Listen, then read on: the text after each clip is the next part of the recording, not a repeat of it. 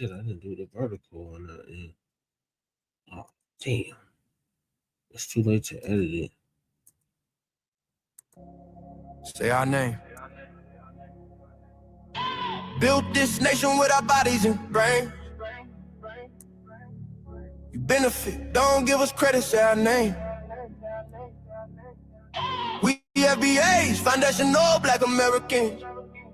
You want us to fight every time you in pain, but when it's time to vote for, silence remains. Yeah. They wanna be us, from the style to the hair, from the lips to the hips, body shaped in our glare.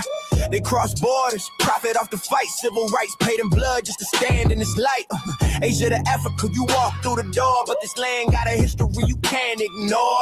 FBI fought and still fighting today, made room in the system that kept us away. You praise the same power that never chose you, turn your back on the ones that broke chains just to move you. Say we don't know where we come from, that's wild. North to the south, this land raised my child. Built this nation with our bodies and brains. You benefit, don't give us credit, say our name. Say our name, say our name, say our name. We FBA, foundation love Black American. You want us to fight every time you in pain, but when it's time to vote for, silence remains. We were renowned, check the glow for proof. Streetwear in Japan still mirror our roots. K-pop chase the caves, study how we move. Rapper world language, everybody fluent. From Atlanta blocks to Mumbai lanes. Hannah McCann spitting bars, connected to the flame that ain't hate, that's impact, that's reach. Culture travel worldwide when the source run deep. They copy the look, they borrow the sound, but skip the respect. We still hold the ground, love the rhythm, ignore the pain, celebrate the wave, don't say the name. This was home, before permission, before approval. Say our name. Built this nation with our bodies and brains. We benefit, don't give us credit, say our name. Say our name, say our name, say our name. We FBAs, foundational Black Americans. You want us to fight every time you in pain, but when it's time to vote for, silence remains. Say our name, say our name, say our name. Say our name. Say our name. Say our name. Say our name. Don't need your respect. Never needed permission. We built everything when we weren't even seen as human. Biting the hand that fed you. Surviving on scraps. FBA stopped begging. We learned to build from scratch. Learn to build from scratch. Learn to build from scratch. Say our name. Say our name.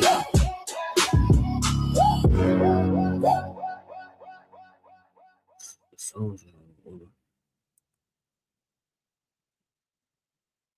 I forgot the songs are all over.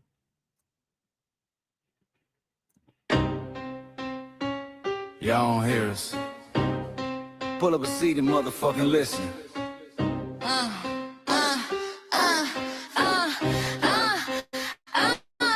Pull up a seat and motherfucking listen. Hey, pack your bag, time to go home. Talking crazy on our soil where our blood and bones grown. This our grind, we outside on it. While y'all fools on the outside looking, y'all show no respect to Black America, so leave. Hey. Y'all don't get it, so it's time to go home. Get the hell up out of America, take your district and just fly on. Y'all don't get it, so it's time to go home. Get the hell up out of America, take your district and just fly on. You landed on the tarmac, fresh off the boat. Talking about y'all building nothing, man, you choking on the note. My ancestors the reason that this country even breathes. Pick the cotton, built the house, planted seed. You think that struggle's a costume, man, you can't mark it. We fought the wars, we bled the blood, we died for our future's chance, and you come here and give our legacy a side eye while throwing shade on the guard. While you benefit from doors we kicked down with our last breath, now you spit on the architects who stared down death. Disrespectful, That's disrespectful, ungrateful, a slap in the face to only people who gave a fuck. So let me show your ungrateful ass to the right place. Pack your bags, time to go home. Talking crazy on our soil where our blood and bones grown. This our ground and we outside on it. Why y'all fools on the outside looking? Y'all show no respect to Black America, so leave. Y'all don't get it, so it's time to go home. Get the hell up out of America, take your duties back, just fly home. Y'all don't get it, so it's time to go home. Get the hell up out of America, take your duties back, just fly home. Passport, the visa, the privilege to be here. Cause my grandma didn't march for y'all, so disappear from our land. You cosplaying our pain. Think it's a trend you can we beat the foundation, the bedrock, the soil, and the root. You not no branch on our tree, and unproductive people always cosplaying me. Talking about we ain't do nothing. You lost your mind. We built this from nothing, time after time. From the beginning to now, we been the backbone and muscle. Why you look down on the struggle and cause a whole tussle? The energy style was disgusting, it's whack. So let's make it clear, there's no turning back. This land is paid for in full. In blood, sweat, and tears, and dreams deferred. You don't get to come into a house we built from the dirt and telling Black America y'all ain't worth nothing. That's a violation. Facts. Pack your bags, time to go home. It's our soil on our soil where our blood and bones grown. Show respect, this our ground. Y'all just tenants on a leash. Or get the step. Show no respect to Black America, so leave. Don't get it, so it's time to go home. Get the hell up out of America, taking your business, I can just lay on. Don't get it, so it's time to go home. Get the hell up out of America, taking your business, I can just lay on. Yeah, fly little birdies. Fly on back to where you came from. This ain't for you. The cell is sacred. We said what we said. It's time For y'all to go home. So fly a little birdies fly. So fly a little birdies fly. So fly a little birdies fly. Fly far, far away from here. So fly a little birdies fly. So fly a little birdies fly. So fly a little birdies fly. Fly far, far away from here. So fly a little birdies fly. So fly a little birdies fly. So fly a little birdies fly. Fly far, far away from here. So fly a little birdies fly. So fly a little birdies fly. So fly a little birdies fly. Fly far, far away from here. Bye-bye, little birds.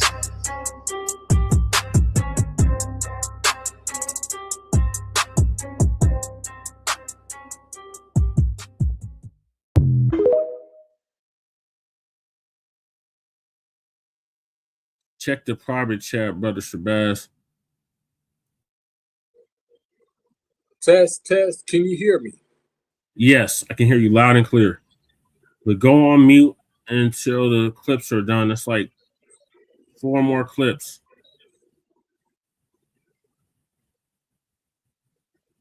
Oh.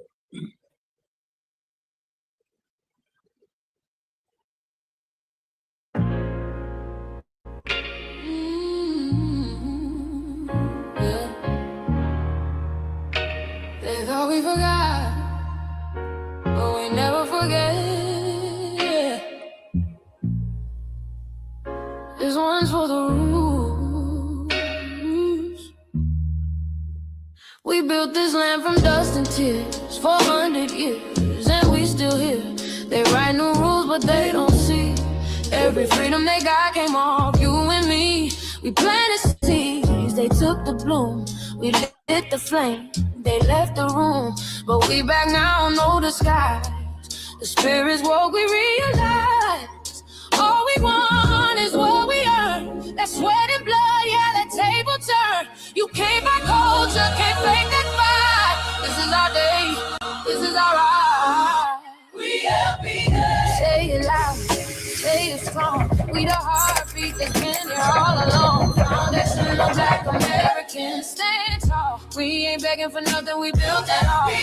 Born from pain and grace, you can see the truth written in our face. We just sold the sound to fight the flame. Foundational Black Americans, say our name. They love our rhythm, but they dodge our blues. Use our voice when it fits their news. They take our sound, but not our scars. We the backbone, we the stars. Now the veil is gone, the mask is clear. We see the game, we know what's here.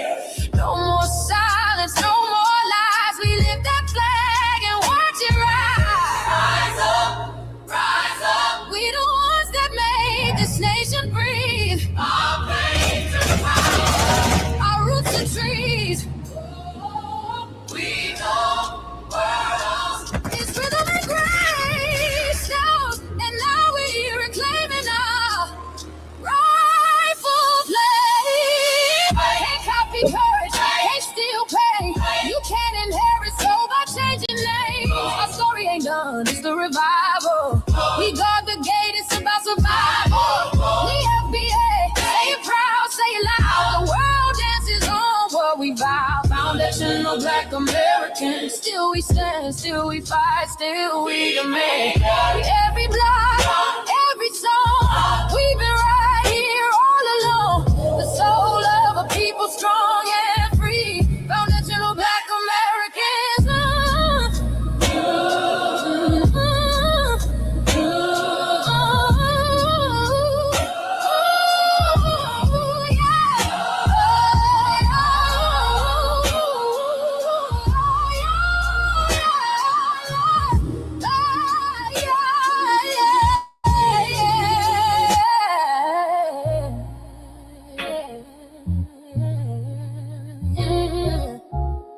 We the first, we the root, we the fire. Still rising, still here. Foundational Black American. We set the tone and they copy the cadence. Dance to our drums and deny the foundation. Wear the style but don't honor the source. Smile in the crowd and you distance and force. Say you not us but you rap like we breathe. Take the rhythm, then fuse the receipts. I ain't mad, I'm just holding the glass. Showing the mirror, now answer it back. I ain't here to cancel nobody. Just keep it honest, keep it solid. If you eat from the table we built, don't act surprised when we guard it. Do you like that? Do you like that? When I flip your sound and I ride like that. Do you like that? Do you like that? Do you like that?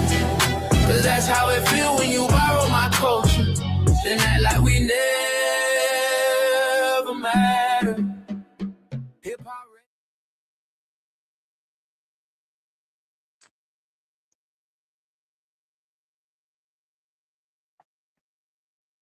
Peace and abundance, everybody.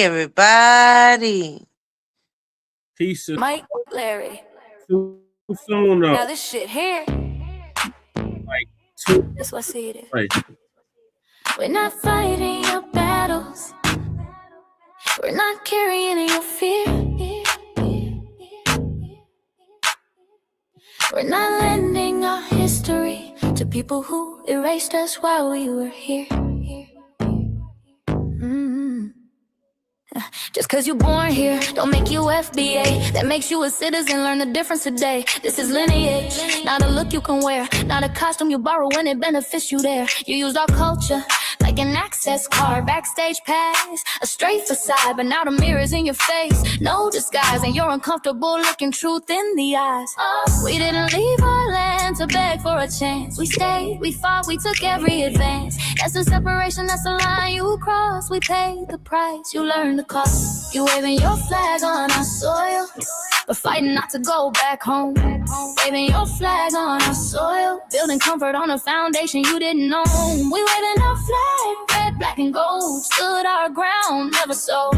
You waving your flag on our soil, scared to build what you claim you love. Our humor, our style, the way we move, the smoothness, the sound, the things we prove. Music we birth, language we shape, innovation forged under constant escape. Warrior spirit means stay and defend, not flee your land and rewrite the end. You call it success, but don't confuse the two. Ease came after what we went through. You abandoned your land and called it strategy.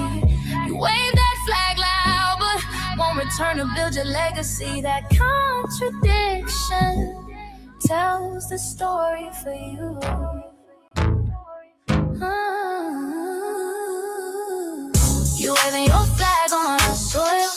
We're fighting not to go back home.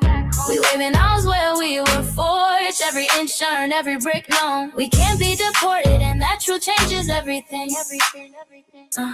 We can't be deported, and that truth changes everything. We know who we are, and now we see who you are too. Just because y'all born here doesn't make you FBA at all. It makes you an American citizen. It's biologically impossible to be us because it's a lineage, not some damn costume you can just put on to look cool.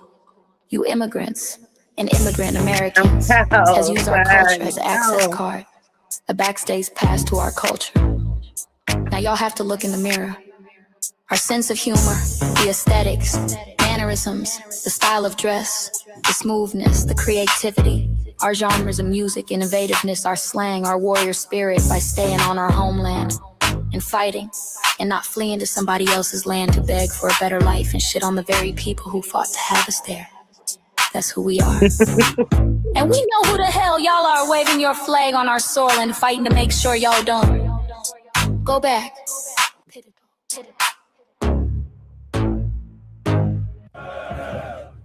You can't leave. The nose feels the difference. What you saying? The nose feels the difference.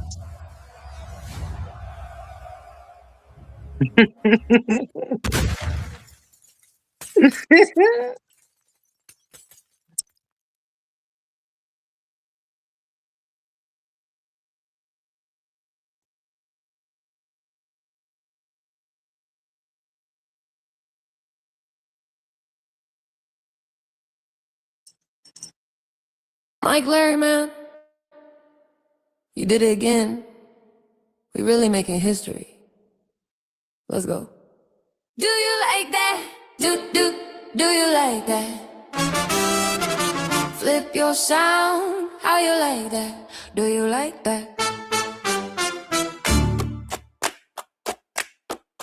Do you like that? Say it loud, don't walk it back. Do you like that? Do you like that? You grew up mimicking us, now y'all switch it up. Turn the carbon copy, y'all ain't black, what the fuck? It's funny, y'all connecting to our culture like it's Wi-Fi. Surfing on our waves of our culture, no more agua. Stealing my culture for all these years. Look how time flies, all these colonizers in the skies. Hate y'all still, hate us outside. Study doctor, vampires, it's the blood of our guilt. They copy the flavor, sip the juice. Love the results, hate the truth. Who? Do you like that? Do you like that? Do you like that? Flip your sound. How you like that? Do you like that? Democratic shields, talking points, the road they fill. Fish and chips, agent on the mic, judging FBA, but ain't you half white? Talking like you one of us, we need a proof face. The agent type with a prune face, like 50 and Jim, it's a cold game. Throwing stones cause we build our own lane. I'm joking, kinda, but I mean smile calm, pressure intact. Y'all proud where y'all from, where they flag, beat they drum. But when it's us, tone switch fast. Same pride, but it's too much. FBA pride, lineage solid, you can't put this on, can't try it on. Built here, stayed and fought, that's the difference. That's the car. Do you like that? Do you like that? Say it clear, don't twist the facts. Do you like that? Yeah. Do you like that? Do you like that? Point made. No edit. No care.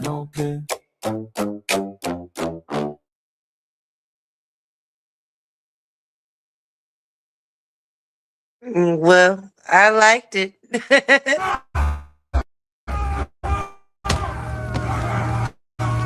And you know, erasing history is something that you have to do when it comes to conquest, domination, and destroying a people. If people knew who they were, what they were, and what they were capable of in the past, they will understand what they have a possibility or a likelihood of doing in the future. Foundation of Black Americans, we've always had a culture of resistance. We cultivated a culture of resistance on this land, and we've been resisting ever since we've encountered European domination. But nothing was really popping in Europe until the transatlantic slave trade, and that's where they amassed a lot of wealth. One thing that I think is unique about our culture as far as how we resist, how we fight back, is just the environment we were put in from day one. Being only 13% of the population, the white supremacists were very meticulous about keeping that population at a certain amount. There was never a period when we did not resist the encroachment of the white man. They have a natural behavior of authority no matter where they go. That's why they'll step up in front of us in the line at the store. We're not important. They don't even see us. We've never been able to excel. We've never been able to relax.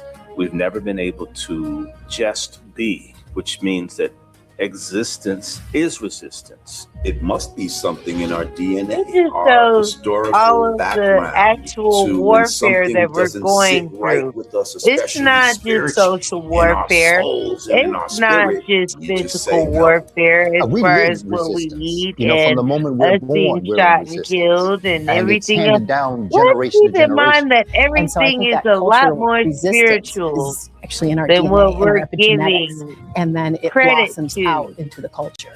So there's almost nothing in America that we do, from song to dance to politics to the way we talk, the way we dress, That's all I having can coded say. languages considered to be slang today.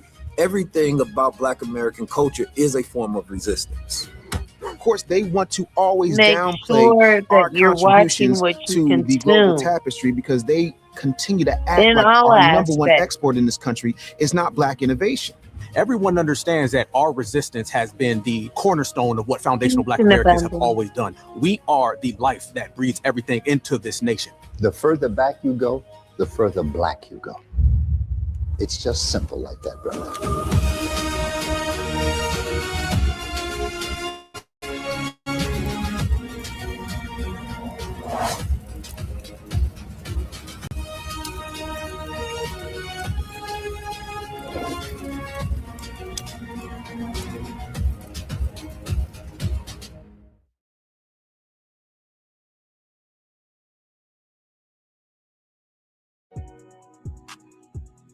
Introducing the B1 Rolodex, the easiest way to search for and support FBA and B1 businesses. Hundreds of entries from the Black grassroots for the Black grassroots. Free to use, free to download, constantly updated. Trouble navigating the document? Try using the map version. Notice a business missing? Use this simple Google form to submit an FBA or B1 business. Also submit anti-Black businesses, which are now being collected in that last tab. Find resources, contact numbers, and much more using the second tab. All the info you need to start practicing group economics today. Go to blacktruthunited.com. That's blacktruthunited.com. We lost Sister B. Come back, Sister B. Greetings, Black family. Greetings. Thank y'all for tuning into another episode of the Frontline Black News. I'm your host, Shane Crewman. And we're joined with our brother, Brother Shabazz, my Sankofa brother. Salute. And we should be joined here shortly with our West Coast correspondent, Shabaka Sankori, and our other host, Lady Che. Seduction Doll. And on this Season 6, Episode 30, Part 3, Part Trade of the Frontline Black News, we'll be discussing several topics. The first topic is, of course, the tangibles. Well, it's always tangibles. We always on the tangibles. But on this episode, the first topic is going to be Tiffany Cross Eyes gets the boot from MSNBC. And she's going to tell why she got the boot. And like Professor Black Truth, who's going to give us the update, always says, when white supremacy is done with its tools, it breaks its tools. So Tiffany Cross-Eyed is just another casualty of the war. And then we got the Asian businesses boycott. Shout out to Afro Elite. He covered that extensively earlier. We're going to dive even more into it tonight. The Asian boycott. So we are doing a whole blackout on Asian-owned businesses. as a result of the Rick Chow case, the verdict. They found him not guilty of killing Cyrus Belton, who was at an Asian store. He got some water. They accused him of stealing some water. And when he put the water back, they proceeded to chase him out of the store for 150 yards and then shot and killed him. So, as a result of that, along with several other incidents that have happened over my lifetime, we are boycotting Asian businesses. That goes for the beauty supply, that goes for the nail salons, that goes for the Asian restaurants, all the above. They are being boycotted, so we're going to touch on that. Then we got 12 Tribes on Earth, Sister Lisa Cabarrus. Tribes on Earth, there's a boycott on these Asian hair care products. So support our sister Lisa Cabarrus. She got her own hair care products that you can buy that are much better than the Asians. Then we got Black-owned businesses scam exposed. These Asian businesses are lying, talking about they are Black-owned when they're not Black-owned. So we're going to expose that scam. Then we got the dump as in human shit. And we want to make that perfectly clear. Trump on inflation, breaking down his comments. Then we got credit card debt crisis, 1.25 trillion in debt. Okay, welcome back, Sister B. We got credit card debt. Hey, bro. I got an echo. Welcome back, sister. Well, no, I had to cut off, what I was listening to. I be tuning in.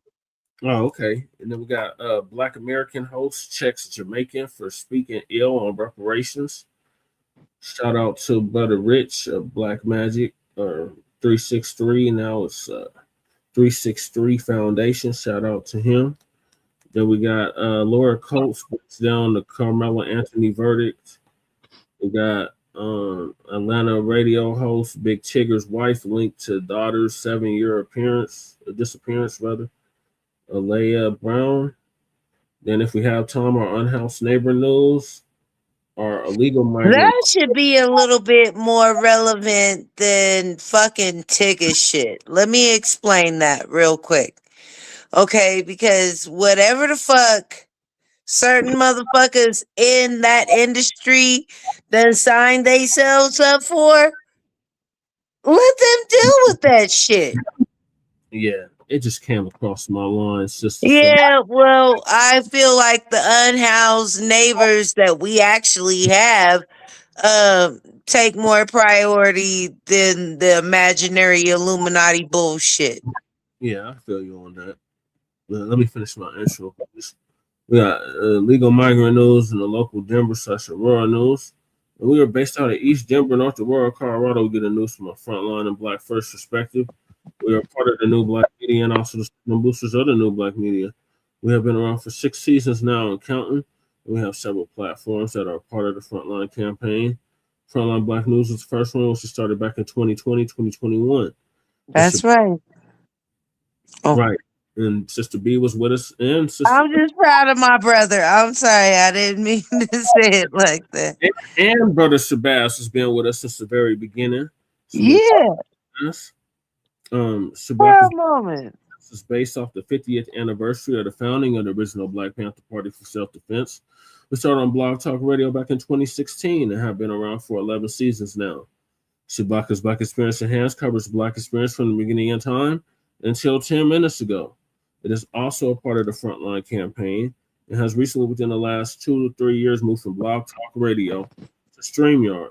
Please make sure y'all like and share the broadcast, family. Remember, family, hit that like, share, and subscribe button. So you can definitely be in the algorithm, because YouTube is definitely shadow banning us, especially tonight. Please join us on StreamYard, YouTube, Frontline Black News. The links to all of our channels are in the description, including Frontline Black News. Frontline Black News 2, our backup channel, which we're streaming on right now. And y'all sub to that just in case they try to take Frontline Black News down again. Then we got my personal page, Disappearance, aka Chain Kruma. Make sure y'all subscribe to that, even though it's being struck for the week for the whole week, but still subscribe to that channel.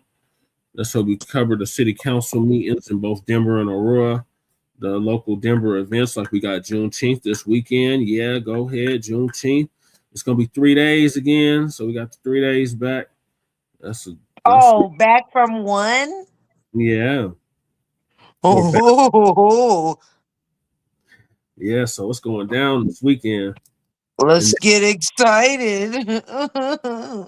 And then we got Lady Che's channel, Seduction Doll, 5991. Make sure y'all sub to that so she can start going live on that YouTube channel. Then we got her main channel, the RBA, the Revolutionary Agenda. Make sure you check her out. On Can I ask you a question, bro? Yes, lady, sister. Okay, bro. How many black vendors are going to be at Juneteenth this year? Prior years, it has shown. Actually, since it became a national holiday, we have seen less and less black faces on the committee out here for Juneteenth. I just would like to know how many white vendors are going to be down there this year. I'm not trying to start no shit, but hopefully it's a zero. valid question. Hopefully zero. I don't know. They pay them exorbitant price for them booths. Zero my ass. You know Jeff is still on that shit. Them booths is like $500. I know. And Jeff is still on that fucking committee, dude. There will be. I know, sis. I know.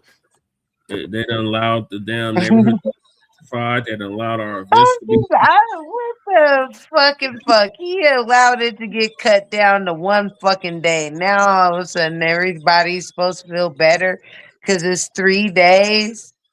And if it's 3 days of white vendors, what are y'all gonna do? I'm not supporting them. I'm just saying, if it's 3 days of white vendors, what are y'all black people out here in Colorado gonna do? Just don't support the white vendor. Sharif, I know Sharif gonna have a booth down there. I'm gonna find. I don't give a fuck. There will be a sprinkle of us in it, but guess what? If the majority is white booths down there, what are black people gonna do? I'm not buying nothing with this Juneteenth. I would just love to know. I won't be buying nothing. Good question. From the I just walk on by, act like I don't see them.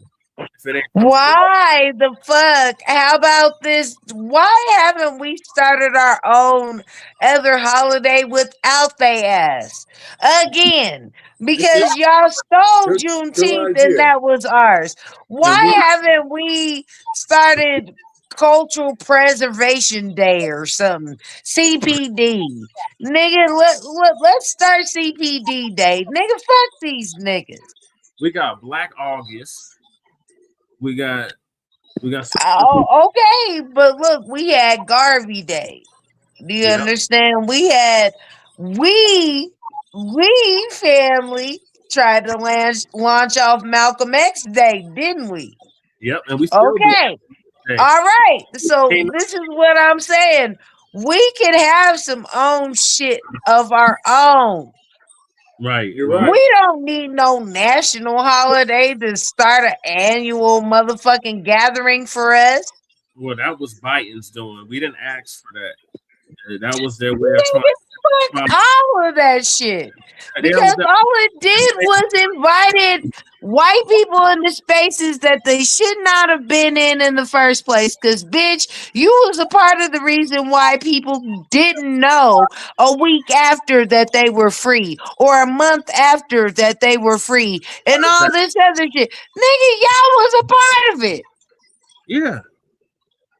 What the fuck you look like coming out celebrating Juneteenth with us? Nigga. They look ridiculous.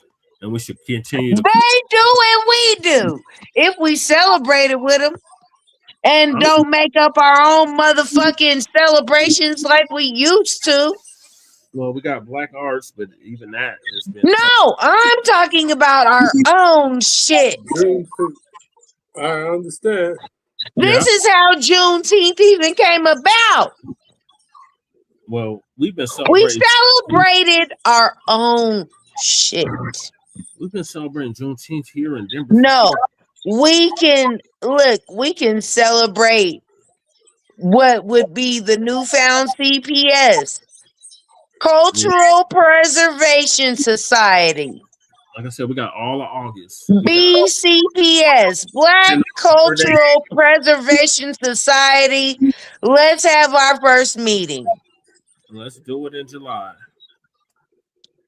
Do you understand? We can be the new CPS, the good CPS. Yeah, that's true. But let me finish the introduction, sis. Oh shit! I'm sorry. I didn't mean to interrupt all of that. But thank you for that. That was much needed. Then we got Shabaka's YouTube channel, Jeanette One. Make sure y'all sub to that so Shabaka can start going Yes, live. I will, Shabaka. We got Cow Dog in the building, our Bay Area brothers. Salute. We got Jay Militant, our cousin, our Lokester out the Bay Area. Make sure y'all sub to his channel, What's Cracking TV with Jay Militant. AJ. Then we got Kukizi. You know Kukizi. Got our brother Kukizi out the Mile High, who Peace came in out abundance. the reports. Make sure y'all sub to his channel, Kukizi 5100. Then we got our brother Breeze Omega, my brother from another mother, who's out of Hempstead, Long Island, is now in Virginia. Make sure y'all check him out, Breeze Omega on YouTube. Then we got our brother who is from Watts, California. Jordan Downs is now in Houston, Texas. Hopefully he's staying dry because I heard it's flooding down there.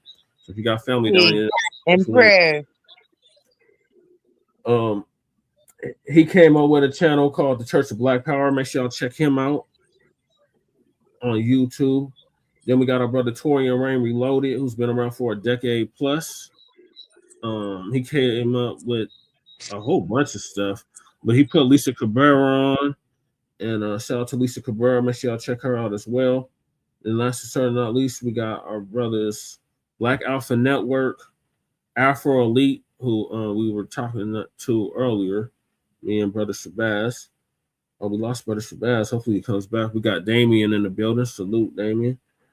And last but certainly not least, we got our brother Black United. Came up with the B1 Rolodex, which is a modern day green book for FBA and B1 businesses alike. And I am in it for my political Where work. did brother Shabazz go? He's back now. There, okay, hey bro. I'm like, wait a minute. Where did bro go? Wait a minute. That's to press the button. Then I came back. I'm just trying to read the chat. Oh, okay. Are you on the phone? You're on your phone, huh? Yeah. Well, I'm glad that you're back. Okay. I'm glad I'm back too. StreamYard is different. Nice seeing you. Yeah. It's good to see you too, bro, and I'm so happy to see you. Yes, I'm so happy to see both of y'all. Then we got the Rolodex. The link to the Rolodex is in the description. The link to I don't know why none of these links are showing up all of a sudden now. The link to the Rolodex is in the description. The link to the Freedmen Reparations Party merch is in the description. Council the Congressional Black Caucus and create a foundational Black American Caucus. Long overdue. The link to that is also in the descriptions. We got Sister Brooks' call to action in New York. Submit those letters and them emails. It's the last week to do it. So get that done. So the U.S. Freedmen Project can get them reparations checks out to the U.S. Freedmen in New York State. Then we got the reparations for the Descendants of American Slaves Act, the change.org petition. Make sure y'all sign that. Then we got Lady Chase GoFundMe. Make sure y'all support that if you haven't already. Then we got our brother Josh Hart, who's a military veteran. I put hands and feet all over that Nabisco. Shut the Bussy, the one that was going around terrorizing our Black people in real. So salute our brothers. Support our brothers GoFundMe. Then we got Stop the Netflix documentary series that damaged in Michael Jackson. Yep, Blackout Netflix. Fuck them. Right. And shout out to Dr. Randy Short for setting this petition up. Make sure y'all sign it if you haven't already. They support me. As you can see from the background, I am a candidate on the ballot for House of Representatives here in the state of Colorado for House District 8. And the election is November 3rd. Make sure you get registered to vote if you ain't already here in the state of Colorado. And the link to the website is also in the description. Then we got copyright disclaimer under Section 107 of the Copyright Act of 1976. We got Michael in the building.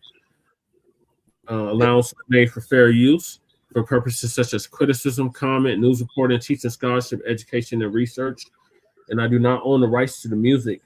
And if you don't understand racism, white supremacy, what it is and how it works, everything else you think you understand will only confuse you in all 9 or 10 areas of human or people activity. And that is economics, that is education, that is entertainment, that is labor, that is law, that is politics, that is religion, and there's Shabaki. Well, understand every means of warfare that you just named, okay, plus spiritual. One thing we really gotta like add in to factor in a huge majority, not just as a little facet, is spiritual warfare. Yeah, that's part of the religion. No, I'm not even talking about religion. I'm talking about spiritual warfare. Right. This is so, look, Star Wars, the whole movie did not come from nobody's fucking imagination. That's right. That was the old Tartarian Wars. Gene Roddenberry stole that from us. No, listen, those were the old Tartarian Wars. Yep.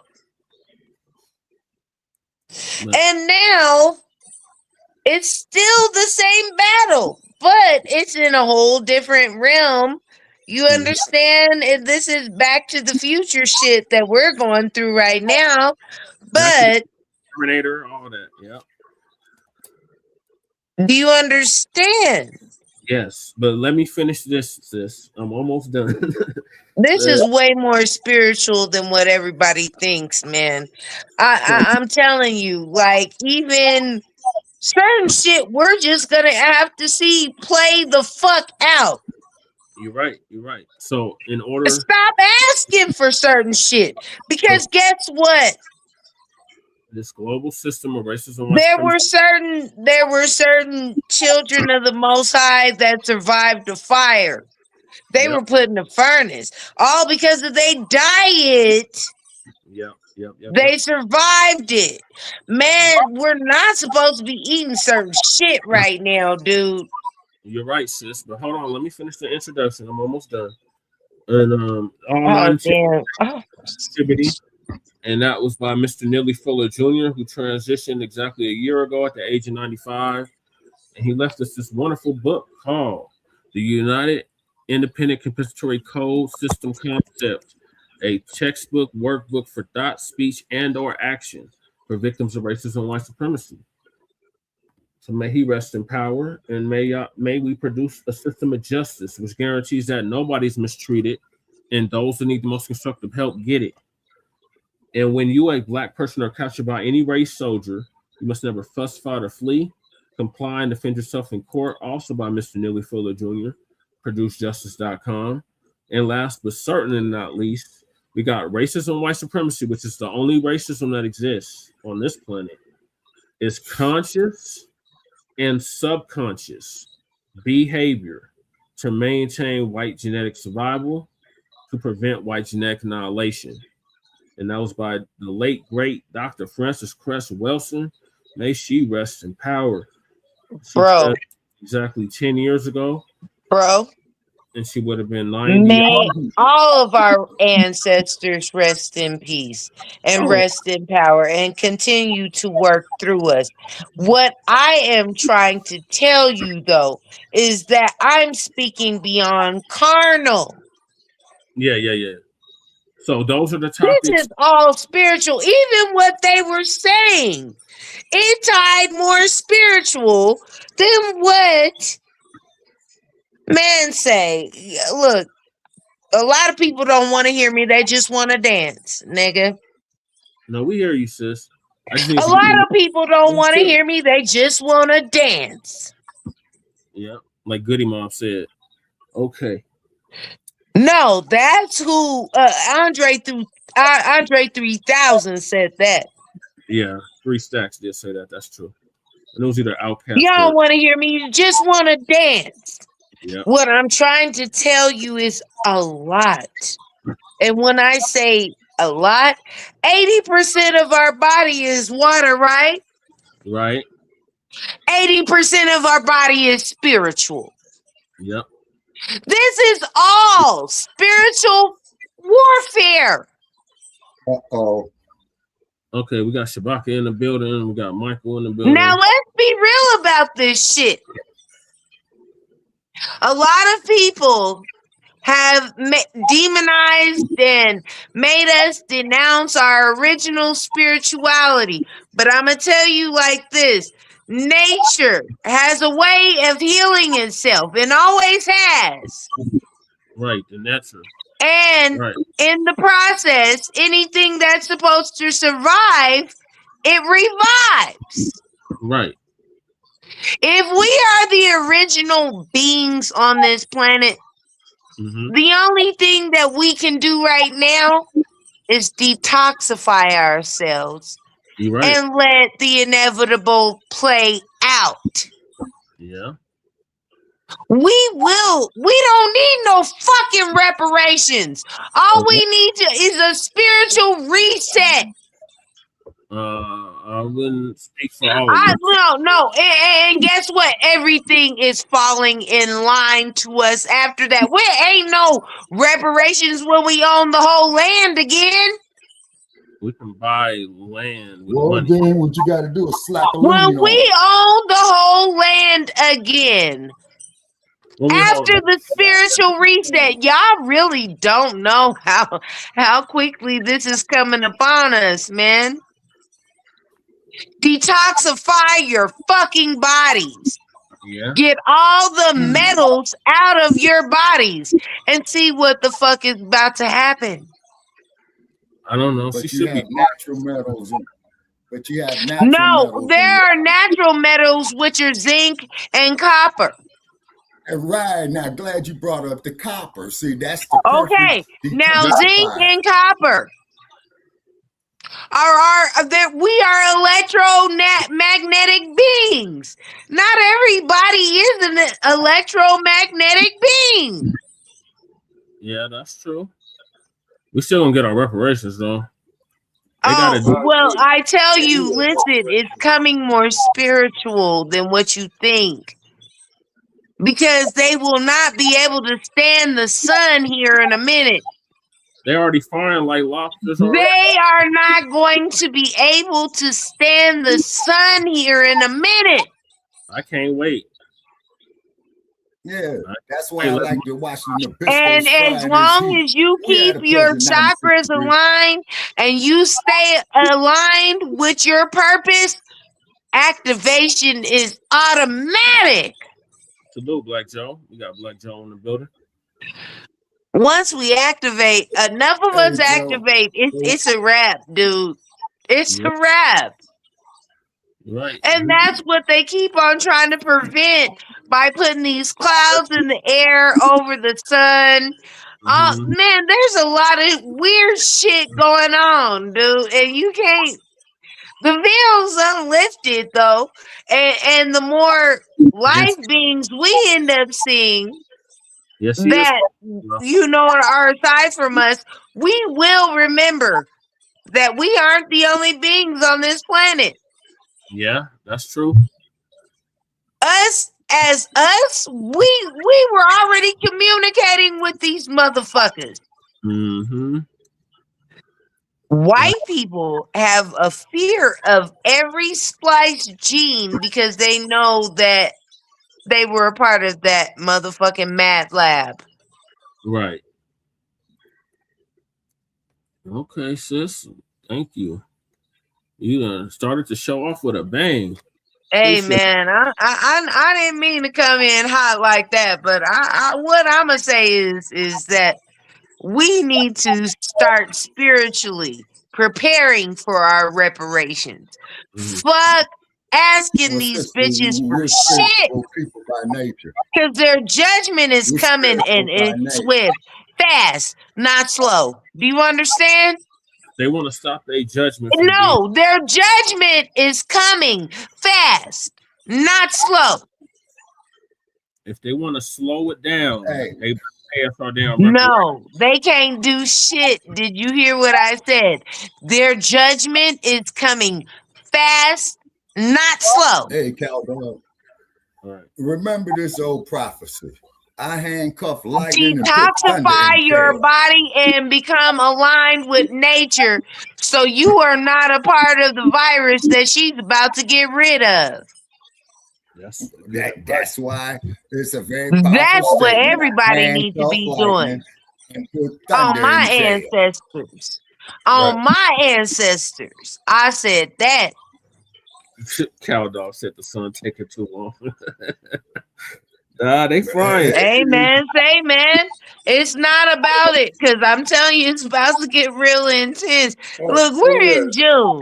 It's about to be We still got 107 2 degrees out more here. months of this sun. And guess what? It's about to show its ass. Oh yeah, it is. Yeah. Particularly day after tomorrow out here at 107 degrees. And guess what? It's a part of their population control too. Yeah. It's a part. They don't care about killing their own. Oh, Mike is low. Oh, okay. They know who's gonna die. It ain't gonna be us. No. Well, they all got that appointment, and you will not be late. They have, like I said, a swift judgment coming, fast, not slow. Right. Throughout this whole fucking summer on us. In this meantime, minding our own self business, we need to detoxify our bodies Yes, that's true. of any metals that they are putting in our foods, in our waters, all of that shit. Papaya seeds. Everybody swallow some. I got some papaya right now. Papaya seeds. Everybody swallow some.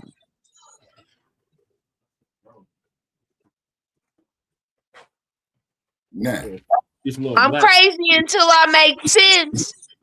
You talking about them little black seeds? Until you look at your bowel movement after you do what the fuck I said.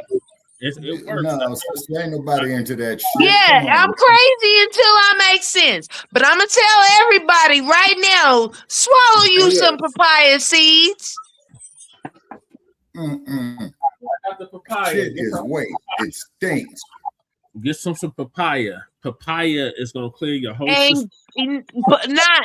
swallow the papaya seeds like they were fucking vitamins. Do you understand? Okay. 3 at each time. And watch how many worms come out your body. That's true. There's a lot of worms in the meat and the food. And guess what? Them worms also have brain connections. That's true. You remember that show back in the day, Animorphs? Yep. You remember how they used to try and infect people with that little sludge thing that would go in their ear? And yep. Yeah, I saw that. You understand that this is real shit. They'll put the babies into the fucking food that we about to eat. You right. Stargate SG-1 showed us another way of them trying to plant parasites into us. Man say, look, I'm crazy until I make sense. This is enough. You're right. Stop. Stop letting parasites into your body. Yep. And drink water. Purified Hey, water. man, no, eat water. Eat water. Because this water that they have now, unless you got a fucking Berkey system, ain't shit. You eat your water. Meaning through fruits and vegetables. Okay, said it's Yes, 105 and in knows the it because you Antelope Valley. grows it. And knows it because you grows it. Fuck Damn. this shit at this point, dude. We can't trust these motherfuckers. Damn, it's already 105 in the Antelope Valley. God damn. We can't Yeah, they trust getting that these desert heat motherfuckers. from the south. Yeah, they getting the desert heat from the south in the Antelope Valley. It's 96 degrees here in Las Vegas right now. Well, I used to live out in Vegas, and you definitely need to spiritually protect yourself out there. I hope you know. I hope you know where to buy some Florida water at. So what water? Florida water. Florida water. What? As in Florida, the state of Florida. Absolutely not. As in spiritual protectant fucking fragrance. Yeah. I agree. But yeah, those sites is on the food. It's designed You that better way. find you some and fast and not slow out there. Yep. Got that. Damn. Okay. Okay. All right, Black Joe. Well, thank you, sister. It's a great message. Yes. A much needed message. This is a perfect wake up call. Yeah. Wait till And it's getting ready 2026 to and get beyond. worse. Thank you for joining us. And it's getting ready, and it's gonna get worse before it gets. Shut up, Shabaka. Don't be talking about me like that. I might be debative, I might be passionate, but I am respectful. I did not say anything about it. I just said it's 96 degrees out here in Las Vegas, and I'm watching these Nabiscos starting to peel their Well, skin. I'm gonna need for you to stop talking so you don't make it hotter out there with your breath. What? She said you got drunk breath, Shabaka. Shit. And I keep this air conditioning I'm on fucking with because you, I hate this Shabaka. shit. I'm fucking with you. Well, I know you well, ice cold. I know you ice cold. The hell I ain't. I know you ice cold. No. No, well, you ain't look. You need that winter fresh. That winter fresh come then. Winter fresh. It make it much No, cooler. I want the winter fresh. No, if you want some winter fresh, take yourself up there to the Sierra Nevada. Oh shit! Yeah, No, look. If I want a Nevada out here, all I gotta go is to the sand dunes. Yep, that's true. Well, Yeah, where KMA, baby. Yeah, where they got sand dunes at in Colorado? Southern Colorado, Shabaka. Yes, and they have a beach there too, right next to the mountain, so you can KMA, baby. Yeah, that's gonna happen. You gonna have to pucker up, Buttercup. There used to be an ocean there. Yeah, you gonna have to pucker up, Buttercup. I done told you. I know about my land. FAFO. Let me tell you what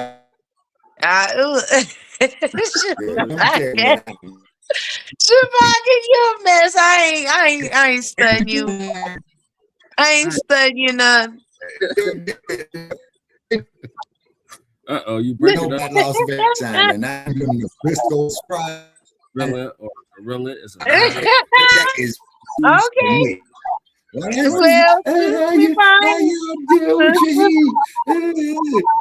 I was born with my tan. I ain't never had no damn sunburn before in my life. Well, I ain't never had no sunburn. Look, no sunburn, no none of that. I'm sunborn, so I can't have no sunburn. I'm sunborn. Well, we the children of the sun anyway. That's what I just said, isn't it? Right. Pretty much. I can't get no sunburn because I'm sunborn. That's ginger, yep. That's a Okay, good but some Nabisco is going to tell Why me you with his always got troglodyte to ass argue where with I was me, standing. Shabaka? Even when I'm right, I ain't you arguing with you. motherfucker. I love you. I ain't arguing with you. What I do? You I always just said, do. You always got something feisty to say as soon as I say something. watching the Biscos burn. Why do you think I take great pleasure each Well, time I shit pass the fire. Las I didn't have Convention enough of it. Center? I agree with your When, ass.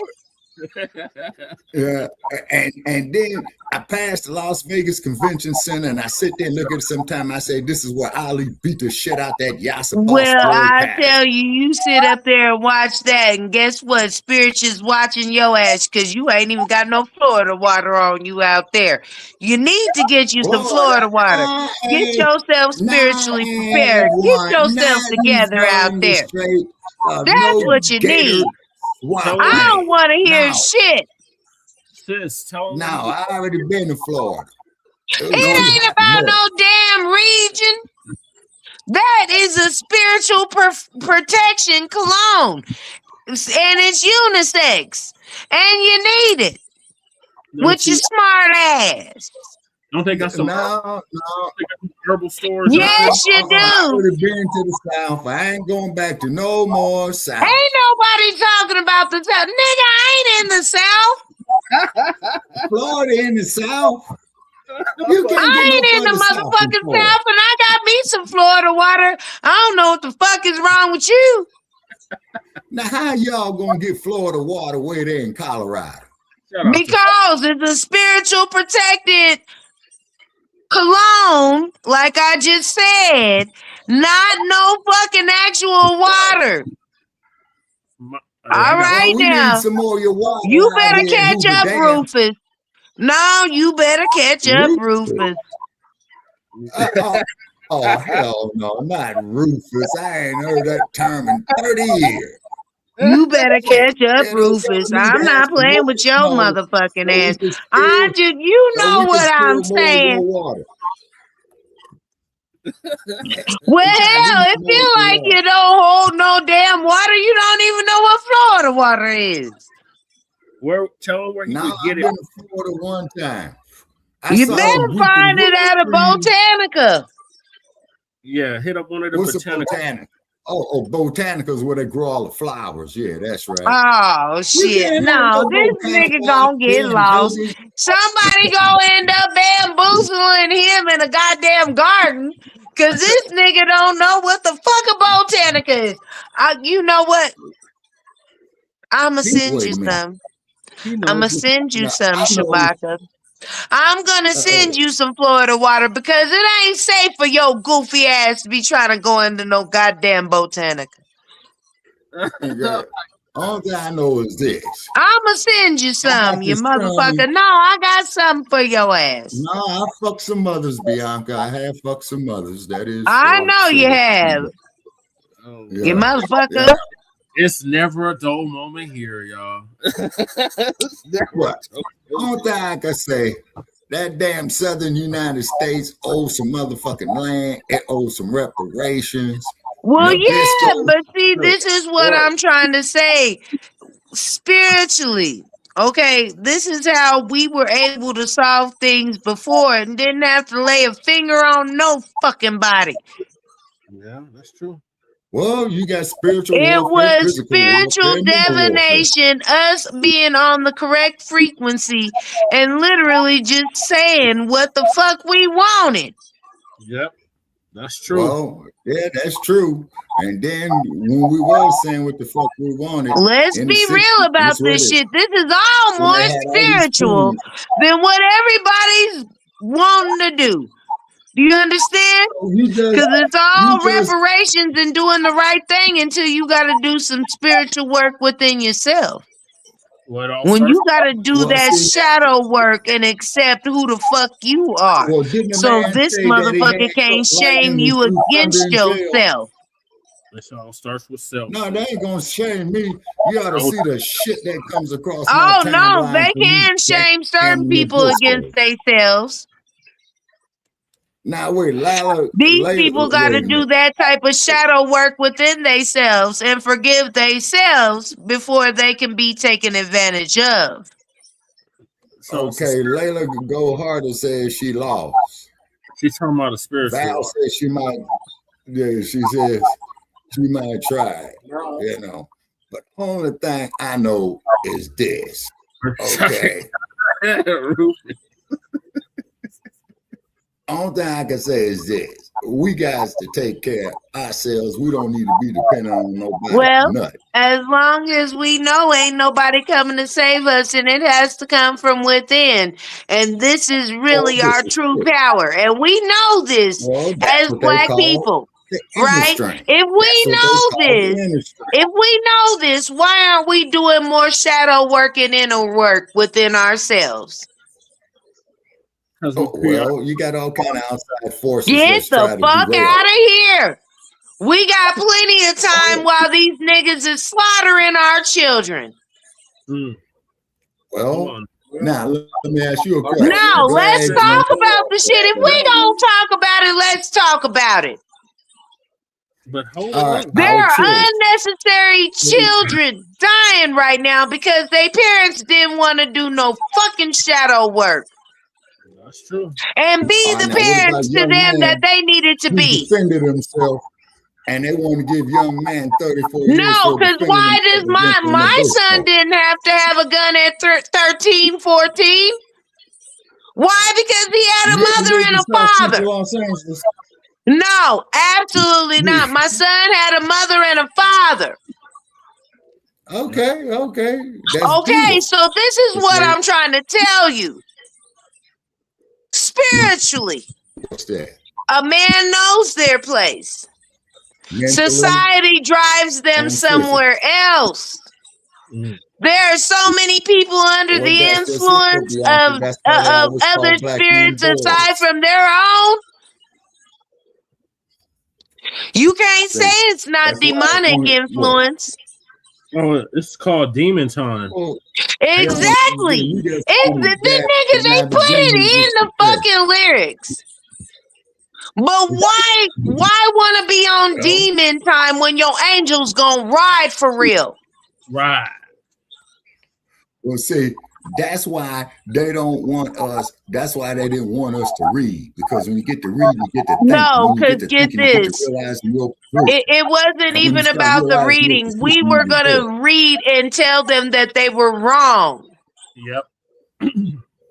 We were Oh, going to wait a minute. read They and told us. tell them that they were wrong. Yep. That's why Okay, they didn't want us that's to just read. it, though. They did that after We Nat gave Turner. the damn world. They did it after the Civil War that we won, which was against them in Britain trying to invade native land. Nigga, I don't know how they done painted it the way that they done painted it now. But this shit was them invading native land. We won, and then they changed our name. And our And that's Okay, well, what that's fucked just us it, up though. on paper. That's why they didn't That's want us what to fucked us up read, on paper. That's because why they didn't want us to read paper. Yep. It was illegal for us to read and they write. didn't want us to read anything. Because they would have, we Exactly. would have seen these contracts. Yep. And we would have seen, you're not Well, see- talking about us as Native Americans anymore. A skirmish is a brief. A skirmish is a brief, Let's minor, unplanned be fight. real about Occurring this shit. frequently used- Because one thing I can say Now, I'm is reading the my post. grandfather, my great-grandfather, my great-great-grandfather did not live to see 123 years old. For me not to know shit about my bloodline. That's right. Wait a minute. Your grandfather lived to be 123 years old? Yes, he was pictured by Yep. National Geographic in 1923 at 121. Yep. And what's the significance So of wait, that? And they didn't even have the courtesy to put his fucking name. In 1920. Cicero Brown. They didn't put his name. Okay. They put 121-year-old Taos man. Yep. Yep. That's what they put. She got the picture at her house. It's I'm not right on my denying your altar. wisdom. It's on my Yeah. altar. Let me explain something to you. Can't nobody tell me about my family in this land. Mm-hmm. My family heritage goes back so fucking far. Look at all of these. Look, that right there. Yep. That's an altar. Now let me go Okay, down to my ancient. No, let me go down to my ancient really quick. I need y'all to see this because it's the truth. They will try to eradicate everything if you don't have the proof. Well, but I do. Okay. Okay. I do. I have the proof. And what does that say at the bottom? What happened? I'm trying to blow it up so you can see. It says 121-year-old Taos man, Taos Pueblo. This was before they even cultivated and made it to New Mexico. Yep. Yep. Before they shoved out my people to New Mexico. Yep. Taos Pueblo Indians is where I come from. Yep. Colorado is my land. Wait a minute. Wait a minute. That's southern Colorado. I've been through forever. Yeah, that's when I started climbing that mountain. Got hit all that damn snow. Amen. When you got that kind of proof and you have that kind of respect for the ancestors, you're divinely protected. I know. Like I said, I'm crazy until I make sense. I know what's to come. Mm-hmm. Stay prepared. Stay ready so you ain't gotta get ready. Well, like the referee says, protect yourself at all times. Okay. Know that this is all spiritual warfare, though. Know that this is all spiritual warfare, though. Even if it translates into the physical realm, this is all spiritual warfare. Yep. This is all about your soul. Mm-hmm. Well, what's the first thing they did with the black man? They broke his spirit. That's why they would cut his Johnson off. And what happened? Well, no, that was for their purpose too. They didn't want certain It was population control. That was their population control before they got a hold of pharmaceuticals and prison systems and everything else. Do you understand? That was their means of population control. Yep, that's what it is. Mm-hmm. Yeah, which is another form of war. Okay, so did I just not? You literally just reached around your elbow to wipe your asshole on what I was saying. No. You could have just said I was right. You could have just said I was right, Shabaka. That's what you said, and I don't doubt it. What happened to Paris? I'm See, still there they go with that bullshit again. Well, you done reached around your elbow to wipe your asshole talking to me about it because you knew I was saying something right. No, sis. I didn't say you was wrong. I was just trying I to know, understand but you sure talked a lot to agree with me. No, sis, I'm just analyzing and processing. All right. Reaching around your elbow to wipe your asshole. Okay, go on ahead and do it. I go to doctor Go on today. ahead and do it. Look, Shabaka. We're gonna have to let your ass rest for about 2 hours because you look scared as hell. I said, hell yeah, what you motherfuckers getting ready to do to me? Yeah. What? Put a firecracker in the damn chat? Is that what it is? No. You can't look. You can't control this Roman candle, so you mad. I ain't trying to control show you at all. Well, Sailors. I you ain't know trying I'm to show agreeing with you, and I'm saying some shit that you gonna agree with. So why you gotta talk around it? Who's talking around what? I'm just circling around my What you opponent, just do? waiting for the What you opening just to come do? with the right hand. Nope, you reached around your elbow to wipe your asshole. That's what you did. Nah, I use shit paper, honey.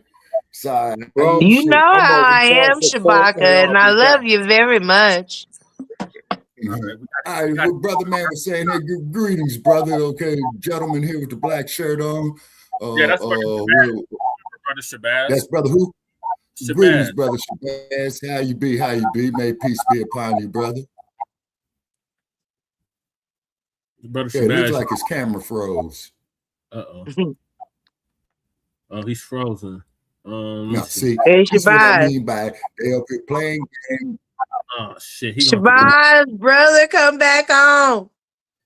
He gonna have to go out and come back in. Shabaka. See, that's the bullshit they Shabaka. do. When we start talking real stuff, Shabaka. Bird. Yes. The bird is a word. The bird. The bird is a word. Oh my goodness. Yeah. He's gonna have to, he has to do a reset. Now keep in mind, Ain't nobody people, playing with your ass. I love you. I love you though. You know I love you. You ain't never even seen me. And I love you. Well, if you want to see my picture, it looks like hell, check the LA County Jail. And you know what? I done seen your face and your picture and your face. Where at? On my phone when we was conversating. Oh. Now. When? All right. When? The bird. The bird is a word. Did I look like hell on the picture? Well, of course. That was a terrible murder. All right, that's the right picture. If I'm looking like hell, yeah. No, it was a whole live film. You look like hell the whole fucking time. Even the hotel that you showed me was at. Remember? What hotel was that? Was With the dogs. Northwest? There were some dogs outside. Oh my God. Lord. That's all I remember. St. Louis. You was talking shit about the dogs. But either way, you still my brother and I love you. But you know, I'm always the one that's going to say something. Whether you like it or not. I ain't studying you. You ain't a part of my mission. My mission is to tell the truth, okay? That's right. Well, only thing I can say, telling so the truth fuck can clean be off. No, do fuck this. clean off if you got a problem with it. I love you though. Now I ain't did nothing to you. I'm just letting you know. If you do, fuck clean off. If you don't, I love you. Wait. All right, y'all. Was I on the highway on Interstate 5? Yes, Shabaka, I believe so. When we were talking. Y'all were supposed to link up when in we was talking. Yeah. I think I missed you by 2 days.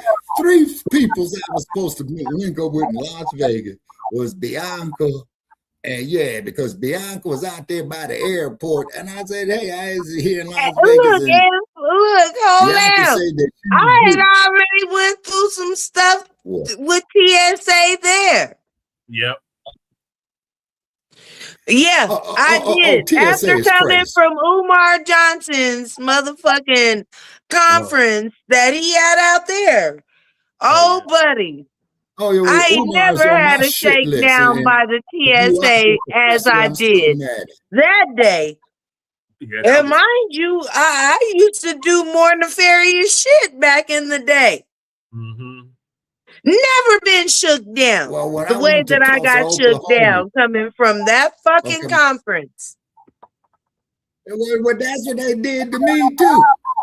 They say, man, you got on military pants. I said, so what? You know, Man, say you no. got these They little they not buttons. only sent me through the patting down. They put me in the other room. Type of shit. Then they ran you through the system, sis. Oh yeah, Well, they ran you through the I've been on the system. FBI watch list since 2016. And I've been on this since 2013. Okay, all right. And that was when I was working for the news network. Yep, that's where we are. They snatched my press. Look, my brother can tell you about how my press pass got snatched. Snatched. Because I told the fucking truth. Yep, so did. Well, the ways you explained to me, Sister Bianca, at the 50th anniversary at the 50th of the Black Panther Party over there in the Infirmary Park, well, older Queen come up there, Frosty Fro leather piece, and I think I was doing some paperwork. I says, I feel like I'm being watched. You know what she said to me? She said, man, what the fuck you gonna do? Are you gonna live or are you gonna die on your feet or live on your knees and turn around and walk the fuck away? She sure did. Exactly. Look, I'm still on social platforms, even though they banned me from Facebook after what I leaked on that bitch. They banned me from Facebook. Haul their asses into them goddamn kangaroo courts or what motherfucking county and sue their ass. Like, I can't even, nigga, I done tried to start a couple of different pages. What they said, nah, bitch, we know that you in the fucking hat. Take that shit off. Yeah, you ain't coming back on this platform again. Oh, bitch, that's you with some red lipstick, nigga. We know that's you. They did be the same. And it's okay. And it's okay, because guess what? That lets me know right there that spiritually what I was doing in their algorithm was fucking them up. Yep. Same here. Oh yeah, because we've been real high in algorithms, and I've been fucking with algorithms. I've been a glitch in a lot of algorithms. So do you understand? No, okay, and I probably even shouldn't be disclosing this shit, but let me explain something to you. I was a financial ghost for 20 fucking years. Okay. What's that? A financial, which means I had all my shit, that there was no bad debt. All my shit was paid, but they had no real like track of my spending or anything, because I paid everything with cash or money order for the damn near the first 40 years of my life. Yeah. Yeah, exactly. So for those when I started my credit line, do you understand when I started my credit line? And then they, of course, they check out your payment history, this, and that, right? They started me off as like 6 something. I was like, okay, all right, cool. Now, these motherfuckers get to offering me motherfucking credit cards left and right, all kind. I'm like, yep. But I've been handling all my shit prior to this without y'all. Yep. Now here's something for what you. do I really need this shit for? Get a load of this. I told you this, brother. I got a letter one day from the Solano County Court of a case that I had to go through in Solano County, California. You know what I'm saying? Like, what the fuck is this bullshit right here? Okay. And I dug through my files and I found these transcripts, right? Saying that I got into it with this security guard, that I called him everything but a child of God, that I called him a house nigga, which I did. I told him he was I told him he was a Yassa boss. Now, this is all lies. You know this, right? Everything. Okay, it's all lies. Okay, but was it defamation of character? No. It was my personal opinion. And that's exactly what I was going there saying. Nigga, I have my right to my fucking opinion. Right. But they gonna tell me it's my fucking opinion. I'm not claiming this person to be anything. I'm not sitting up here trying to defame this person's character. I'm not putting it out on social media that this person is doing this and they're not. None of that. My personal fucking opinion, fuck you. I can say what the fuck I want. My Solano County. Yeah. But how the hell Solano County gonna tell me that I owe them $350 goddamn dollars? And I said, look, what happened to the statute of limitations? I thought this shit was over with. I made the goddamn court appearance, you know what I'm saying? And they said, oh, well, it's court cost. You know what I'm saying? Well, the charge by statute of limitations done. No, and you guys can fuck clean off. You guys can fuck clean off because it wasn't even a legitimate case. And you guys got your pay for an illegitimate case in the first fucking place. You knew it was a waste of the state's time. But you guys still got paid for it. So fuck clean off. Right. All right, y'all. My program. I got to get to my program, so finish your thoughts, Shabaka, and then I got to play this first clip. Oh yeah, okay. So damn, we ain't even got to the first clip. Fucking around with me. Yeah, okay. And then they going, so I had to pay these no good, scandalous ass bastards, and I said, how the fuck did you all catch up with my ass out here?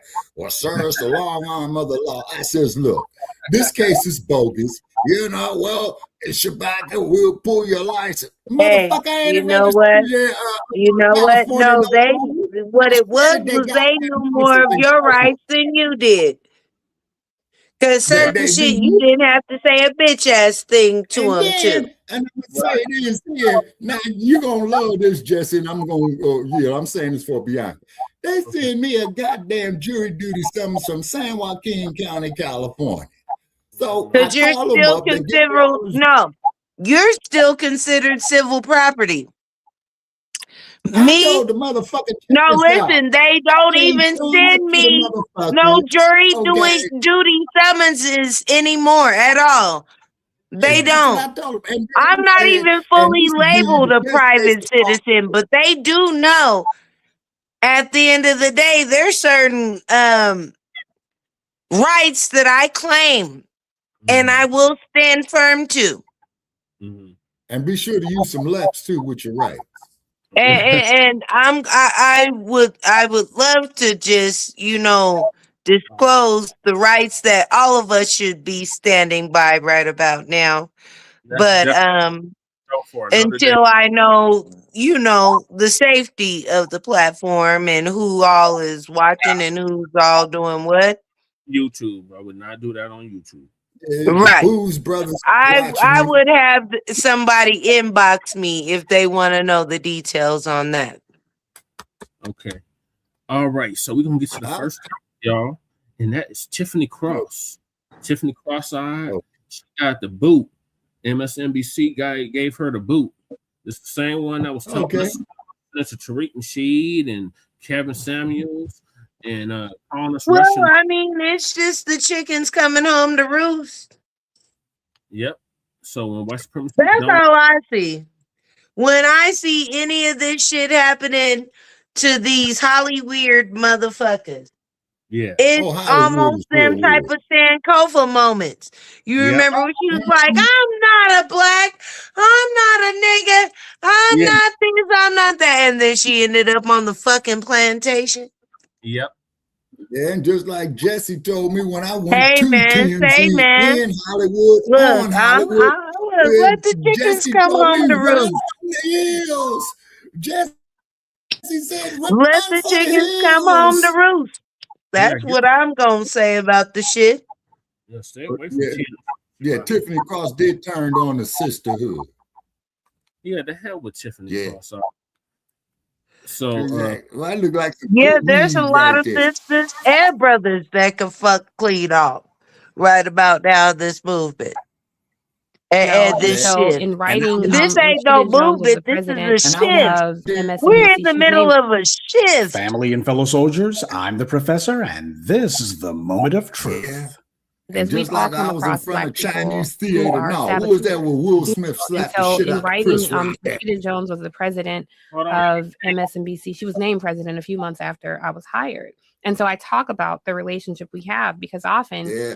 in And Black I said, how spaces, come Will Smith you didn't go can to have Hollywood Black people because who Dude said he ascend wasn't there? to power and achieve success by Best following say the white that man's bad bitch rules. fruity They have since the adhered to every 80s, policy and nigga. every rule, and they're like, look at how good I can be, Mr. It's White been Man. 6 Please degrees vote me. of And then separation. on the That other nigga side of been that, fruity. you have people who have bucked the white man's rules at every chance. So she had followed the white man's The rules. fuck? I had bucked that Everybody system want at to every talk chance, about and we getting find jiggy both with of it. ourselves in Nigga, the you same was talking position at about the top some of our careers at the motherfucking same black time.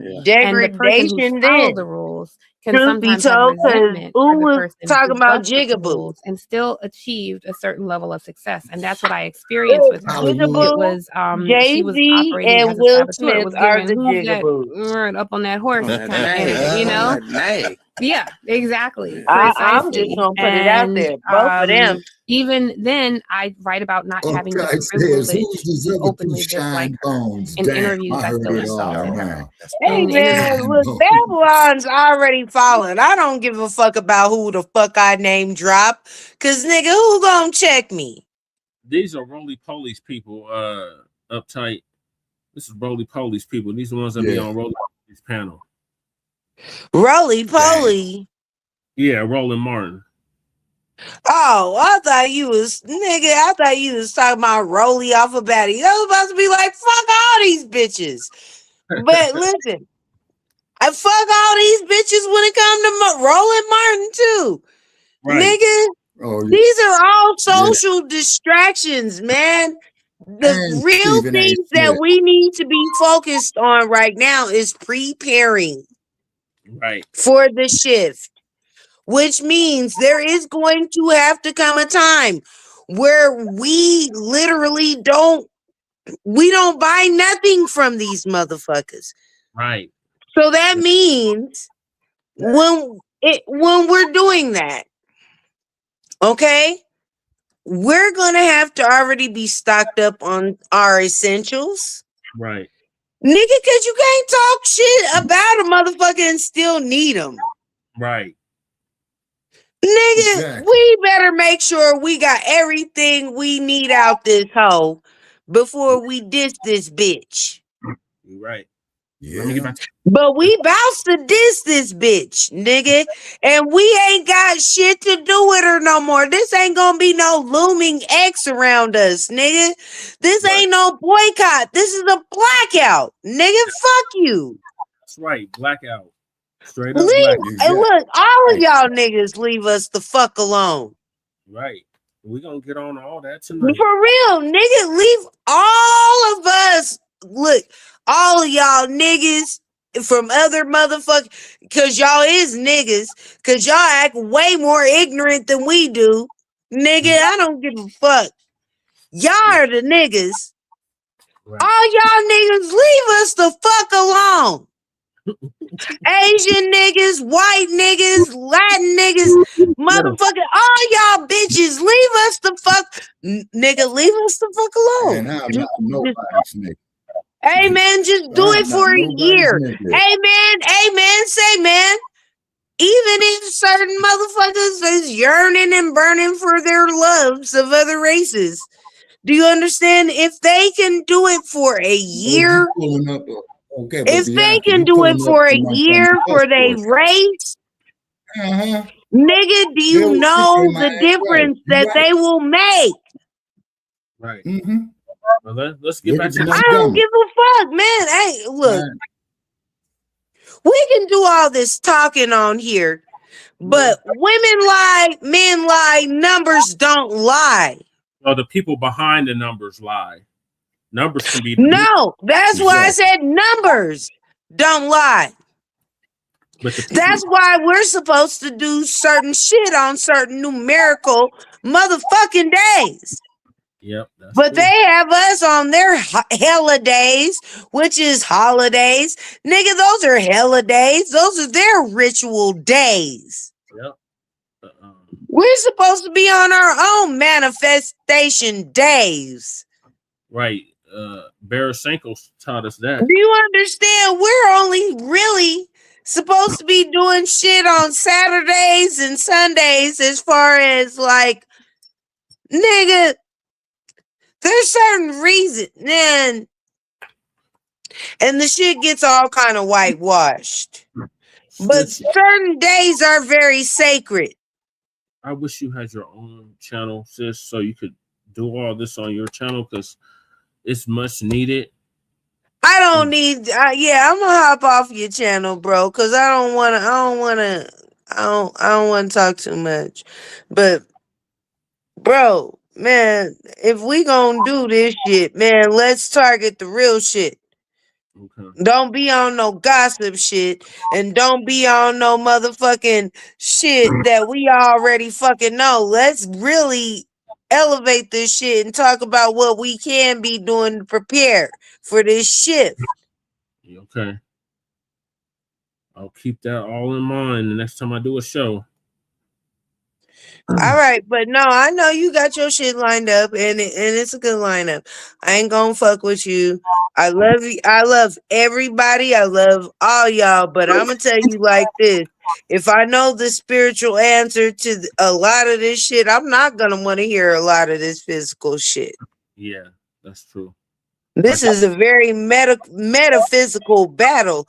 So why are we even talking about and highlighting any physical shit going on right now? Because like you said, it's the chickens coming home to roost. Yeah, exactly. But at the same time, you supposed to recognize that spiritually as well. Yeah. It's definitely a spiritual. Yeah, it is. I'm crazy until I make sense. Yeah, I don't give a fuck. I say what I say, though. And I done said what I said 2016, 2020. Yeah. Jesse, you saw I wasn't lying.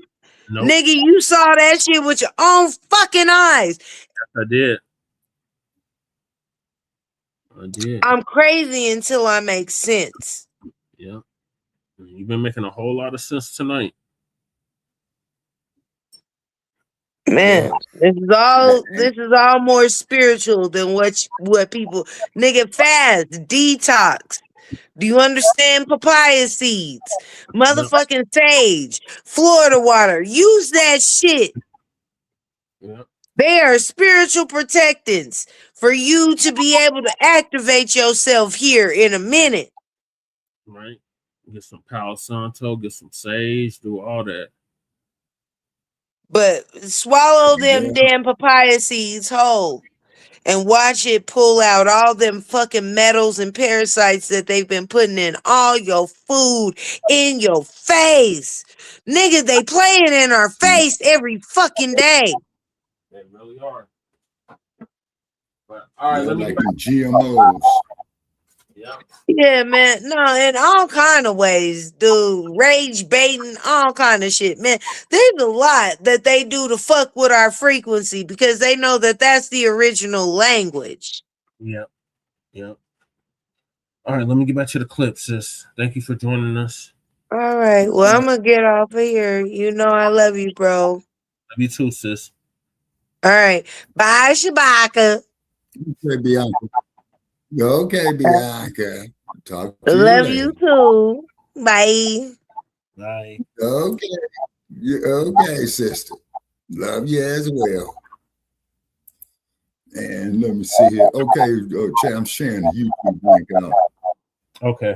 See if Thank this you. thing deciding to work. So yeah, they decided to work. Okay. So Tiffany and Cross. then Black mega people. Why she got the boot. So I'm gonna go back to the clip, Shabaka. Okay. I still said, oh, I'm honored to host a show. And my show, a show like mine, while we had a Black woman at the top of the network, because we have to normalize Black women's leadership. I didn't want to, what a horrible storyline that would have been for two Black women. As soon as white folks don't have a use for you, as soon as you've proven like, okay, you've been the overseer and now it's back in vogue to diss Black women, like we gonna let you manage your own exit, but go on, little Black girl, you did your job. And now she's working for another white. Now she's working for Piers Morgan. Mm-hmm. Piers Morgan said, "Oh, I need me a good overseer over here," and she said, "Yes, sir, boss. I'm right here. I volunteers tributes." It never fails. When white daddy's paying your bills, they got all kinds of trash to talk about the black community. But when white daddy cuts them off, they got bootlicks remorse. All of a sudden, well, you know, that organization, they had all kinds of problems. They were so wrong. Oh, yeah, I bet they were. When those bootlick bucks start drying up, that's when they start crying. Personally, I can't wait for Tiffany Cross to try to write some half-brained autobiography. I can suggest a title for it. Call it Double Crossed. And she thinks it's cute to be name-dropping Roland Martin of all people. Oh yeah, you and Roly-Poly were mobbed up together. Well, it makes sense. Bootlicks of a feather failed together. But this woman who was nothing more than a sock puppet for the DNC, she never did anything to try to actually press our interest. She's just there to be controlled opposition, pretending as if she's sticking up for the black community, but really in reality, she was just a DNC shill. That's what she was there for. She was like, everybody needs to get in line. Yeah, get in line behind the DNC. And for what? What the hell were black people going to be getting? Nothing.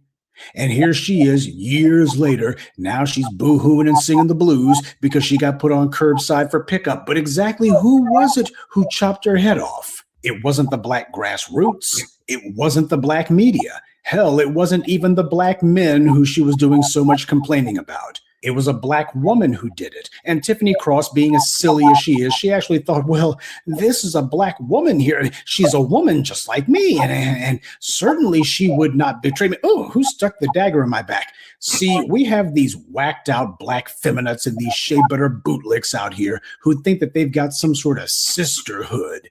And that proves that they're dumb as hell. There is no sisterhood. Never has been. There's no me too. It's just me, me, me. You got fools like Tarana Burke. She had her one and done photo op with that washed up has-been Rose McGowan.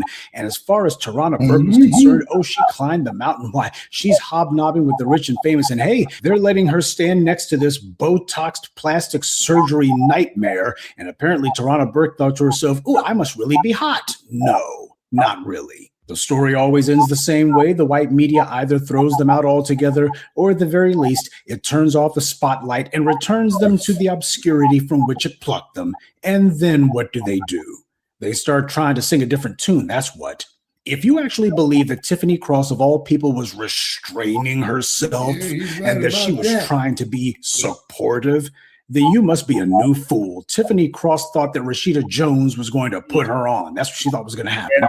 That she was going to elevate her. That's what she thought was going to go on. Give her more money, etc. She thought that it was going to be the old pathetic feminist narrative of women helping women, to be in a position where she was going to be barking out orders.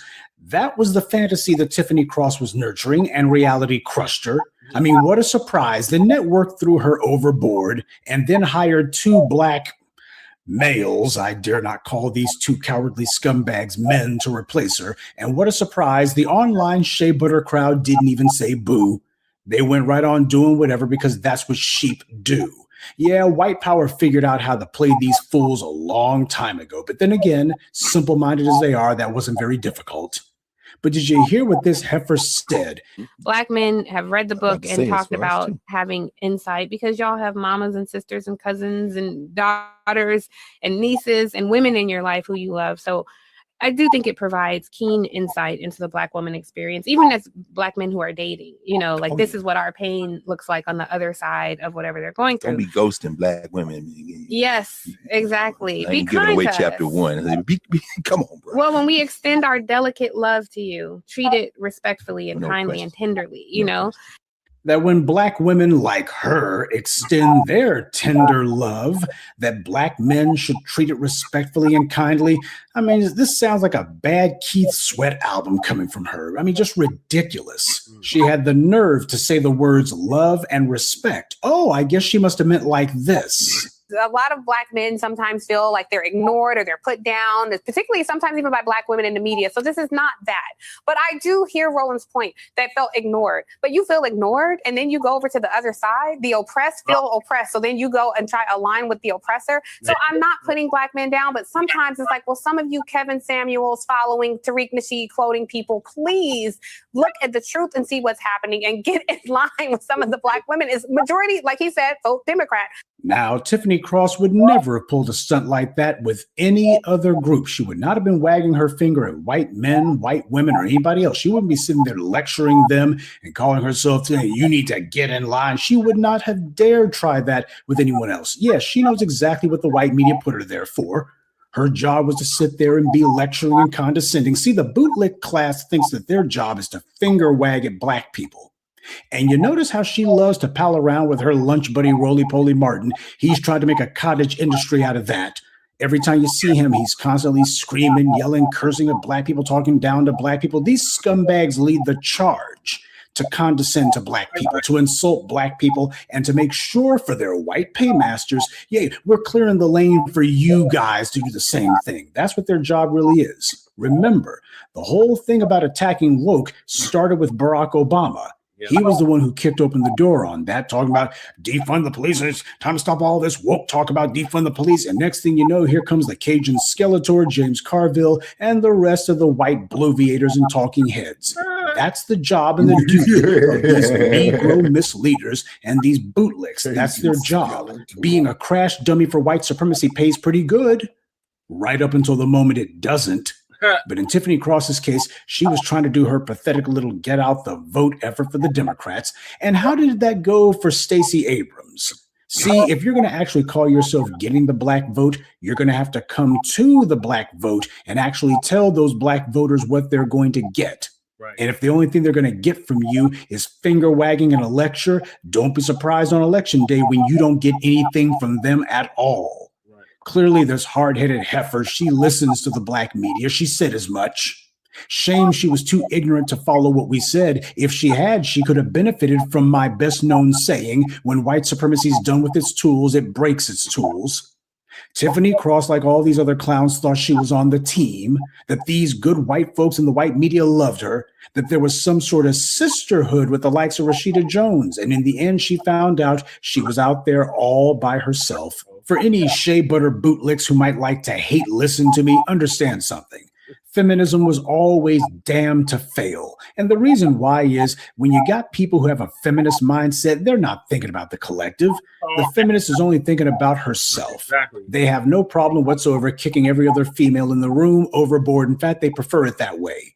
The feminist doctrine might as well be called the queen bee syndrome because that's what it is. And when you got a queen bee, there can only be one. As soon as she sees another female in the hive, her first instinct is automatically to kill.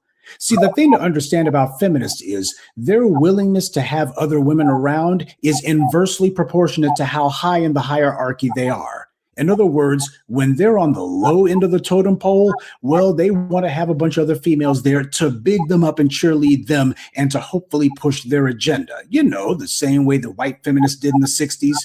But when they get to the top of the totem pole, they have no tolerance for other women whatsoever. And the reason why is they got what they wanted. They wanted to be at the top of a male-dominated space.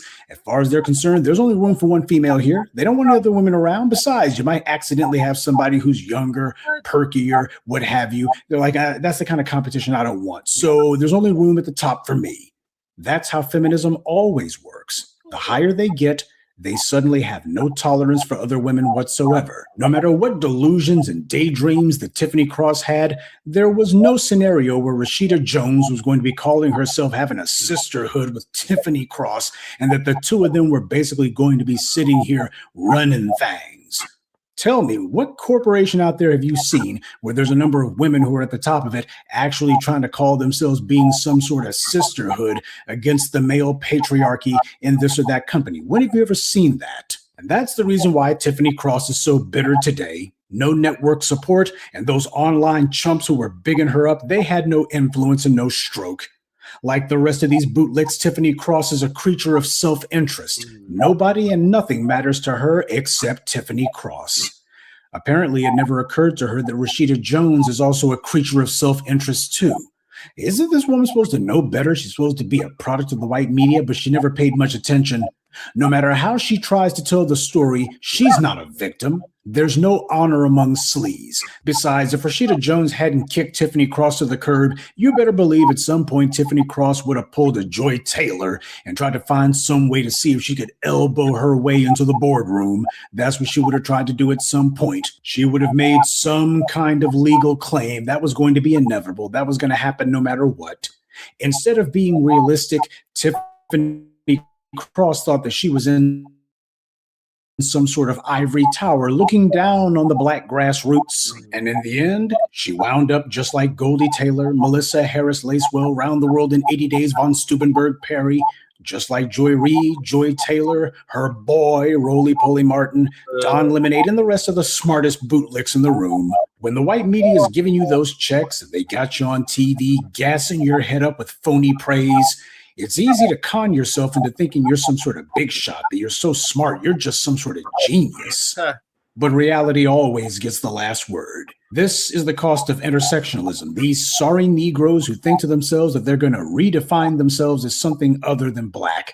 They're going to redefine themselves as LGBT, redefine themselves as an immigrant, redefine themselves as being a woman, first, foremost, and always. And if white power puts them on the payroll, they'll go ahead and sell the soap. And the white media will be content to pretend as if it tolerates their presence. That is, up until the point that they show that they just can't corral the little Negroes. They don't have the ability to get black folks to get in line. When that happens, they show you the door. And I surmise that before it's all over, Karen Hunter, if she doesn't find herself some sort of exit strategy, she too is going to wind up put on the trash heap. And I'm sure she'll be hanging out with Tiffany Cross, commiserating about how unfair it all was. Yeah, all of that shameless bootlicking and finger wagging at the black community, all of it for nothing. And that's why Tiffany Cross is all bitter and butthurt about Rashida Jones. Here she is talking trash about a woman who was the head of a major network concern. And to me, that's the purest evidence that Tiffany Cross has basically accepted her fate. She's pretty much accepted that she's not going to be getting another big network gig with any sort of white media company. Well, I don't know what it is that she might be looking for, but if it's sympathy, she better keep on looking. Poor Tiffany Cross thought that she was going to be the one barking out orders, but thanks to the sisterhood, Tiffany was the one who had to get in line. The unemployment line. Mm-hmm. Good day and be one. I'd like to take a moment to mention some of our contributors: Cameron Cohill, Turk McKenzie, Jacques Hargett, James Stiles, and Rebellious Zoe. Salute to them and thank you to everyone for listening, liking, and sharing this message. Black empowerment only exists because of you. Thank you, Professor Black Truth. If y'all haven't subscribed to Professor Black Truth, I don't know what the hell y'all doing. But I've been subscribed to Professor Black Truth for over 10 years, almost 15 years. And everything he said has come to pass. He's definitely the prophet of our time. Yes, he reached out to me, Shabaka. So, who that? Professor Black Truth. Oh yeah, when did you speak with him? Earlier today. Well, on text. I texted him. Right. Okay. Yeah. Okay. That's still speaking with him. Okay. All right. Send the professor my regards, if you would please. You know. Okay. Now, once again, the thing is, like what Joe was saying right here. All right, the feminist movement was defined to by crucial advancements in women's suffrage, civil rights, and founded socialist texts. Black women were introduced into the feminist movement in 1984. And then, Joe, like I said before, I was speaking with an older sister over in 1884, not 1884. 84, yeah. And the sister had told me pretty much in regard to black. You know what else happened in 1884, right, Shabaka? What's that? The Berlin Conference. Oh, yeah. You're right. Yeah, where they partitioned off Africa. Yeah. Yeah, where they carved up absolutely Africa. Right. Yeah. That happened here. And then remember, Sojourner Truth was like, "Ain't I a woman?" And they said, "No, you ain't no woman." Remember? Okay. When Sojourner Yeah. Truth said, "Ain't a woman," and them white Yeah. said, "No, you ain't no woman." Yeah. So that's what he's. So how did she prove that she was a woman? She took her clothes off. Right. Okay. Yeah. And if I'm not mistaken, she was up there in the Atlantic Northeast or New England, as they call it. Yeah. Yep. Okay. Highlighted by major presidential campaign and foundational literary contributions. Okay. Yeah, I got her off of my book of Lerone Bennett. Yeah.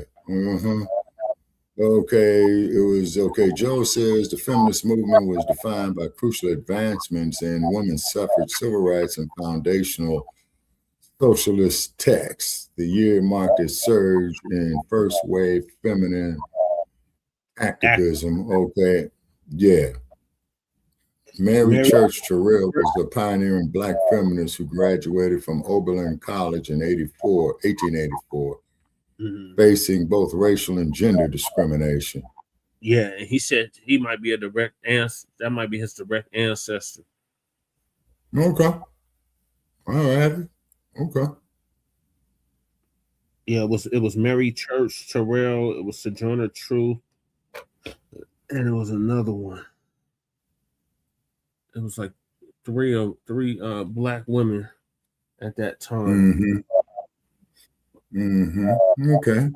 They tried to get to push that feminism shit, and they exactly. They found out the hard way. You're Black first. They don't give a damn about your gender. They don't care about your woman. You still a nigga to them. Exactly. You know? And that is the truth. You know what I'm saying? So Tiffany cross-eyed, she got her wake-up call. Yeah, for real. So switching gears, kind of pressed for time. Sister Bianca talked for like an hour. So salute to Sister Bianca. Everything she said was truthful and much needed, but I got a program. So we got this blackout going on.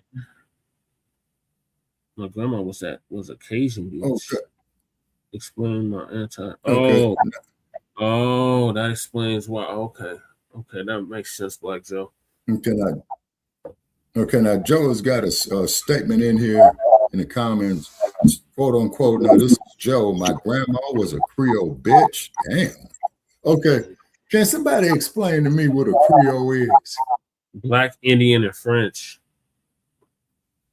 All right.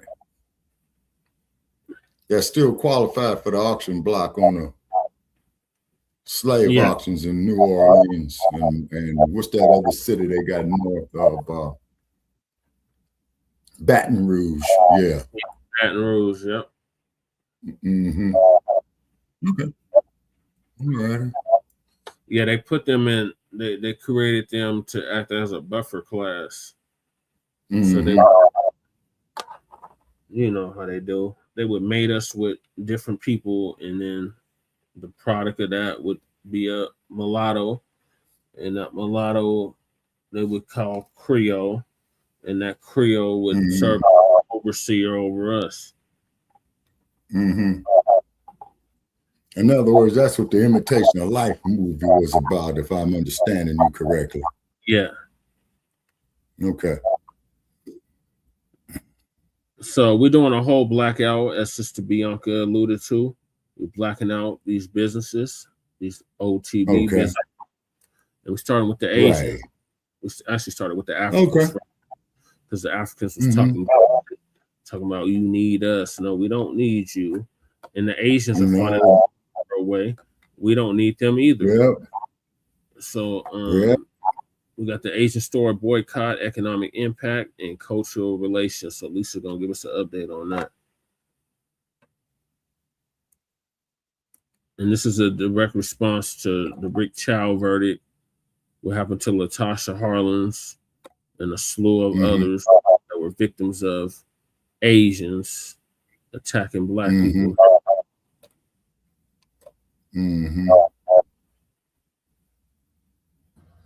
Shalom, family. Good to see you.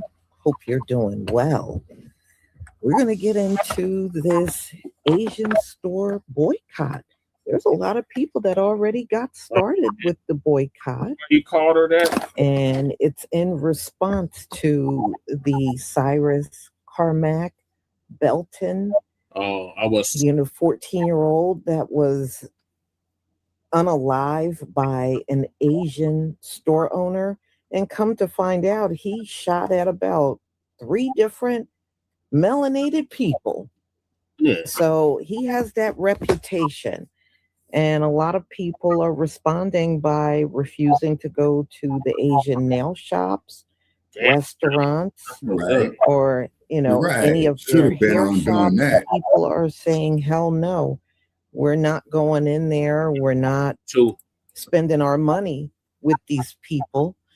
And it's not entirely them. It is this whole system that it's literally inviting everybody to take a shot at us. And it's just unbelievable. It doesn't matter if you're from America or you're some immigrant. It's almost like they're opening the door for anybody to do whatever the hell they want to us. Damn, Joe, I'm sorry to hear that. And, I'm going to let you listen to this one Asian guy. He's sounding all cocky and he's challenging us to boycott them. Yeah. Because they make this good and that good. I don't care what y'all make. Right. Or whatever it is, I can live without it. And number 2, not all of your goods are really of quality. Not at all. There's a lot of stuff that comes out of China and is very cheaply made. It's not even of good quality. It's not. Look at you. So, some of the things are okay and some are very cheap. Yep. Very cheap. So I don't know what he's getting on his high horse. Okay. But I went over on his that makes sense. TikTok when he made the challenge. I said, challenge accepted. What up? Trust me, I can live without any of these stores y'all got out here. Your H Marts, it doesn't matter. I don't need nothing out of I don't even need nothing out of your H Mart. So y'all, no. Let's see here. What they do? All right. So before we get to do everything started, just a reminder, I have a sale going on for the shampoo, pomade, and rice leave-in conditioner. If you buy all 3 together, you get 40% off. So this is good until June 7th. So get your orders in and take advantage of the sale. All right, y'all. So let's get into this whole thing. I've been trying to play this video for like a week. And I'm gonna let you hear this Asian guy. And all this does, just listening to him, all it does is it turns me off to the point where, yeah, I'm going to go beyond and above, not to go near any of your shops. All right, this mug, he was talking all kinds of greasy. Yeah, all made in Asia. And then, like Shabaka said, you wouldn't have, if it wasn't for the raw materials in Africa, y'all wouldn't have been able to make none of that shit. But this dude, he has since took down his whole social media. He had to take down all his social media pages. But what he says is hilarious. What he says, all made in Asia. Because he realized he fucked up. That's why. That shit made me laugh, but he said. Yeah, Joe, I do. Yeah, Joe. They will blow this motherfucker up, man, before they heal. Yeah, I agree with him on that. Because Joe says the question is, do you think that they will nuke Earth before they give up the pot? Yeah, I think the motherfuckers is that goddamn evil. Yes. It's a blackout America. That's right, Damien. So let's hear what this fool had to say before he took the page down, he took the video down, but you know the internet's forever. So I saw this before our viewers, But he had me dying when he said that's all us, that's all in Asia. It was funny. After what this dude did. And of course they get on that. Oh, don't blame us all for what one man do. But you know what? When one of us do something wrong, you blame us all. Right, exactly. So I think it's about time y'all get that same treatment in return. Right. That's how I see it. Right. You let one person step out here and do one thing wrong, all of a sudden it's the whole Black community's fault. It's everybody in the Black community at fault. What a damn cat. So, hey, back at you, bitch. So if you can do that to us, we should have no problem doing that back to you. I think it's high time we just do it right back to them. Don't invite strangers to the cookout. You know, I don't have time to figure out which Asian is okay and which one is not. Or which white person is okay and which one is not. I don't have time for that. That's the same damn thing you do to me. The way I see it, baby, that's back at you. You can bet I'm going to boycott. I'm definitely going to do it. Okay. I'm going to check it out, Shabaki. All right. Please give me a 1 if you can see my screen. Yes, Lisa, we can see your screen. David Soy Boy. Yeah, you had to take the video. Thank you. Yeah, he ran from the internet, Nabi. I love when the Black community says, let's boycott Asian businesses. Please do. We'll get rid of the Chinese takeout, the dry cleaners, the laundromats. Let's get rid of the liquor stores as well. Get rid of the Jordans you guys wear, the Nikes you wear, the shower caps, the Hondas, the Hyundais, all your car electricians, the electronics in your house, the Sony, the TV system, your sound system, the microphones that you guys use to rap and speak about awareness of the Black culture and hip-hop culture. That's made all in Asia. And here's another thing for you guys. You guys want us to leave the neighborhood so bad? Oh, Asian people are not neighborhoods? We're in white neighborhoods. We have our own Chinatown. We have our own Koreatown. You think we really need you guys to benefit off and make money? A lot of us do. Your Chinatown and your Koreatown is trash. Okay, first of all, he's full of shit. They are not in white neighborhoods in big numbers with their businesses because white people don't want these Asians in their business. Yeah, it might be a Chinese restaurant here and there, but for the most part, y'all are primarily in the quote unquote Black community. That's where you are. You are not in big abundant numbers in white communities because he's trying to make the claim that they are. They're not. Right. There are, when I was growing up, we went to dry cleaners and they were always, especially in the hood, they were always our people that owned the dry cleanings. Okay. If you wanted anything, the bakeries were, all of the bakers around us, they were Black people. So I don't know what he's talking about. Oh, we own the liquor stores. I don't need to go on no Asian-owned liquor store. Right. There are plenty that are not owned by Asians, and some of our people even own those liquor stores, period, because I don't drink. Come on, man. You know, he seems to think, oh, y'all really need us. You know, y'all need us. No. Yes, so right. As far as I'm concerned, you can all pack up and go back to China or wherever the hell you came from. All in Asia.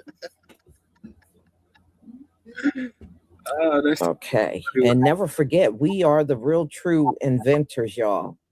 We have invented even before these folks. Right. Don't ever make them think make you think that they invented or came up with everything, because these Gentiles all tend to do that, but they didn't. When you go back in the history books, even many of our inventions are made by Asians. Always remember that. Sick man at Asian. All right, let's go on. An expression toward Chinese. Yeah. Yep. You go to college as well. You're being outworked by immigrants who barely speak English, and you're not embarrassed? Go to the bank, start your own businesses, and deal with your own people. I want to see your own women get in their hands and knees and do pedicures and manicures and deal with nasty ass attitudes, okay? First of all, y'all are not outperforming us. Right. And that's another lie many of you immigrants are telling. You are not coming over here and outperforming us. You are coming over here. Some of y'all are getting paid exactly $10 an hour, $11 an hour. Okay. And as far as education, there is no one more educated than Black women up in here. So y'all can go somewhere and sit down for real. All right. That's a load of bullshit. We don't have nothing to be embarrassed about, because you're not coming over here outperforming us.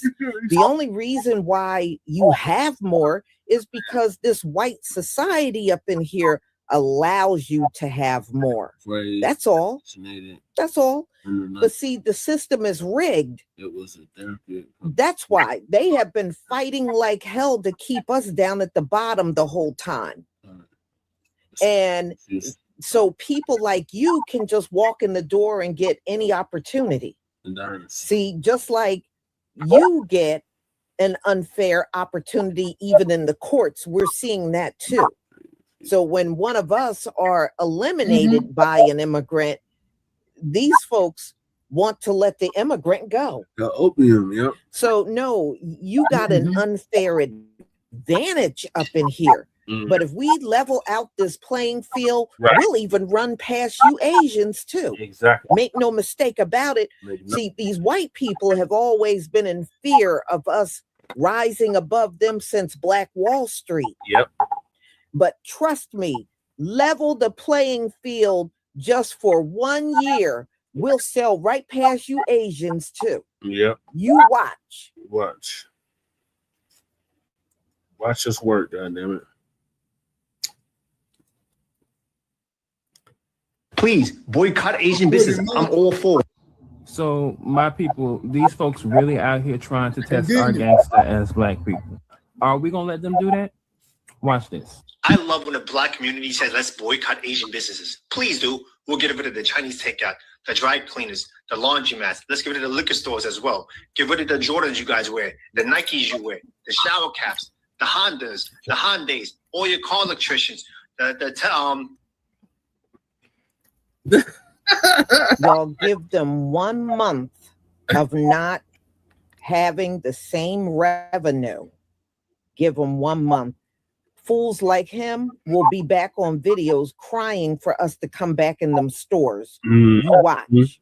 We will break him. They're already crying. We will break him. I don't wear Jordans. I don't wear Nikes. I don't drive a Hyundai. Okay, or these cars he's talking about. I don't drive those cars. And as far as shower caps and stuff, I don't have to buy no shower cap from no Asian. Right. So, he can miss me with all this stuff he's talking about. And people don't need new things like the stuff that he mentions. A lot of us already got these things in our household that he's talking about. Right. And if it's not broke, you don't need to go out there and run and get another one of anything if it's still in working condition. Right. I mean, come on, man. You're going to have to do better than this. Right.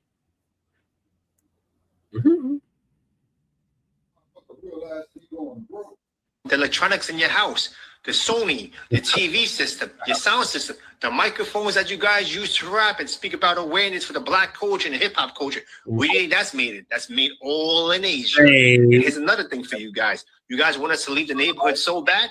oh, Asian people are not neighborhoods. We're in white neighborhoods. We have our own Chinatown. We have our own Koreatown. You think we really need you guys to benefit off and make money? A lot of us do go to college as well. You're being outworked by immigrants who barely speak English. And you're not embarrassed? Go to the bank, start your own businesses, and deal with your own people. I want to see your own women get on their hands and knees and do pedicures and manicures and deal with nasty-ass attitudes, okay? Please, boycott. See, you don't know the history of Black Wall Street. We've already gone to the bank and started our own businesses and did everything ourselves. Right. We already Sure been there did. and done I that. visited Black Wall And Street. my You thing know is, why that, ain't champ. you in your own country trying to be big and bad? Why are you being big and bad over here? You could have kept your ass at home. What you flee your country for? Go back home and be big and bad and do good in business. Right. Nah, no, you over here because you know where the money is. Mm-hmm. All right. And you get led into our communities to set up shop. Yep. And many people within our communities, the system's so badly rigged, can't get loans to open up businesses. Right. They'll do everything to block us from opening up a business because you know what? We had Black Wall Street. They already know what we can do. Right. They already know. And dude, you talk like we have been in the state that we're in forever. No, go look at Black Wall Street. You haven't even outperformed Black Wall Street. Right. You Asians have not even outperformed Black Wall Street. That's right. Over here. Yeah. Okay. And let's just get that point out there. Wow. You really think all you're doing Killing me with is that. really sealing the deal on your boycott by running your mouth like this online. Right. So it just goes to show you there's no humbleness in these people at all. So they're here for pure greed. If he was about something, he should have stayed in his country and started all these businesses and everything and do it over there. Right. We never needed you. They said that We motherfucker was never probably needed born any in of the you in this Koreatown in country. Los Angeles. Let's don't go think on. the motherfucker's a bona fide Korean, Lisa Honey. I'm saying this motherfucker was born in Koreatown in Los Angeles.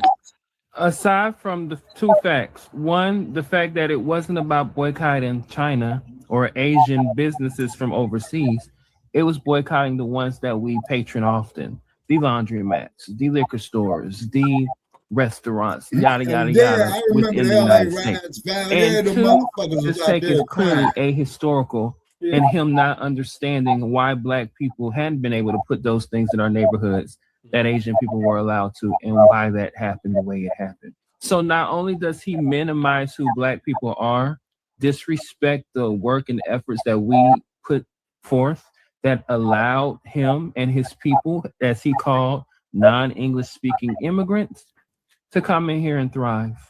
This video just gave me more incentive to boycott their businesses because they know exactly the truth. They know exactly what this has been, and he's literally saying what they think. Therefore, I am even more motivated to not walk my Black ass in any of their Asian establishments. Because like I said, they know. They also know the games that this country has played between us and them and against Black people through our history. Watch this. And white people join this conversation. And by conversation, I mean the conversation that my community and the Black community are having right now in regards to what happened to Cyrus and how Cyrus was murdered by someone in my community. And I just want to say, I am happy that y'all are on the right side of history because great. But also, I am not willing to let y'all join this conversation and do what y'all did during the Stop Asian Hate thing. Because the truth of the matter is, what happened during Stop Asian Hate was that the majority of the people who were harming my community were white people. And y'all chose to scapegoat the Black people. Y'all did. And created tension between my community and the Black community. And now you're hopping on to this conversation this issue that your community created, by the way. Your community created this fucking system. And you have the nerve to come into this conversation and try to scapegoat Asian people, try to make it seem like it's all of us who... So they are well aware of the propaganda mission and campaign against us. They are well aware of the racism that Black people face. They are well aware of this system. This is not new to Asian Americans. Nevertheless, time and time and time again, we are treated a certain way in their establishments. Time and time again, we experience disrespect when we are literally keeping their livelihoods going. The guy in the first video didn't seem to think so he needs to get evidence that that's true.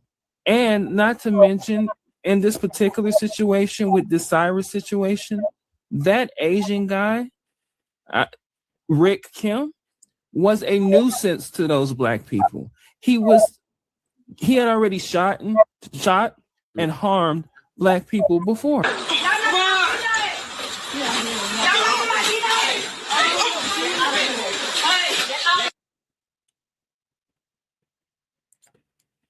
Rick Child. Nevertheless, like I said, I am more incentivized by all of this to boycott Asian businesses. It's time for us to stop allowing people to play in our faces and we just tuck our heads down and continue to accept the abuse, mistreatment, degradation, and disrespect. Our ancestors would not have taken this long. We have so much access, so much ability now to build networks and do our own shit that we don't need their shit. Right. So boycott Asian businesses. I damn sure am. And while we added athletes, y'all might as well also go to HBCUs and fuck them SEC schools as well. Let's show these people we stand on fucking business since they want to test our gangster. That's right. I love when the Black community says, let's boycott Asian businesses. Please do. Very good. We can show you better than we can tell you. That's right, Auntie. Motherfucker, you can count on. See, I had already started doing it, but you can count on. It's time, Black folk. It's time.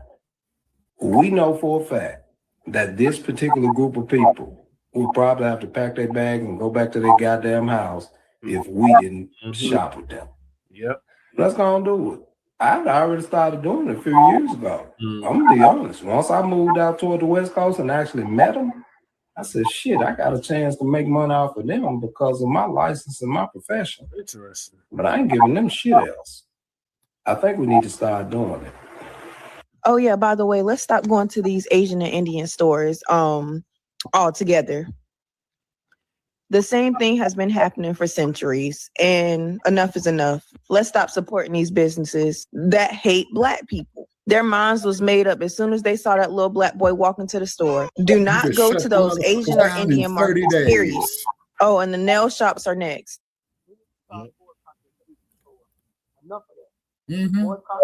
Now, keep in mind, Brother Che, when it comes to consumer power out of the Black community, the Black female is the main consumer power to other groups.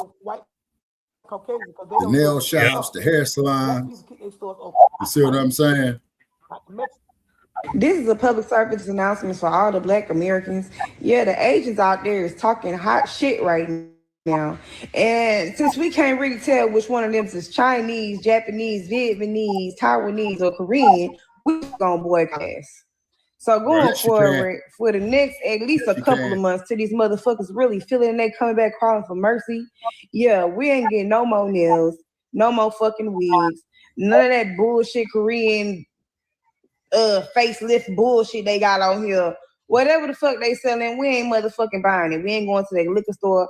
We ain't going to their beauty supply store. It's plenty of Black-owned beauty supply stores, liquor stores, doctor's offices, nail techs, all that shit to go around to pay our money to our motherfucking people. Have y'all seen the video of the man daring the Black community to boycott Asian businesses? Yeah. And he's basically saying, like, y'all can't. Y'all need us. And I saw in the comment section on this video, a lot of people were like, challenge accepted. That's what I'm saying, Joe. And I'm kind of hoping deep in my heart, this motivates the Black community to get on their grind.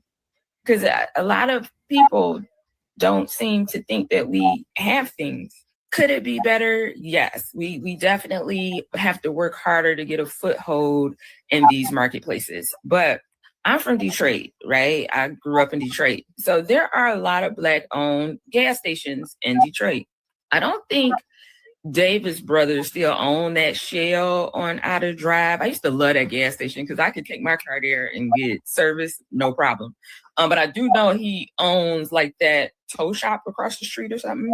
But there are, Express Quick and Lube Auto Repair, Ace Petroleum, the Sicko gas station. We have cleaners, Black-owned cleaners, y'all. Most of your grandmas and co-workers are seamstress. That's their side hustles.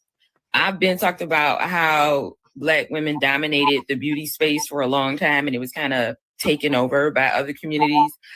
We do have, again, tailor shops. We have Black-owned banks. We have Black-owned liquor stores.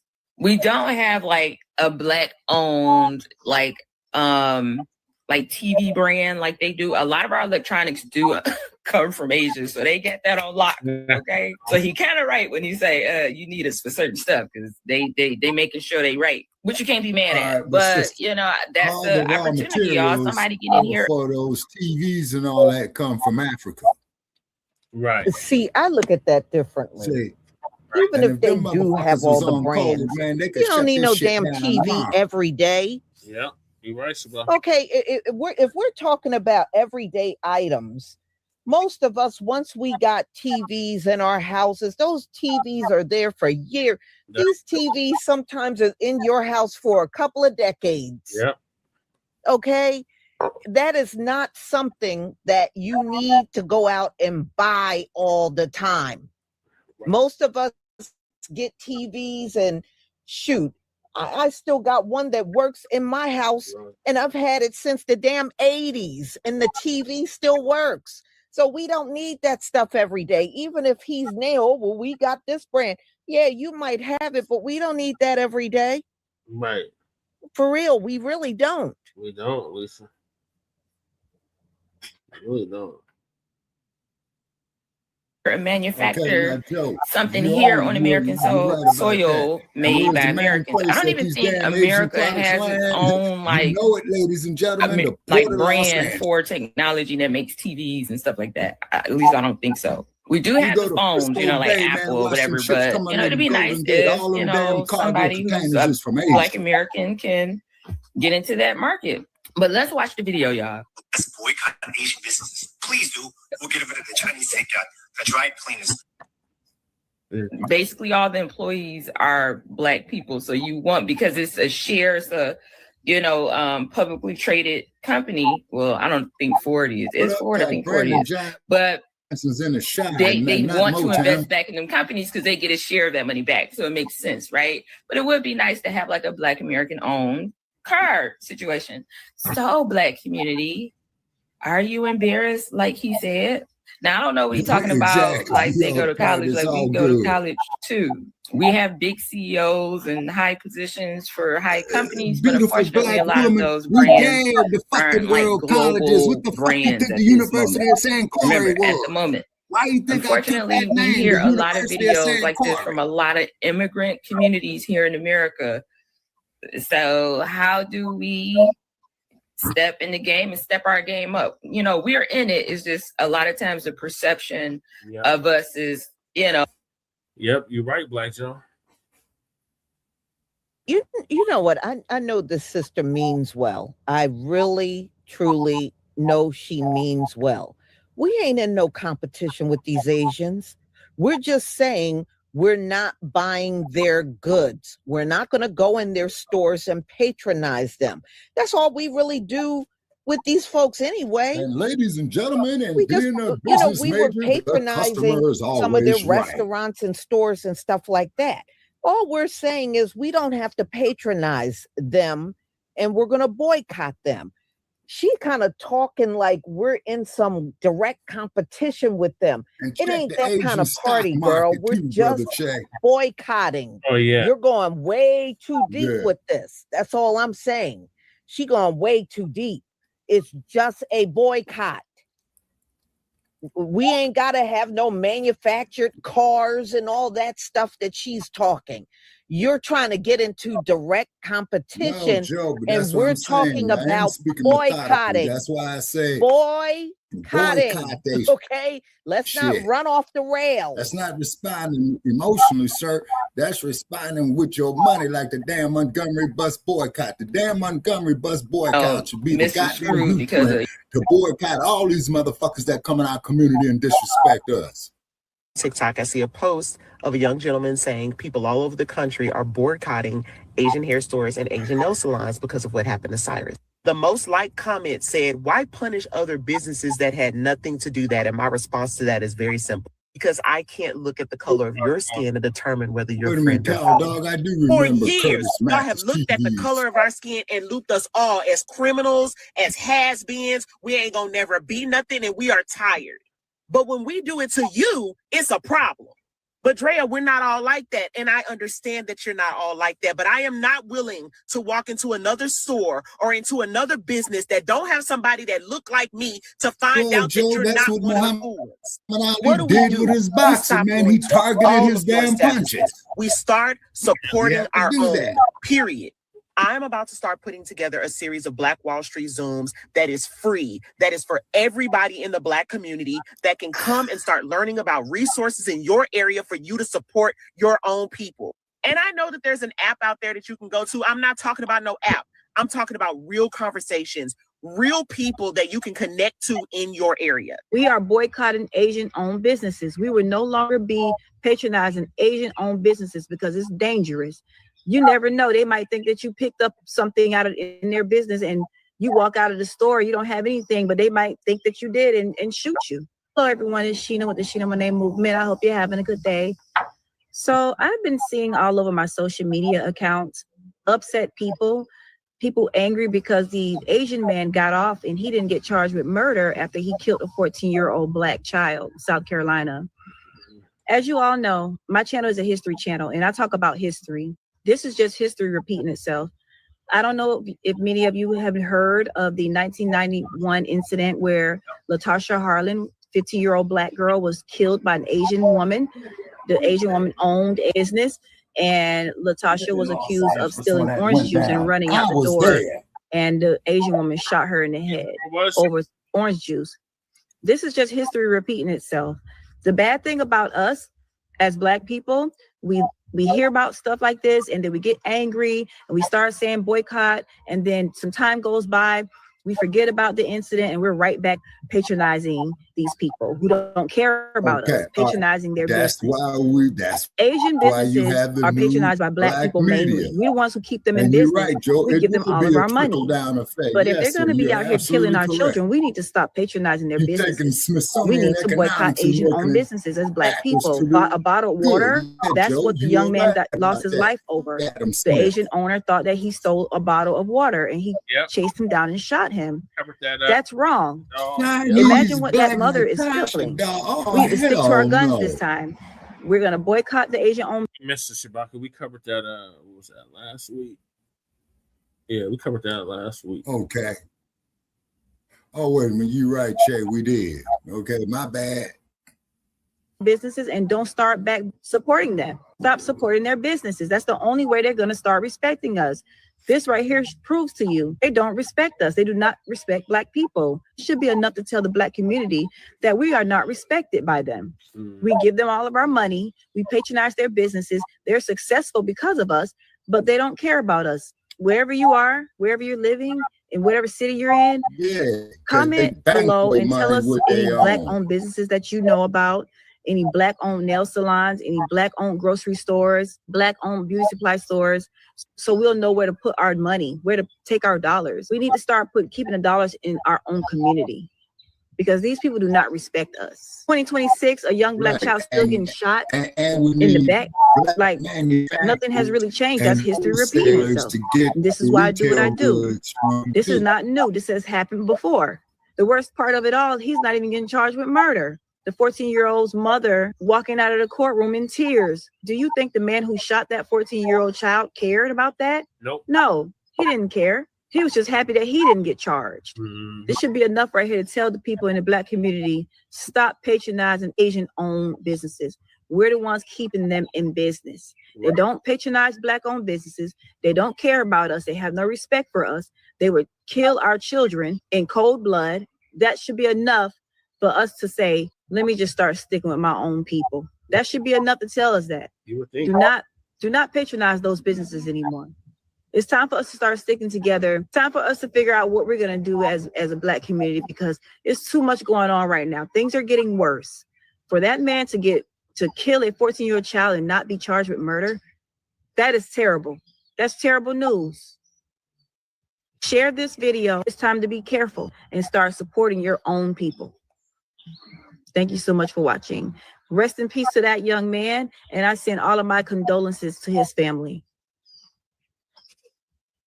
So look, check this out. I've been paying attention to the comments. You know, I reply to as many as I can. You know, but I really want this to be known right here. This is not a racist movement. This shout out to this brother. He actually pulled up at the Asian salons and told the people, hey, y'all need to get the hell up out of here. He told all the Black people, get the hell up out of there. He showed up at the beauty supply stores, the Asian beauty supply stores, told them, hey, all you Black people in here, y'all need to get the hell up out of here. So salute to this brother. He filmed the whole thing too. Afro Elite showed it earlier. Us boycotting Asian shops and stores and restaurants. This is not a racist movement, man. Now, what I feel and what I hope that is occurring is that, you know, my people is finally waking up, man. You know, there ain't nothing racist about this, man. When will enough be enough? So we just supposed to just sit back and do nothing. So we just supposed to sit back and just let each race take turns killing us. So who gonna be next? All right, we already know the whites do it. We already know, now we know the Asians do it. So who else gonna try to get their lick? So we just supposed to really sit back day in and day out and watch our people get slaughtered and don't say nothing. But soon as we get on here and get to talk about unifying, here come all these racial individuals out the woodwork talking all that crazy shit, but yet y'all sit here and talking about, hey, y'all people need to do better. But when we try to do better, y'all sit here and try to block us, laugh, and all this. You know what? Fuck them. They can try to block all they want, man. We got too much freedom, my people, to even be worried about that motherfucking shit. But this is some real shit right here, and I'm telling y'all, man, hey, listen, to all the other races that's sitting back watching, y'all know what the fuck is going on and y'all understand. So the crazy part about it is y'all know what the fuck is going on is wrong, but yet y'all still sit here and lie to y'all self and try to make it seem like it's justifiable and everything. That's a mental illness on your part. Don't get up on here and try to clown us and clown me because I'm trying to bring my people together, you know, in a peaceful manner and try to better us. You feel what I'm saying? Because y'all sit here and y'all complain. Look how the kids are acting. Look what they doing. Look at their behavior. Well, you know what? You're right. Motherfucker, you right. Ain't nobody saying you ain't wrong. I see the shit my people out here doing, just like you see the shit your people out here doing. So why don't we do this, bro? Why don't every race focus on getting they shit together, getting their people in order, writing they self, and then how about we all pick a leader and we all meet in the middle and discuss how we gonna make this shit a better place. But for right now,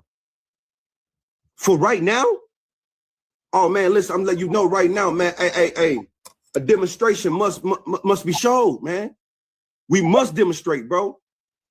So yeah, we gonna sit here and we gonna boycott these shops. these Asian shops, these Asian restaurants, all that. You know what I'm saying? And they gonna feel it because we they number one consumers. But we gotta find a way to take a stand. Do y'all want us to be this way or y'all want bloodshed? Nobody want no bloodshed. Who the fuck want to kill and who the fuck want to die? This life is too great to be out here playing motherfucking games. So what's wrong with letting an individual group, an indigenous group to this land, sit there and get their shit together? You think I don't see how my people out here acting? You don't think I think that shit is embarrassing? That shit is embarrassing. Fuck is you talking about? You think I don't see that shit? You think that shit don't make me feel some type of way when I turn the news on? I see black men running down on another black man with fully automatic weapons, shooting them all in their face, 56. You don't think I don't? You ignorant ass motherfucking Americans, bro. You think we don't get tired of that shit, nigga? Hunky, whatever. You think we don't get tired of that shit? Lean the fuck back, man.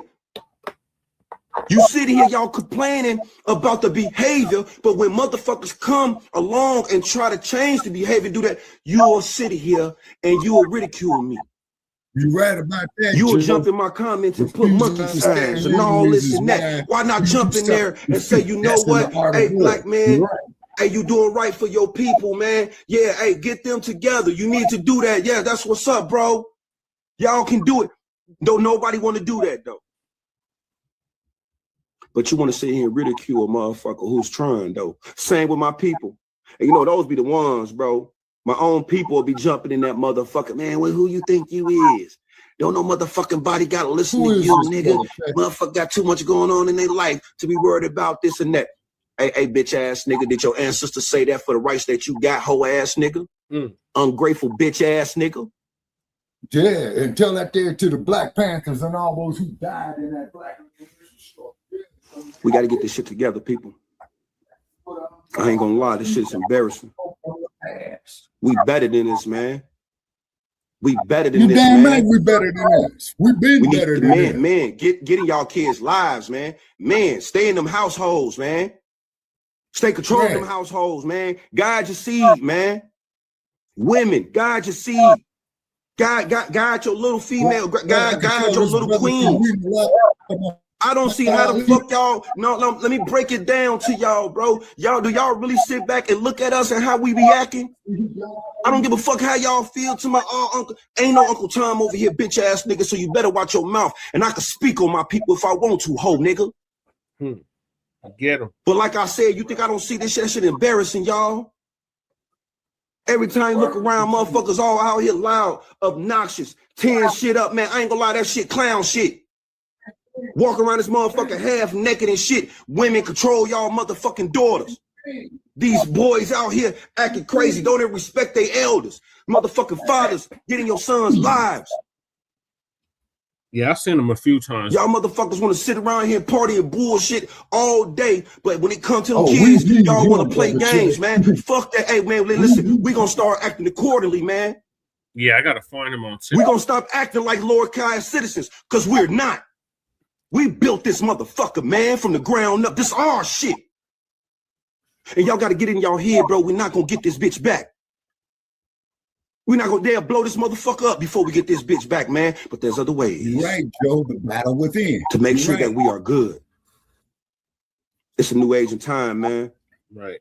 We could do all that. This is our shit. It was our shit. Oh, we need him, brother Chad. But we took too long to fight back and make it. No, it took too long. Now we got to find other avenues to make sure that we good. Hey, that's the cold hard facts for y'all. We not getting this motherfucker back, man. They will blow this bitch up before they let us get this bitch back. And I ain't talking about all white people because all white people are racist. I'm talking about the racist motherfucker that's in power. Those racist motherfuckers, you best believe, and let me tell you this, man, when they constructed this country, man, they're going to always and find a way to keep the racist people in control in a position of power. Yeah. Until we come together as a whole group of people and root that shit out, it's going to keep happening. But how the fuck we going to look out for y'all? How the fuck we going to sit here and stand right by y'all when we not even right? So sit back and let us get our shit right. If y'all tired of seeing this shit, why don't y'all help then, motherfucker? Right. Why don't y'all sit there and tell motherfuckers they wrong for the shit they been doing? Hey, I keep telling y'all this, man. For all you motherfuckers that's living under a rock, everything that you see that's going on with my people, all this killing and all this and that, this was part of a plan. Yep. I've been saying that for 10 goddamn years. Tell me I'm lying, brother Che. I mean, he's saying a lot of good things, Tell me I'm but lying. it's kind of long-winded. So, y'all, look. It's detected. The bottom line is, I will be boycotting. No, I will. It's detected. I will be boycotting. You know, and for me, it's not going to be hard because I stopped patronizing a lot of their businesses years ago. Right. You know, especially when I had found out they were shutting Black women out of the beauty industry and blocking them from getting stores or trying to steer all the business towards their and that's business. what your And girls did they would in do all Oakland. kinds of little nasty things. When I found out Not about Sheila that, Jackson Lee, I but, was done with them. Okay. And that must have been, I think, the last time I went into an Asian hair damn shop good question, Joe. Was Newton said that in probably his the early revolutionary 2000s, suicide. and I have not been in one since. Sorry, y'all. And as far as my nails, I stopped getting my nails done like around Okay, good point, got it. 2006. You're right. You know, I'm because I not didn't nobody. like the way every time I would take the artificial nails off my nail beds and everything would be weak. I hated that. So I stopped wearing those nails back in 2006, and I haven't been back to a nail salon since. So for me, the boycott is going to be easy. It's going to be easy. It's going to be a cakewalk for me. Right. But okay, Joe, I know Newton some of our said that in people his like revolutionary their food suicide. and like, you know, and you're right. I seen a couple of our people like their H Mart and all that stuff. Man, you don't need none of that stuff. You don't even need their food. You don't need that. We weren't brought up on their food anyway. And the intellectual capacity, the especially educational us where I capacity, the grew up, technological man, we capacity, were not brought up on to no Asian become food. self-sufficient. So I can live without that Asian food. Real easy. Real easy.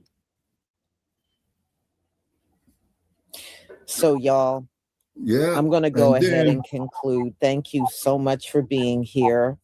And I want to thank Douglas Ledger. Thank you for your super sticker, one of many ancestral shadows. And after Lisa closes out, like Goddess, I'm white going to address people, what you just said. They are pathologically ahistorical. Yeah. And thank you for your support for my channel.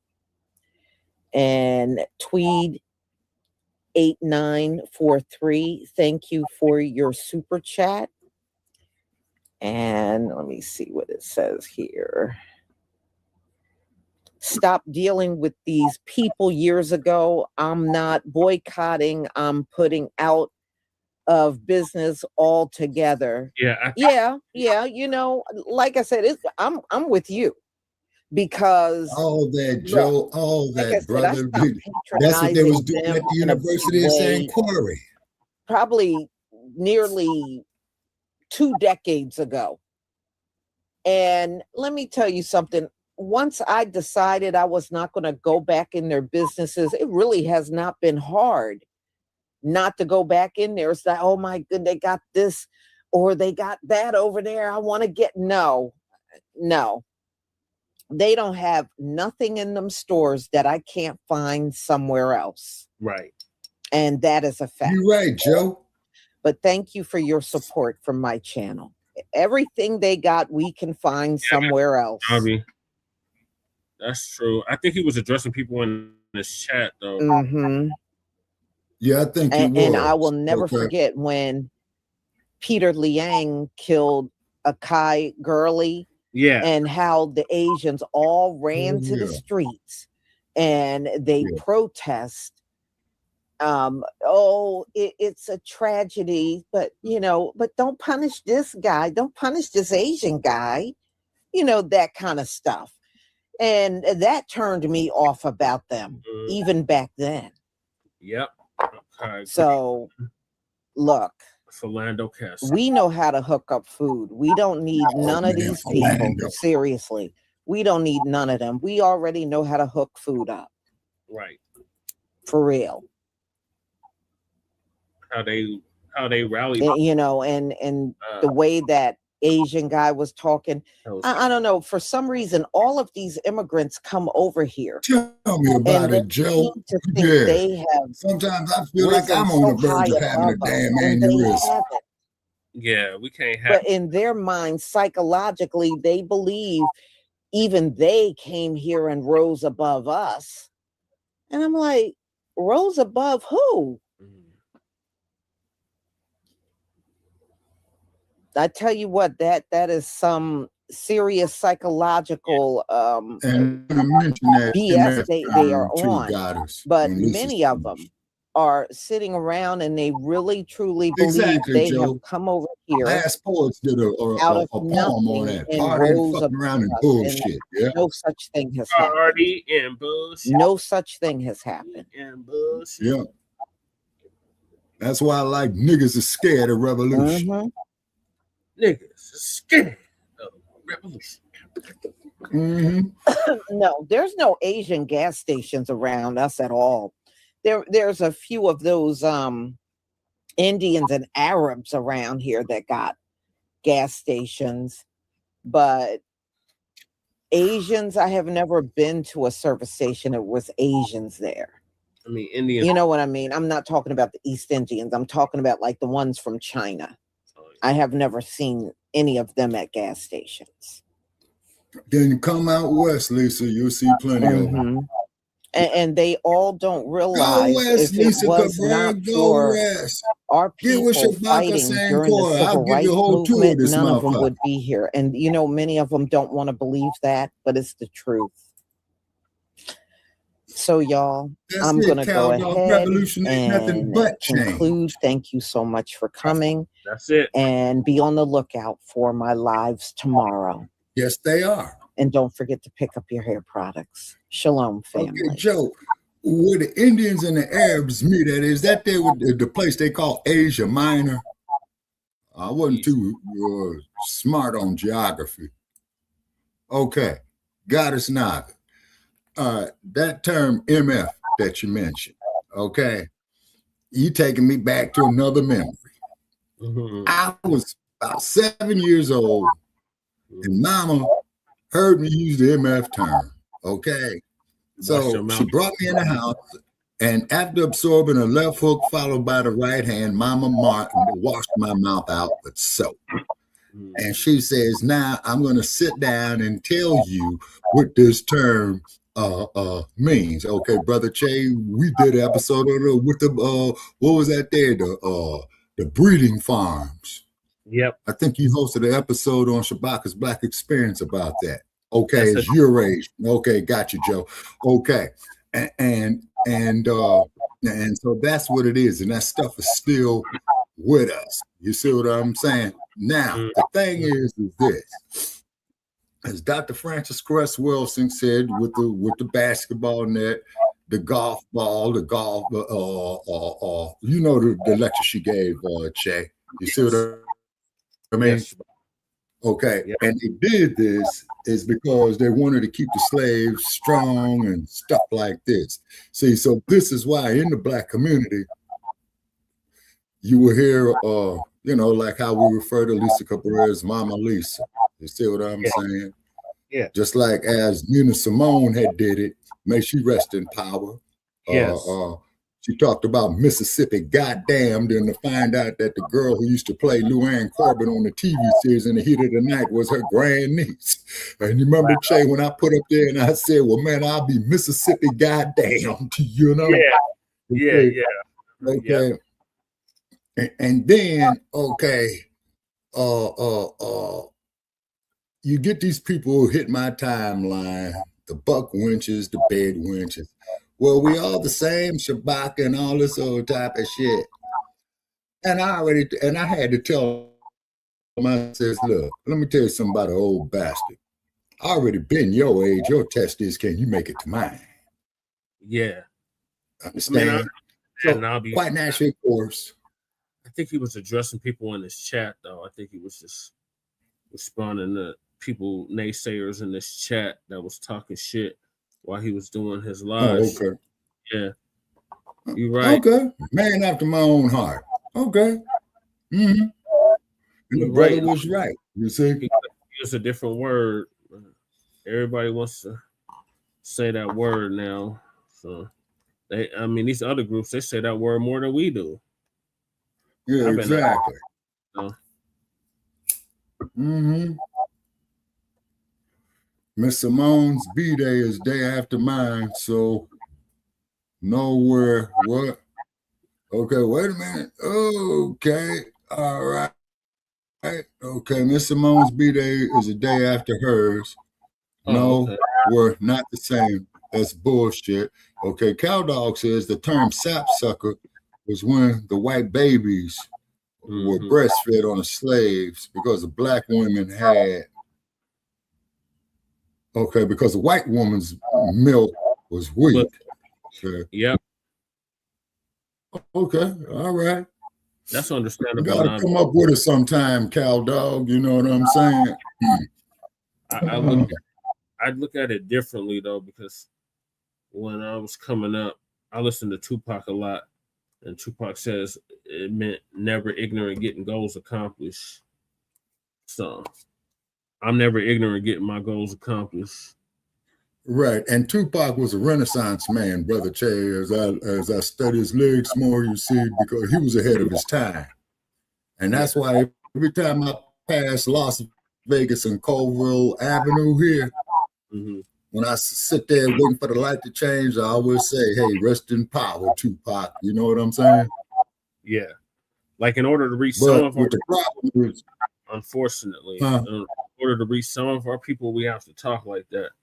Like, what is that saying? Yeah, It's easier for a smart man to play dumb than a dumb man to play smart. Oh yeah, it's easier for a wise man to be a fool than a goddamn fool to be a wise man. Right. So he trying to get the fools. So that's why he was talking. I mean, I'm not excusing the way he was talking, but I can understand why he came off like that. Okay, Cowdog says, who's lighting something Shabaka firing up a cool cigarette? No, I don't smoke cool cigarettes. Oh man, I got Newports. I ain't had a cool one in a minute. Yeah, the NPs, yeah. I used to smoke NPs. Then I went to the brown pack instead of the menthols, you know. And so, but what it is that these vices that they put off in the black community is to keep us dumb with it. And this is why, man, when we had that tether up there, man, who called me that a cotta. Yeah, and I told that motherfucker, yeah, you sons of bitches, you know, sold this out in your goddamn selves for some fucking trinkets and some goddamn alcohol. And beads, trinkets and beads, like Sister Brooke said. You sold us for trinkets and beads. Yeah. Wait a minute. God is Navi. Okay, Cowdog saying that God is Navi. Me too. We used to get into arguments at crack games. My advice to that, people, if you're going to bump some stones, man, come to Las Vegas, man. You know what I'm saying? Oh, yeah, go down at them crap games. Oh, my God. Oh, yeah. And if that table is crowded, get far the fuck away from it, man, because that's when they up the minimum bets. Right. And when I notice when that crap table, man, is damn near vacant, they dropping that motherfucking minimum bet, you know? Okay. She said that Jesse tried to grab as many Tupac shirts as I can get my hands. Was on 5 rapper. Favorite rapper? Favorite rapper, yeah. Yeah, okay. Now here's something, y'all. I got some black t-shirts. Okay, they're good quality, never been worn before, right? Yeah. And I got a lot of them for the kids and for a fair price, you know, let's make a deal. Say, because I can't do it no more, y'all. Just say. What size are they? Yeah. Yeah, they're small to medium, but mostly they're small. So I figured that there'd be for the tiny tots. Okay, whoa, cow dog. Them magnets and dice tables at casinos. Yeah, they do. What, cow dog? You know what, cow dog? I have bumped them goddamn stones, man, and I've seen the motherfuckers just before they're about to settle, then flip at the last second. Yep, that's because the magnets. Yep. Okay, now I got to go back to the goddamn slots. Okay. Yeah, just stick to the slots, bro. Yeah, and I told you I got mugged by a one-armed bandit for $65, man, about 2.5 months ago, man. That motherfucker mugged my ass, man, in less than 8 minutes. And I said, let me get the fuck up out of here. You know? Alrighty. So we'll move to the same topic, but it's more about the businesses and supporting Black-owned businesses. So Lisa's gonna give us an update on her 12. And on that there, Brother Che, and if you are a Black-owned business, please try to provide high-quality service, okay, to your customers, because Louis Farrakhan gave a lecture on that back in 1985 in LA. That's why they don't want you to throw the dice and high. Yeah, exactly. Or hard. Yeah, because they told me that a couple of times too, cow dog. You know what I'm saying? Yeah, you right, Black Joe. Yeah, slots is worse as AI and a computer, man. You need to talk to my little cousin about that because she loved them damn slots. I don't know. Yeah. I think this is Lady Che. Hopefully this is Lady Che. Yes, it is. Hey, Yep. Lady Che. I'm sorry I'm late. I accidentally fell asleep. Oh, I was That's like, right. oh, was that Bianca came up here? She damn near stole the whole show. That's what she does. Yeah. Try to argue with me. And look, that's what she does. That's your fault. That's what she does. And try to argue with You me. know, you know that's what she does, Shabaka. You know that she lives for that. Lives for that. Well, I don't argue with nobody's. I just state facts. You know, I ain't the sharpest goddamn tool in the shed. I'm gonna go in defense of her. In defense of her, she'll say your facts are wrong, and she's right. Prove it. I don't know. I can't. I wasn't here for the conversation. That's just how it always goes. You know what I mean? That's just how it goes. I don't know. We have part of the galaxy people with this. Even with this You just don't want to give it up, man. these Women are always right. chemtrails they putting out there, 2 + 2 must equal 4. We have Brother Shabazz up here too. So what do you mean? Okay, what do you mean that you're glad that Lady J said, wait a minute, Joe? It's just me and Shabaka, and you just got in here, so it's the 3 of us. Well, yeah, I was coming what at do you the mean end. you glad Lady J said it? Said what? That the fact that your facts are wrong. Where? Show me where I lied. Hey, I don't know. I wasn't here, cuz I was taking a siesta. See, I was in nap time. there, I had the itis. I had the itis. The itis took me down, man, for like 3 hours. Plausibility. Okay. I understand your deniable plausibility. I had the itis. Okay. I missed the whole She's beginning. louder than. You know what I mean? I had the itis. She had to leave. Yeah, this shit. She said that Bianca louder than me. What? Yeah. I said in defense, if she was here, she'd still say that. Yeah. I know my sister. I know her well. She'd be like, Shabaka was wrong. Here, I had all the proof. Okay, here's what I say. If I'm wrong, I don't even spell have my to be name here right and share to it know on that social media. I know that I'm not even being here. I know that she would do that. I know she would do that for real. You know what I mean? Yeah, she was. I going don't off. have to be here. She was going off. What was you talking about? And didn't even have Panther up on TV. She was talking about. Oh no, she didn't come up.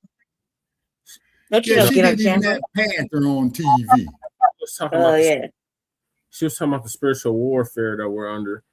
Oh yeah, she right. We need to detox and we need to eat papaya and we need to grow our own food and we just Yeah, so what's wrong with that, Chewbacca?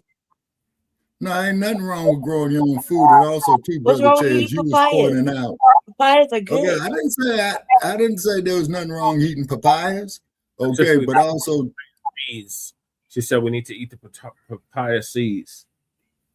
Oh yeah. That is if they ain't GMOs, because I told y'all when I was up there in Washington State that time, man, at a rest there speaking with this dude that worked in one of them Apple warehouses, and he was telling me about Why is it all echoey and choppy?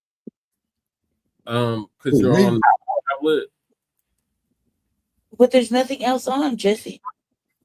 I don't know. It's just how StreamYard is. Are you on the headphones? That's probably I'm using the headphones. I'm not using no headphones. That's why. Look, I see my braids. I use my headphones. That's why.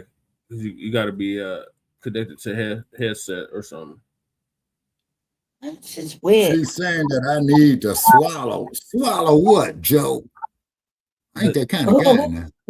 The papaya seeds, Shabaki. Papaya seeds. You know, Joe don't say no weird shit like that. Joe ain't no goofy. He don't say no gay shit. What? I know. Yeah, because he got the laughing symbols up here, Lady Che. That's why I said swallow what. Going over the Asian boycott, the blackout, Lady Che. Mm-hmm. Yeah, it's going well.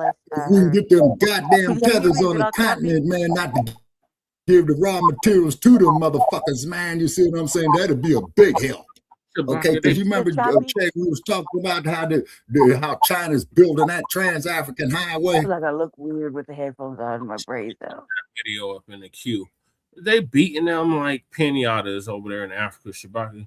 Them Asians is rough shot all over them. Yeah, man. Yeah, that's what I'm talking about. Can I listen to the conversation? Yeah. And that's why I was so disappointed in Traore, man, when he capitulated. But I had always said, when I was supporting Traore, I said, I hope he's doing the right thing. And I see that he wasn't, you know. So Ibrahim, you know, you got to show me something, man. You know what I'm saying? They got them restricted to certain areas. They won't let them go to certain areas. Like, how is this your country? Yeah, man. Yeah. And then just like that Fox on Philip Scott's African Diaspora Network. Yeah. She's using the term nigga and all that. Yeah. Yeah. You know. Yeah, and she was right. You see what I'm saying? Mm-hmm. It isn't what you say, it's how you say it. Yeah, Joe, you got a point on that, brother. I give that there to you, you know? All right, so since we're doing this boycott, we need to know what Black-owned businesses are doing hair care. So Lisa's going to give us an update on that.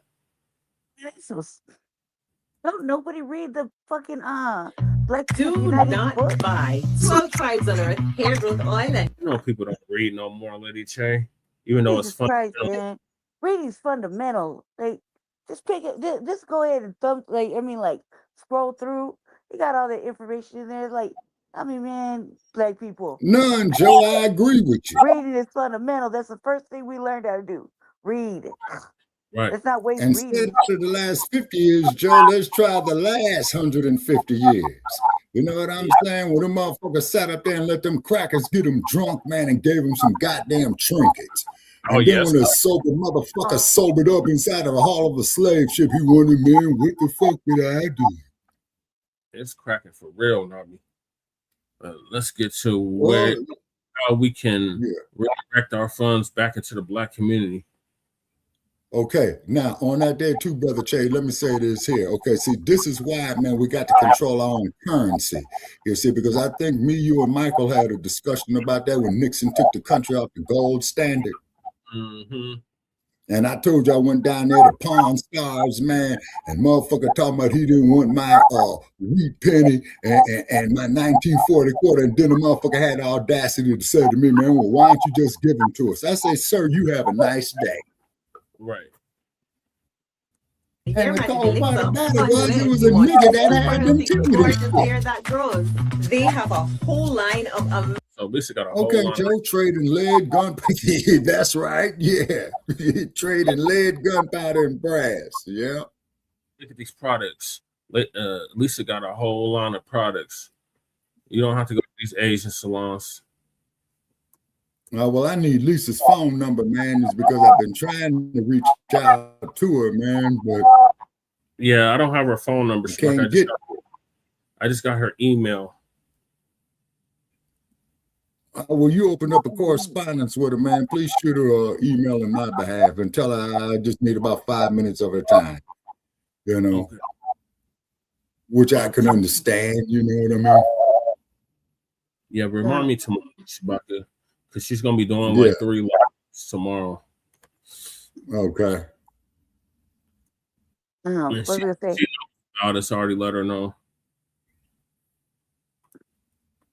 On the tablet. So if I drop back off, what African leader has done the right thing in the last 50 years? I just answered your question, Joe.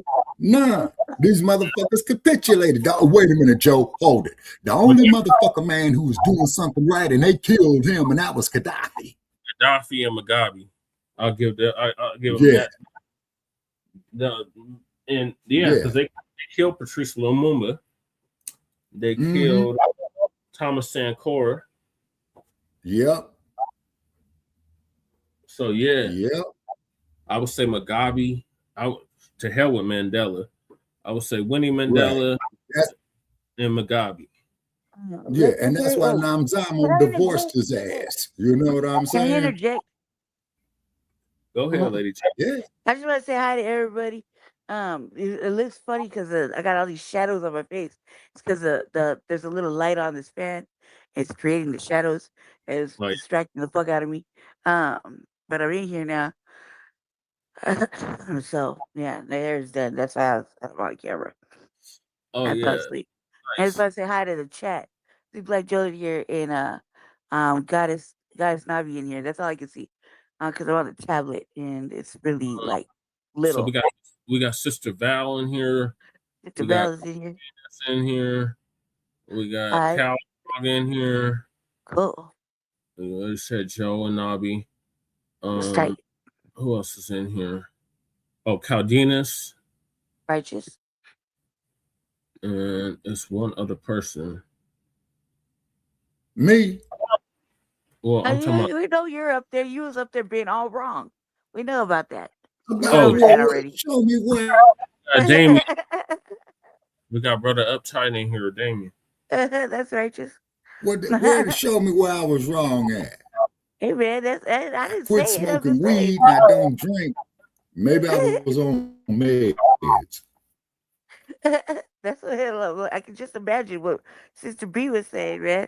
That's how she get down. So you had to be all wrong for her. I was calling Lady Che. See what's going on, Jesus. That Who's fire going water, on? man. Bianca. He was up here being all wrong. Oh shit. Oh man, that was supposed to be funny. I was trying to be funny. My sister was cooking. Yeah. Oh, Can y'all hear sounds me good. with the? Can y'all No hear me with the mic with the headphones? A goofball. Yeah, we can hear you. You sound great. We can hear you loud and Yeah, clear. because it's like low and. Yeah, and I might have to switch over to the microphone because I think this Bluetooth is getting ready to die out. Turn it up on your end, Lady Che, and Shabaka charge your Like, headset. turn my music up. Sound like Ailea. Or put your headset Wait a minute. All right, okay, hold on, brother Chuck. Yeah, Yeah, I'm gonna put the headphones headset on, on man. the. No, I'm sorry. I'm gonna put the Headphones is on. I Bluetooth just don't on the like the way charger. Then I'm gonna switch to the headset. Okay, give me a few minutes, y'all. Okay. Well, All right, wait. Well, go ahead and hit this. Go ahead and hit this little amazing hair growth clip. products, including hair growth leave-in conditioner spray, hair growth shampoo, hair growth spray, and hair growth I'm butter. sitting on my bed. I'm starting to sense a theme here. Think And then I can't really see myself because they smell you got it amazing. blocked with the And you comments. can see the results But I for can see it on your the bottom, so scalp. it's all good. So if you're looking I for see all the healthy hair shadows growth moving for on your my face. natural or relaxed hair, try Turf I'm not Hydrator here. today. All right, man. We see you. Insanity. Shalom, family. Good to see you all here. Hope you're doing well. Yeah. Well, we're going to talk again about the Asians, some of them suggesting that Black businesses should be boycotted. Yes, they're trying to say our businesses should be boycotted. And I find that hilarious because we know historically Asians don't buy from Black stores at all, online or even in person. They don't buy from us. You know, that's the one thing they stay on code about. They don't buy from us. So I don't know what kind of boycott that would be, being that you never patronize our businesses, but we have certainly patronized yours. So I don't know what you think the outcome of that's going to be, but I think it's funny. And, you know, you boycotting us really would be ineffective. That's all I'm saying. It would not, it wouldn't have any teeth, man, for real. It wouldn't. So, you know, we also have our people chiming in about that too, how they don't patronize our businesses. They support the communities that they work in. And some of them, you know, there's one man that does respond over that. And he pretty much is just saying, we don't come for no other reason just to make money. It's all about making money, and that's it. So they don't care about our people. They don't care about the community. They don't care about even hiring our people, because many of the Asian business don't hire us. That's another thing. They don't create jobs. Black Magic was hitting somewhere for most of the day. I don't know where the hell she was at. She was somewhere in my apartment. Then she popped up. I was playing some RBL Posse, some Don't Give Me No Bammer Weed, and she just popped up out of nowhere. It was meow, grooving to the music. Yeah.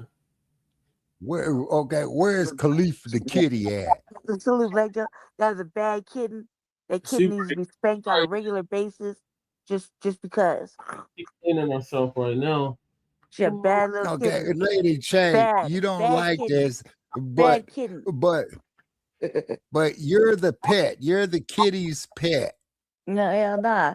That cat is really trying to make me the pet too. And I'm like, no, she all big. I snapped her in the mouth like, she don't bite me, cuz. That's soft paws. What's up with this? Everybody else Now be careful if the kitty goes off into the back leaning stance, Lady Che. That's their attack mode. That's it. She do want to be attacking me. Hey, Magic. There she is. There the kitty. This is Khalifa. Khalifa's. Oh, look, let's try to get that. Khalifa said hi to mommy. Killer Khalifa. Killer Khalifa. Later, she getting pretty. Pretty. She Kitties. I know you probably go. They're all testy there. They're baby. They're all testy. You be one doggy. Come here. Come here, be one dog. Come here. And it's their baby. It's their baby panther. Oh, look. The little vocal black thing. Magic. Magic. You hear Magic. Yeah. Magic. Magic. Let me go, Daddy. Magic. Magic. I want to get on TV. I see you, Magic. See Magic? Magic. Baby? Oh, yeah, Magic. Yeah, Where's Kitty's that bad saying girl? She hooray looking for at me. Hollywood. Magic. God damn, she's bad. You hear she whining and crying and shit? Oh, for no goddamn reason? Magic. She's so feisty, too. She want to fight everybody. Yeah, see? So you got to whoop that ass every time you see her. Mm-hmm. She gets constant spanks. Like, I spank her all the time. She's bad. Yeah, the baby panther. She's a baby. She's going to be a big Black Panther. And she's going to be bad, too, and feisty. So I was like, why is she so fucking feisty? Right. Well, a panther's a defensive fighter, Lady Che. I was like talking to her, like, I'm holding her like a little baby, you know, patting her butt and shit, seeing her, talking to her real low, like, you're so pretty, Black Panther. He was like that. And she's like, rah, rah. And I was like, why the fuck are you so feisty, cuz? Why are you so angry? Like, Jesus Christ, calm the fuck down. She's like, "Rah, rah." Like, oh my fucking God. Is the devil in this motherfucker? Like, no, we don't do that here. You better calm down. Then she gets spanked and then she calms down. So, that's how I work around this bitch. I don't like to be the disciplinary. Why I always gotta be the bad parent. You hear, mommy? You hear, mommy? Meow. Magic. Hey, take her little ass off the table, man. She's bad as hell. She doesn't deserve to be on there like that. I found a cigarette. That's right. She's knocking everything over. All Oh right. yeah, she's bad as hell. Like I'm telling you, I'll be holding her. Like y'all see me. I did it. I was on the camera the other day. I forgot I was on camera. That's how bad it was. I was over there like this. I whooped her. I snapped her in her little mouth. And she bit me. And I was like, why? Like, there's no reason to bite me. I'm talking to her low too, like this. Like, little pretty little baby. Okay, they're defensive fighters, Lady J. I'm like, You smacked why are you the such a little kitty, bit so big Kitty girl? gonna say, Like I that. got some claws for you. I'm What like, you you're hit such me a big for? girl. Talking to her, I'm patting her like a little baby, holding her all nice and cuddling her, like a little baby, rubbing her little hands. I'm like, you're so pretty. And she's like, rah, rah. And I was like, bam, bitch, are you gonna do that? Like, and she make me come out of character. Like I don't even know, man. She make me come out of character. I don't Hey, like that Val. shit. I gotta be the bad parent. Why I gotta be the bad parent? That's Sorry. what I want to know. I thought I said you, Sister Val. I'm sorry if I forgot you. Sister Val's. Yeah, Val was in here. I saw it. I blew it up on the big screen. Yeah, fuck. Yeah, no, he was talking about B. Yeah. Hey, y'all, Asians deal real quick solely on before I let nepotism. Jesse go, Yeah, you we right cannot about give that, Joe. I'm homie's indigenous. brother-in-law Oh and yeah, shit. that. No, she did. Did she show you the picture? Show you a picture of her great granddaddy. Yeah, she did. Motherfucking Taos. Yeah. Yeah, Shabaka. She She saw that Okay, picture Cow because Dog said she he's was gonna all step about off it. for a minute. She was all about it. She got indigenous, aboriginal shit going on in that blood. just She don't give a fuck. She's like, enough. look. Barely to know about RBL posse. So you go into her house, or you go to Sister B's house. All you feel is aboriginal, all kind of shit. But you definitely gonna feel pretty motherfucking safe up in that bitch. Like, but she would protect the whole motherfucking crib. That's how serious it is. Like, if she didn't tell you, every time she get out here, she butt heads with Shabaka, because Shabaka always trying to think you right. But she got the proof and pictures. I am right. Shit, I just talk about what the hell I bring up the lived pictures through. because the pictures show everything. They got nothing but that's her bloodline. You know, they're like Pictures of what? If you want my picture, go to the LA County Jail. It's the one that looks like hell. She That'll got be me. that picture of All them fucked up pictures you her see in great the LA granddaddy. County Jail mug shots like is me. Taos, right? Or Teano or Teani. Like she got the pictures because she's fully indigenous. Like and it's just showing out in her skin. She's just getting prettier and older and shit. She's just showing out. I don't have to be here to know she was giving you that heat. Okay. I have to be here for all that. Yeah, she got my baby getting big. She just ass.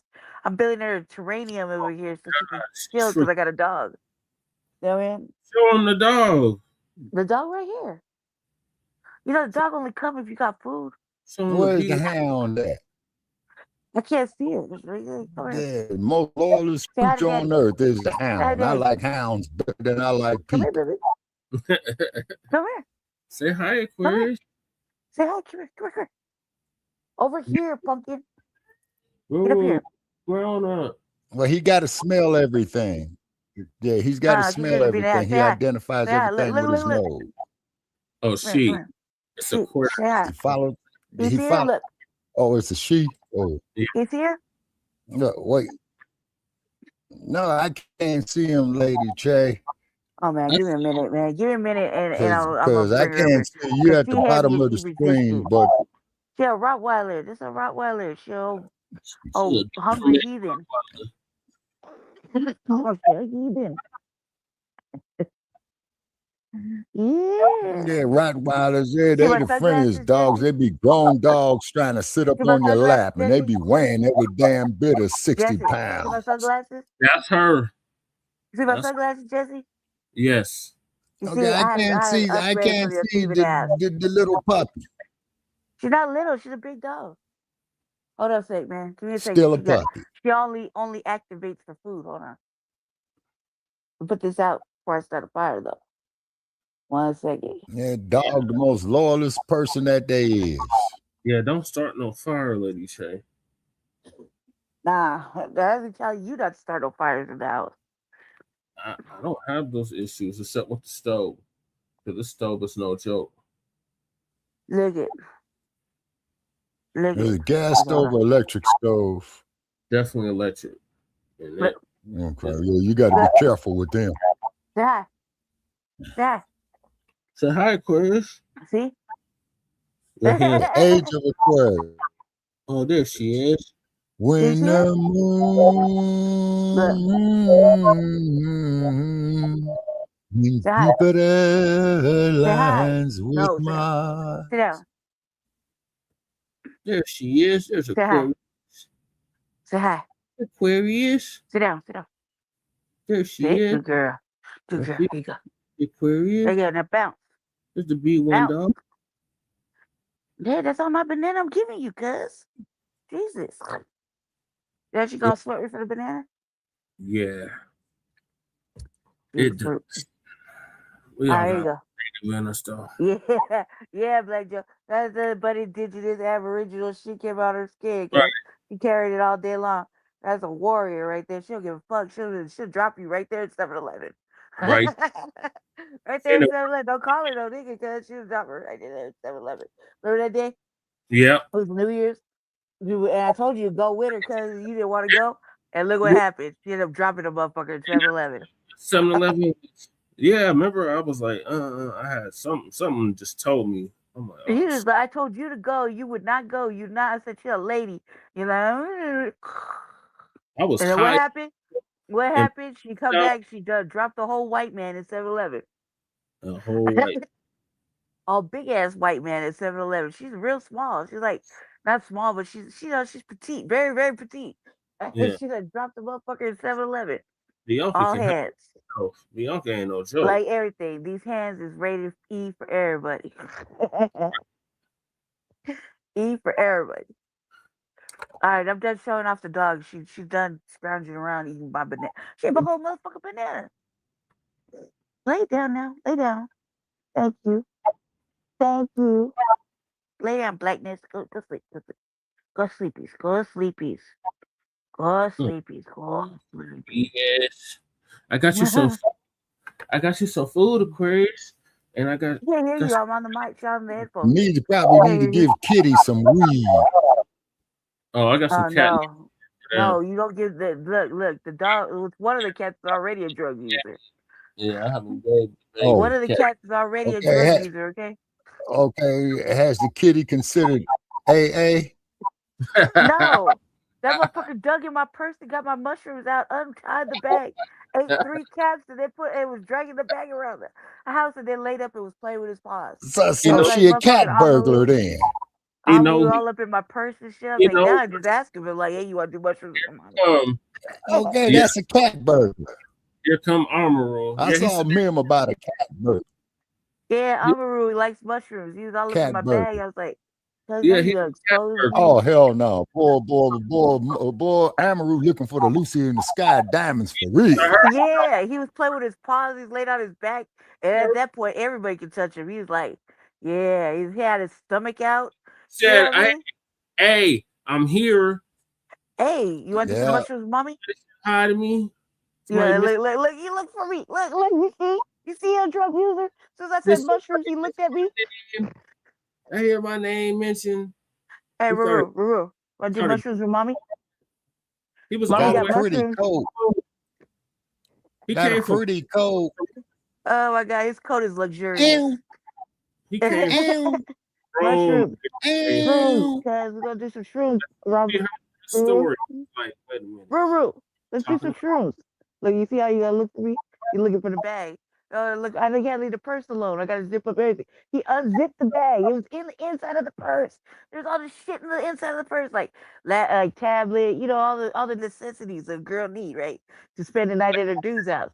He over there just unzipped it, took the bag out. The bag was knotted. It's a Ziploc. It's a little sandwich bag. Knotted up. He unknotted the bag, ate 3 caps, and was dragging the bag in his mouth like he was like gonna share it with the others. And I was like, "What the fuck you doing, Ruru?" Ruru came. I said, "Drop my bird." He dropped my bag. I'm like, "Ruru." I'm over there eating mushrooms and shit. I was like, "Damn, Ruru, you just an ass. Could have been eating mushrooms together. You like them, huh? They taste like chips, right? Like Lay's chips, Yeah. original flavor, right?" Yeah. I was sitting there watching No, him, wait a and minute. I'm Did like, I eat Ruru up laid all on his my back. Lay's chips? He laid on his back with his paws in the air, and he's just like this, Did he come here to Las Vegas and steal all my Lay's chips while I was asleep? He was like this.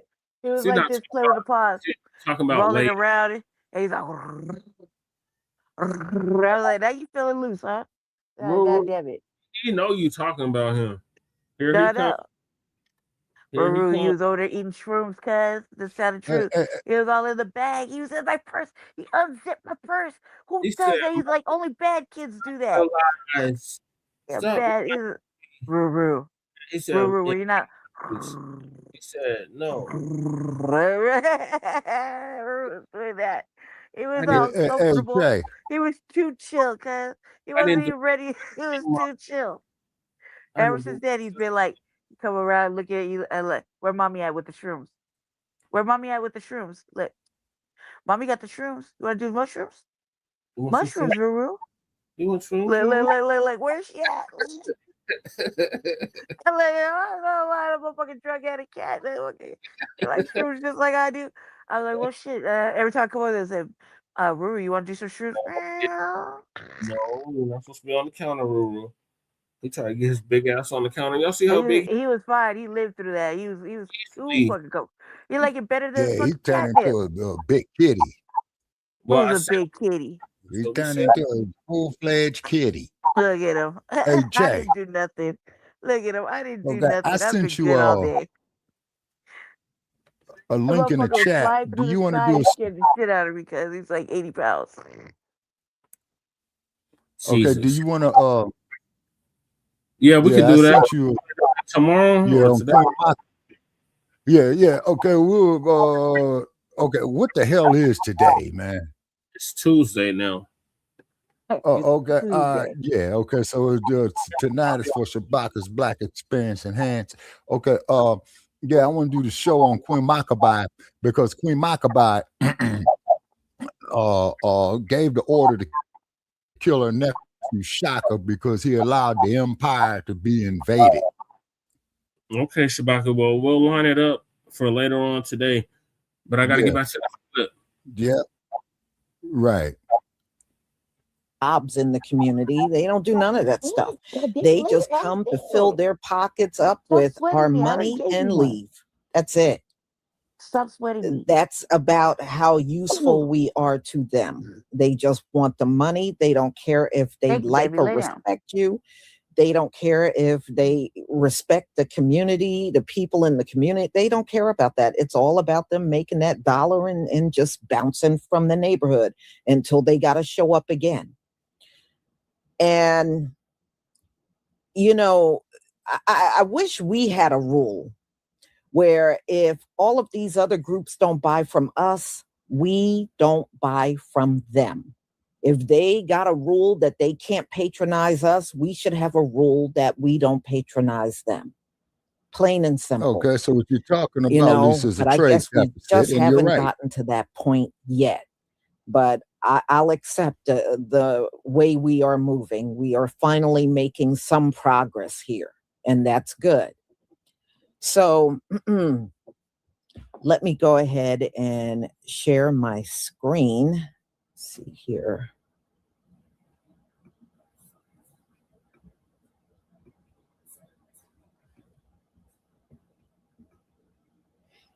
Please give me a 1 if you can see my screen.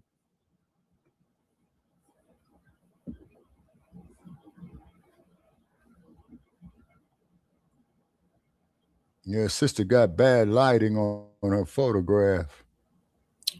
Thank you, everybody.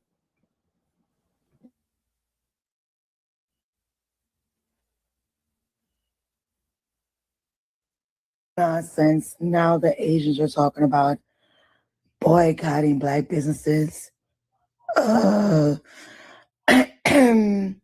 have you ever been in our businesses? You don't even come the fuck in there. But like one creator said, y'all gonna try a boycott, bitch, we blacking y'all out. We gonna take y'all business out the sport. Boycott that. Fuck what you heard. Boycott our businesses. Y'all don't even patronize our businesses. Where's this shit coming from? Oh, I know. I forgot. Oh, bam. You mad because we say we gonna boycott because y'all won't call y'all people wrong when they wrong. Fuck you. Y'all notice Pretty how much. Black people always go get their nails did by the Chinese. They even go to Asian markets sometime. Hell, they definitely go to the Chinese restaurants. You ain't gonna never catch an Asian motherfucker in the hood shopping and supporting a Black business. They don't support us. They'll You're never right. support us. They don't even fucking like us.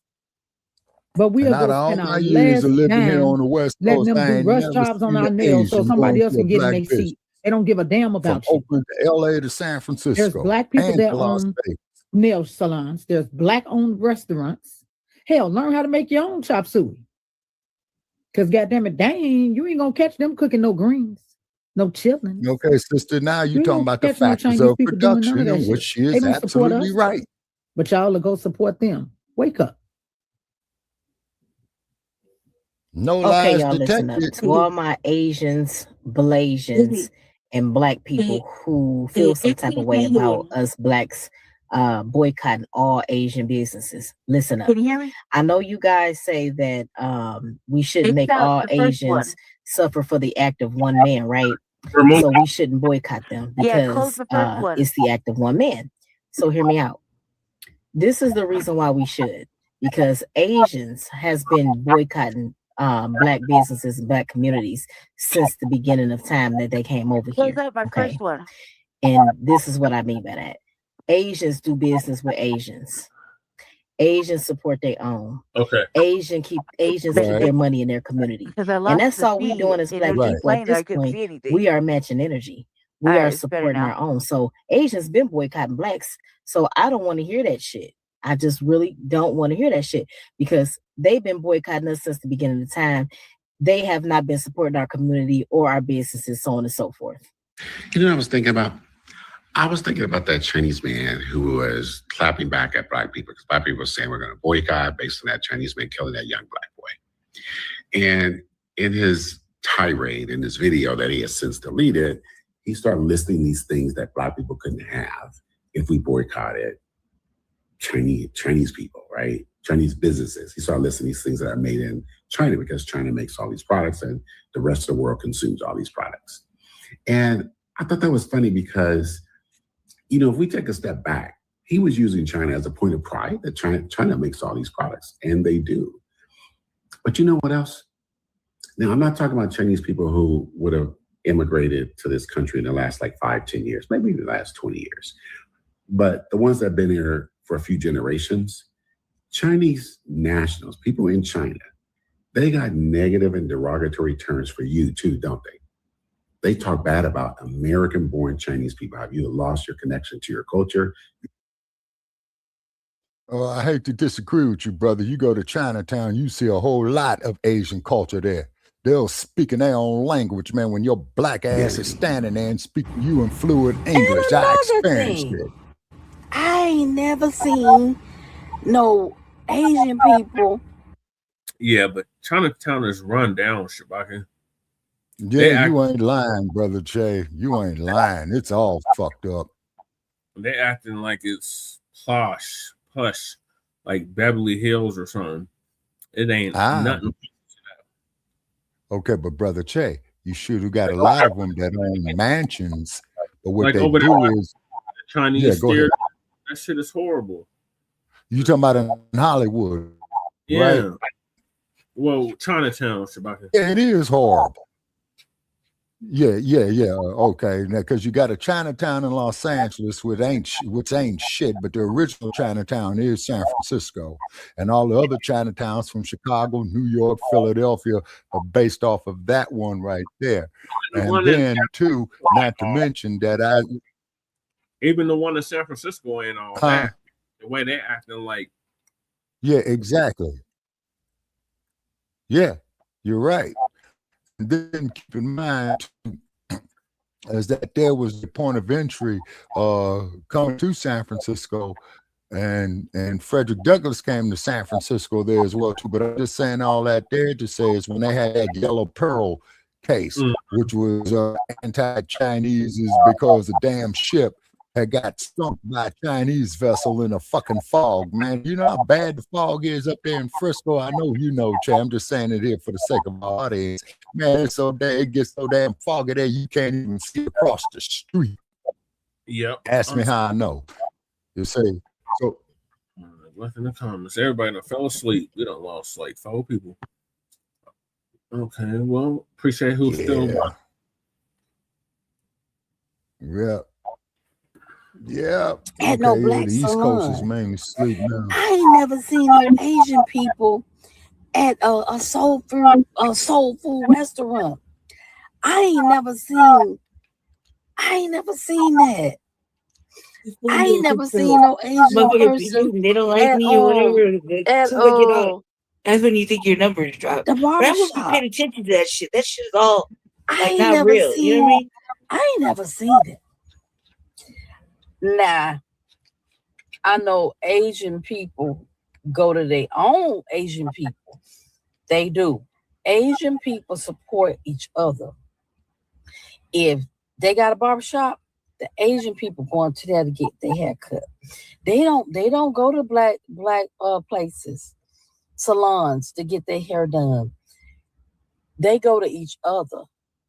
Like I said the other day, I never seen Asians in the nail shop unless they work there. That's funny. I know there's a lot of talk about boycotting Asian businesses, but I'm pushing for more than a boycott. This is a blackout. This needs to be permanent, not just temporary. And so if you are a Black-owned hair supply store, nail technician, create some content now. Create your content now, post it so we can share it and we can support you. Let's lock in. So there's a video going around of an Asian man who I think is a nail tech talking about y'all can boycott. We don't need Black people. We don't need y'all business. We have other businesses and we have college degrees. And we have businesses in white neighborhoods. We don't need y'all business. Now, mind you, we're like, okay, then get the fuck out. Right? Why are you fighting to stay with the people who don't want you if you don't actually need us? Close that motherfucker down, pack up shop, and head your asses across the red line. That's number fucking 1. Number fucking 2. I'm 37 years old, right? And I have been alive for all of the latest trends and things that Black women were doing. I know for a fact, and there's not a single Asian person who can say I'm lying. I know for a fact that y'all haven't done shit but jack trends and innovation from Black women. Yep. I know for a fucking fact. When Black women started doing the chunky earrings, right? It was like it was a hoop earring, y'all. Y'all may remember it was a hoop earring with like the different beads and stuff on the bottom of them. Y'all seen Black girls buying them from Black women who were selling them out their trunks, okay, out their cars, out their houses, at their pop-up shops, and y'all shipped that idea straight to fucking China. And then y'all started selling them at a lower price. The girls were selling the hoop earrings for about $10. The bodycon suits. There were girls who were stitching and making them and selling them at the strip clubs. Y'all know what I'm talking about? The 2-piece bodycon suits. And y'all seen that shit, seen us walking around with them, and y'all shipped that idea straight to fucking China, had them make them and bring them back over here. Okay? All of our fucking nail trends. Okay? Y'all would see it blow up that a Black woman was doing them, because yes, we been had nail techs. We been had fucking nail techs. A Black woman fucking did it and innovated that style, and y'all would hurry up and learn how to do it, and then y'all would be doing it in your shops for a lower price because the Black woman was charging more to do it, and it wasn't as accessible because there was only a few who knew how to do it. A couple of years younger. When it comes to the hair industry, I remember before y'all started making lace closures, manufacturing lace closures, there were Black women who were making lace closures by hand. By hand. All Before that y'all shit. started manufacturing 27 pieces, there were Black women who would buy the full length hair, and they would cut them into the haircut.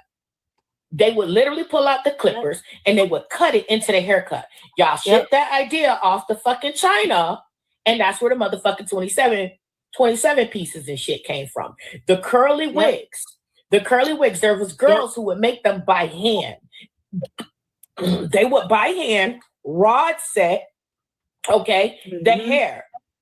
And they would cut it off the track, they would rod set it, and then they would stitch the hair into those nets, into the wig cap nets, and then boom, that's a curly wig. And then y'all shipped that idea off to China, and y'all started manufacturing. Motherfuckers, y'all bitches ain't did shit but sit in our community and jack our creativity this whole fucking time. Yep. I want y'all to come say I'm lying. Call your mammy. That's Call your why you stank rock gotta take coochie ass copyright mammy rights and out, bring her ass sister. in here to say if I'm lying. We got some chick. Say I'm lying. Bring your long face, slack faced ass uncle and pappy, and bring them in here to say if I'm lying. Y'all ain't did shit but swagger jack us for decades. Eat off the culture. For decades. Yep. And y'all Including your music actually and everything. Well, as we destroyed Black said in businesses. South Central, The it's man called wants to sit getting up your here and head say, bumped. "Oh, why y'all don't start your own businesses?" Every single one of these ladies who were selling their stuff, who were selling their stuff out of their house, out of their salons. Y'all shut their fucking businesses down because you're manufacturing the shit with cheap fucking quality and machines. And that young lady was doing it by hand. Y'all some lazy motherfuckers, to be honest. And it's so crazy how every time we turn around, there's an immigrant group who says, "Oh, y'all won't survive without us." Trump didn't think so. He started deporting y'all fuck asses anyway. And the world still went on. Did it not? Did it not? Because I see people working at the city I'm in, they got so much motherfucking construction. Guess who I see out there? White men and Black men. I still see a few Latinos out there, but there's a lot more white men and Black men out there. What y'all Well, have what to city understand you is y'all in, ain't sis? shit but a cog in the system. The world will go on. The world will go on. Okay? Don't overestimate your fucking value in this country. Okay? Just like with the railroads. The Chinese did not do all the railroads. Black men did the railroads in the South. The Southern Pacific. Black men The did the Southern railroads. Pacific, Black and that's men what I did was telling you, 75% Trey, of the with fucking railroads. CNN Y'all the did show on the other 25% night. and want to keep running with that fucking narrative. Yep. I remember. And want to keep running with that fucking narrative. Okay? Y'all keep Yeah, on that's where playing the and y'all legend gonna of have a John whole Henry bigger comes problem than y'all from the got. Southern It's gonna go Pacific past the Railroad, boycott, not the and it's gonna Union go to us Pacific. lobbying for them to bring back that Chinese Because exclusion they didn't act, hire since y'all Black forgot people where for the the fuck y'all Union came Pacific from. Railroad. Have a good day. Asian businesses don't give back to the Black community. I hear this talking point a lot, but to be fair, does any business give back to the community? No. This is what I think about a business. What in the fuck is he talking about? They're talking about any of their businesses give back to the Black community, and Yes, they don't. there are businesses that give back to the community. When I was growing up, the local businesses, whenever we would have a block party, they would donate food Yeah. and even come and serve some of the things they would serve out of their shop and give us vouchers for discounts. I remember that. Yeah. I barely. All right. Or if we had some kind of event, the business owners, especially the ones that serve food, they would come because that's how you drum up business. You serve your food, you let people know where your shop is, and they end up ultimately getting It's more called a customers. So yes, business there mixer, are Lisa. businesses That's that what will we call a offer business mixer. scholarships also within the community to the school kids. So yes, there are businesses that give back, idiot. You just don't do it because you motherfuckers are greedy. Yep. That's why you don't. Damn, But let's Lisa. go on. Yeah, Wow, Lisa. I never thought I'd hear you say that. You must have been listening to me. This to make money. Don't get it twisted, y'all. Lisa won't bring that New Jersey out at the most appropriate time. It's about supply and demand. They supply the demand and they make money from it. Some make a lot of money. Okay, man, some barely get by, and some that's don't make money. macroeconomics 101. But is it also their obligation to give back to the community? I live by a Walmart and Target, and I don't remember a time they gave back to me. Like, are you saying they should support the local Little League team or something? Yeah, some businesses have like community programs, scholarships, but I'm not really fooled by that. I don't think they really care about the community. These are just marketing ploys, so it looks like they care about the community to get more people to come to their business. The only company I think that cares about the community is Costco because they keep hot dogs at $1.50. So personally, I don't think this is an Asian issue. Well, Costco's a So let's membership just take the store, word sir. Asian out of it. Is it See, the that's the obligation part of he didn't any tell you. It's business a to membership give back to the store. community? It's a segmented market. I personally don't think so. Right. So I posted a video about boycotting Asian businesses. What does it do? And what is like the end game? A lot of Black people want to go support Black businesses. I think that's great, honestly. There are many groups of people who've immigrated to the States, did not have many opportunities, so they've band together and created their own opportunities and now are doing pretty well for themselves. A lot of people have suggested if Asian people want this to stop, then they should start supporting Black businesses. I just want to put this out there. I personally don't shop somewhere because I'm supporting a certain ethnicity. I'm Korean, and yes, I'm going to a Korean grocery store to buy Korean items. But I'm not necessarily shopping there because they are a Korean-owned business. They just sell the things that I need. And everything else, I shop at You're talking Costco. about supply and demand. I typically look at 3 things when I shop. Is the Okay. quality good? Is it One. cheap? And is it convenient for me? And Okay, personally, 2 for and me, 3. I do shop at some Black He needs businesses. a better he I needs be a in better that Black-owned definition of cheap. restaurants, and I consume Right. Black entertainment like sports, music, movies. And to educate myself because I love Black people and I my love all man, if it people, wasn't for I've Black gone to entertainment, African that American goddamn museums institution of Hollywood wouldn't and exist. learned some of And the neither history. would And I'm this very out appreciative here of in the Las civil rights Vegas. movements that paved the way to allow Asian people to even come to the United States. But that's me personally. I don't think the average Okay, Lady Che. like first generation Asian immigrant is thinking about any of that. When they buy products, I think they are just buying things that they need.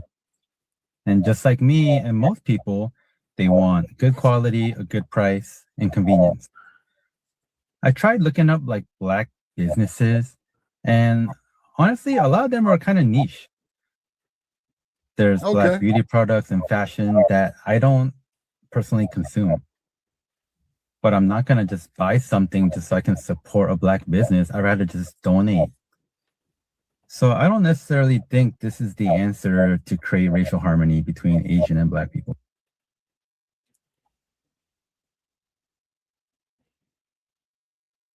Okay, so when do y'all donate? Right. Y'all don't donate either. He's full of shit. Oh, I don't have no need to buy that, but we do donate. No, they don't. They don't donate either, y'all. They do nothing but a big old money grab within the community and leave. Yep. That's all they do. All right, I'm gonna have to go past this one because it has no sound.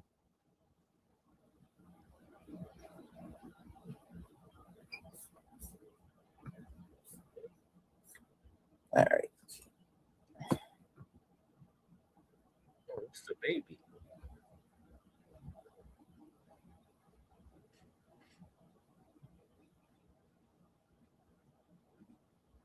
Okay. So what's this nonsense? Okay.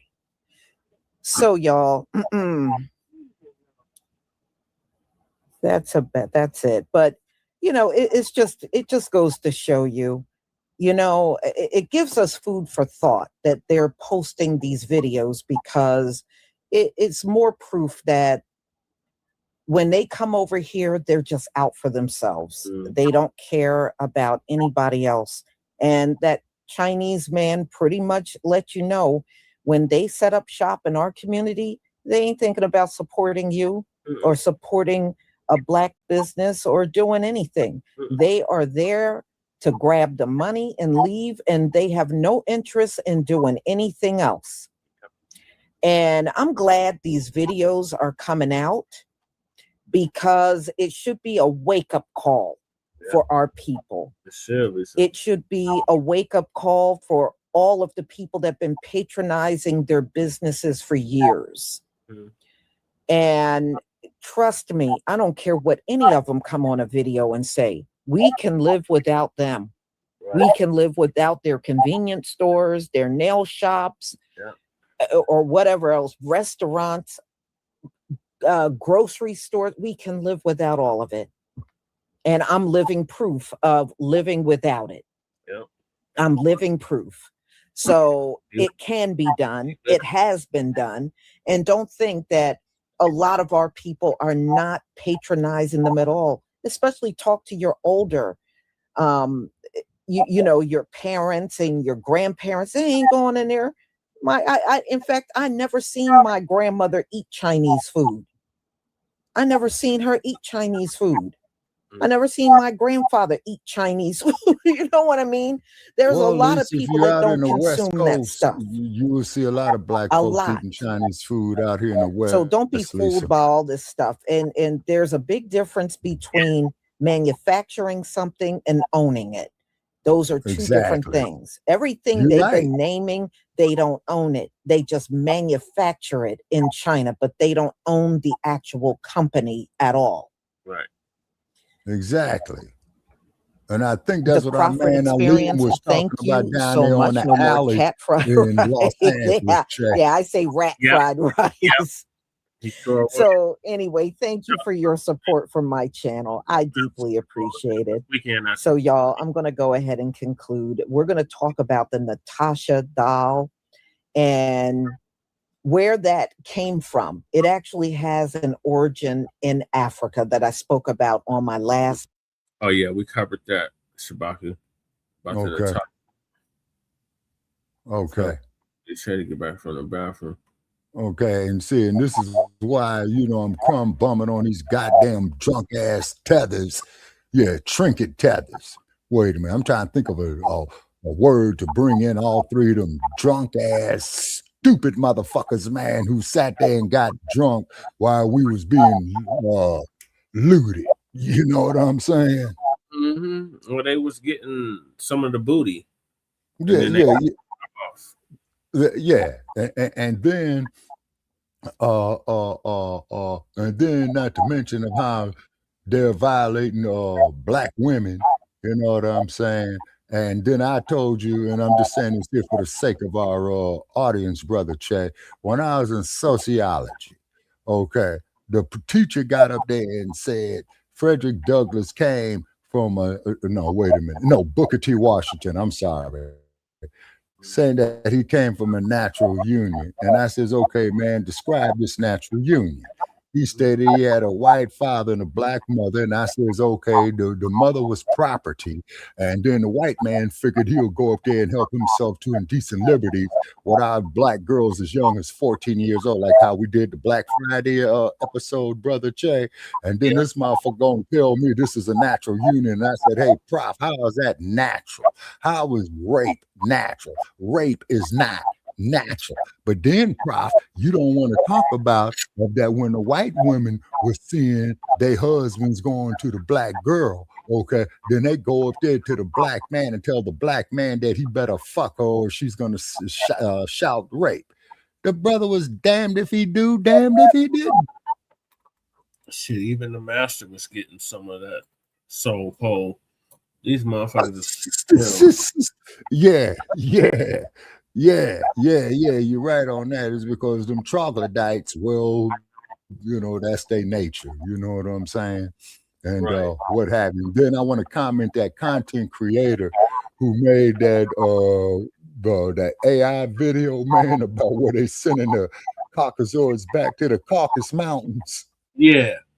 If you could pull that up, man, give that brother his credit on it, man. He need to show that one right there. But then again, we got to use discretion so we don't get shadow banned. You violate community standards and that bullshit. You know, shadow banning us tonight. But shout out to the family that came through. I'm to the next topic. I was trying to wait for Lady Che to get back from the bathroom, and it looks like it's gonna be a long one. Okay, so we've been on 4 hours now. Okay. So the next one is about these Asians scamming, trying to say that their businesses are black owned. Oh yeah, I told you that, brother Che. They tried that bullshit there in '92 as well too. A lot of the brothers didn't go for it. Right. This is a black owned business, knowing goddamn well.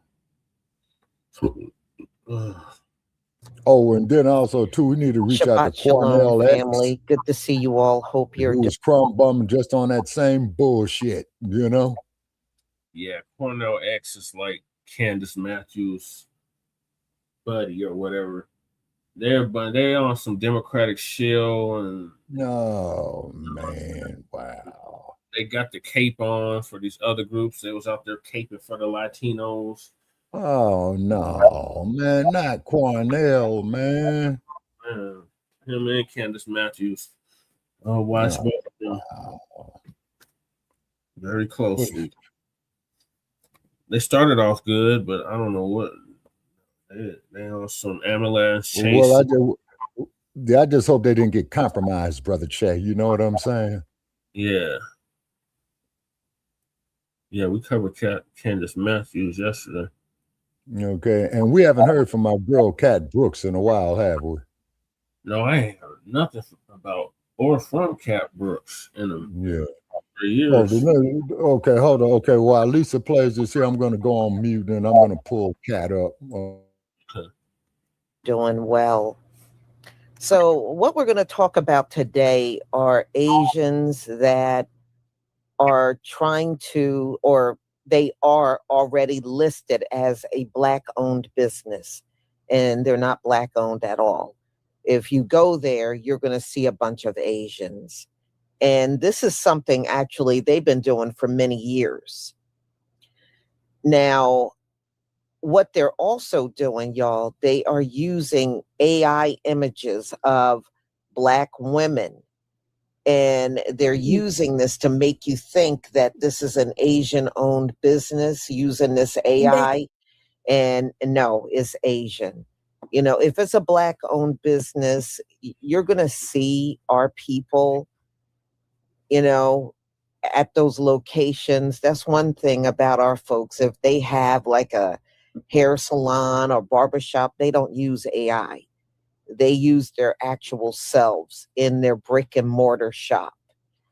So if you see AI, it is more than likely an Asian. So they're using AI. Somebody else had reported that when they walked into a shop, they are now hiring Africans. So you'll see Africans up front. So as soon as you walk in, you think, oh, this must be a Black-owned beauty store. It's not. They just hired those Africans to get you to go in there and spend your money believing that they own the shop, and they don't own the shop at all. The Asians still own the shop. They're just using the Africans. So that is going on. You know, they're trying all kinds of trickeries. They're listed as Black-owned. So if you pulled up Black-owned businesses, you're just going to have to do a lot of research to make sure you're not dealing with an Asian. So y'all, I'm going to go ahead and share my screen. Please give me a 1 if you can see my screen.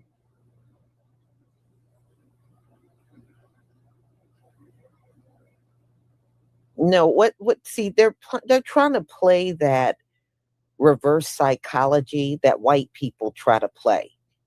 You know, they're trying to make you believe they don't need us. They don't need anything. We need them.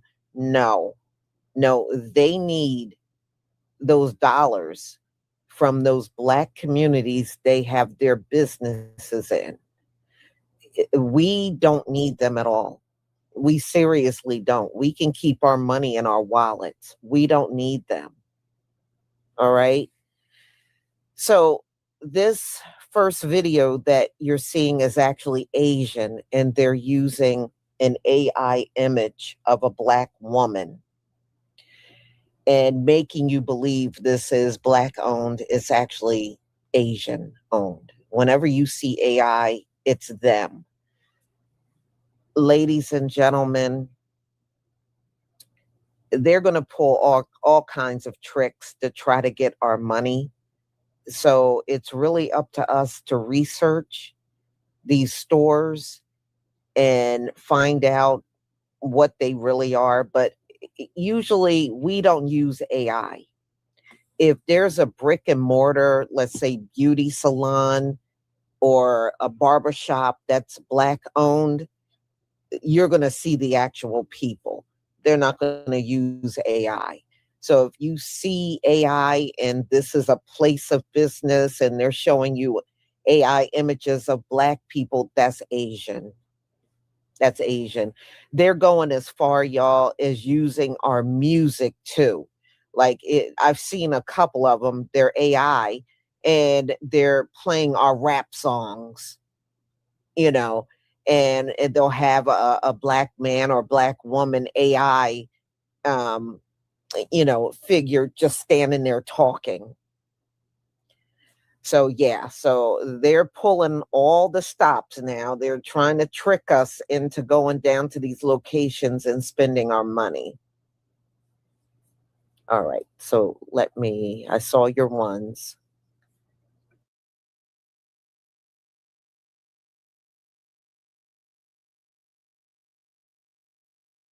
So apparently Chinese-owned companies are creating fake Black entrepreneurs to sell fake Black-owned products, and they're using AI to do it.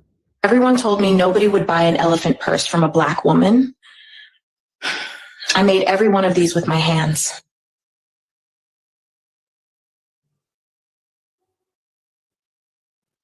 This is not a real person. Here's another one. I design leather cowboy hats. Wait, are you serious? You design hats? Every detail. I pick the leather, choose the hardware, design the whole look. Like this one right here. I designed this. Oh, wow, that is beautiful. This is AI. Again, this is not a real person. I did the research. These people do not have a name. They do not exist. This is AI. The worst part is when I see these videos, I look in the comments and I see very conscious Black supporters who are saying they're going to buy it, or some saying they already bought it. They have no idea that they've been conned. Hey, Black Americans, have you noticed that throughout this Asian shop owner boycott that we got going on, you got a bunch of Asians popping up saying, wait a minute, Rick Chow, he's not the same type of Asian that I am. I'm Japanese, I'm Cambodian, I'm Vietnamese, I'm all this stuff. Interesting, but you told us that we were just Black. That I was the same as a Haitian or a Jamaican, that I don't have my own separate lineage group, my own ethnic identity. You know, whenever you mention reparations, you'll get white people saying, well, I'm part Native, so and you shouldn't get it. Well, you're part of the tribes who own Black slaves. I was part of a different tribe. Or you get them saying, well, I'm Irish. And they mentioned that whole Irish slave bullshit. So every other group out there can we distinguish addressed that themselves shit. by ethnicity. But suddenly, when it comes to Black Americans, we can't. No. Either you respect my damn ethnicity or I hold you all in the same group. Pick one. Please don't buy a Ralph Lauren bag. Not until you see what a Black goth woman made instead. Someone told me nobody would buy an elephant purse from a Black woman.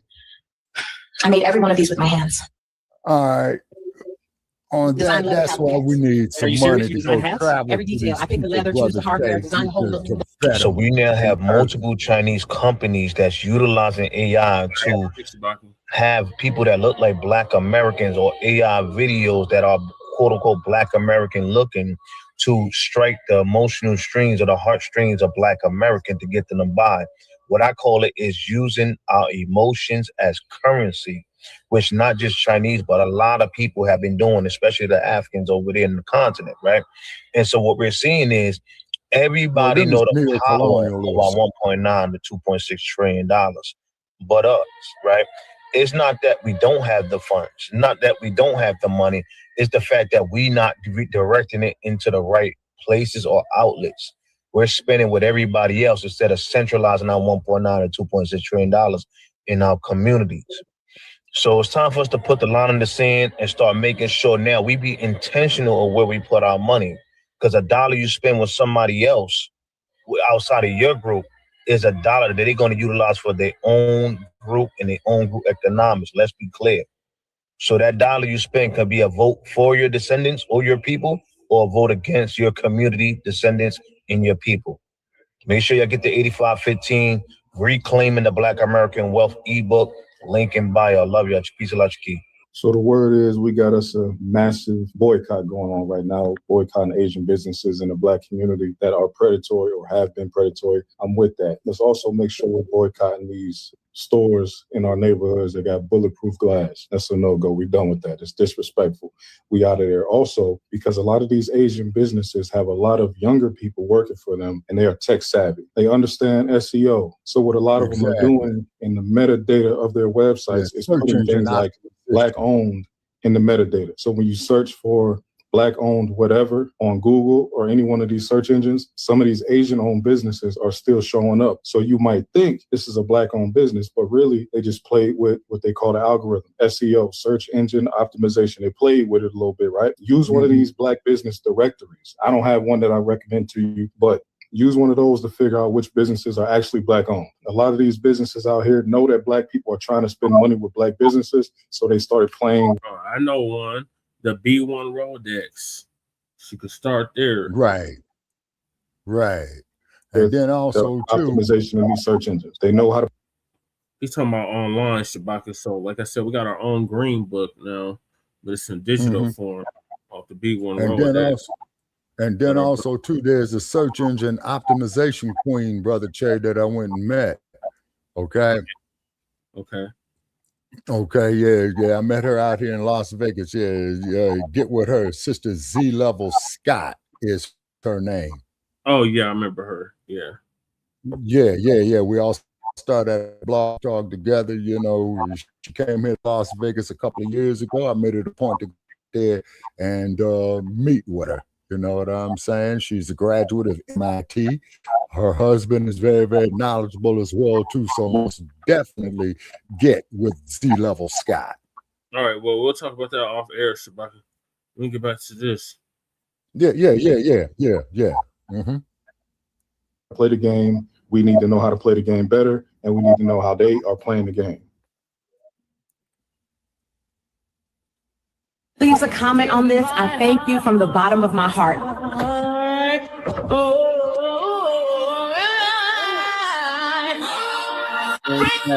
Okay, so Please don't scroll. you got to get the copyright. I just want to show you guys my culture bags.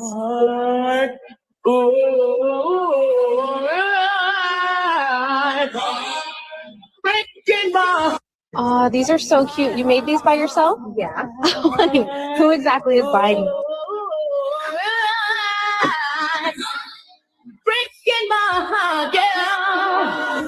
These are so cute. You made these?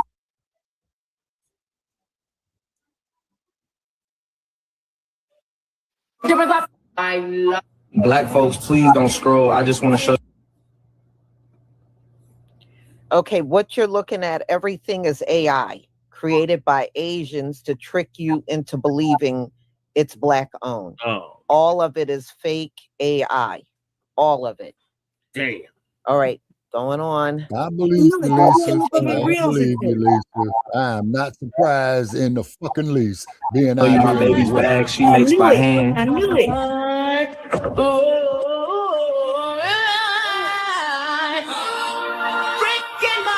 And actually, the Black folks, motherfuckers please don't scroll. Child. So the belong in non-black jail. businesses have been getting real crafty since we said that we were going to boycott. And what they're doing is they're changing their profile pages and creating other pages to signify that they're Black when they're really not.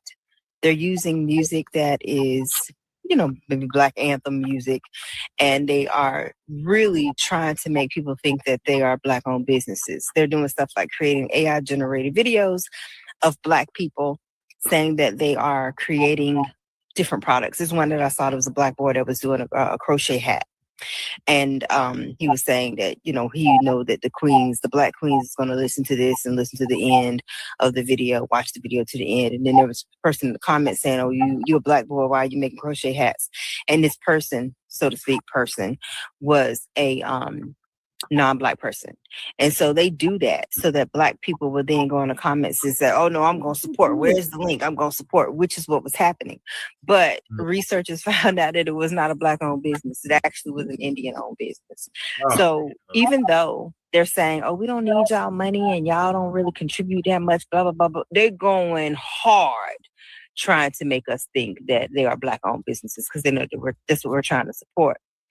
And it just lets you know that they do need our money. So what I would suggest is not, if it's a new business, it's a new company, especially on TikTok. Oh my God, they are infiltrating TikTok like crazy.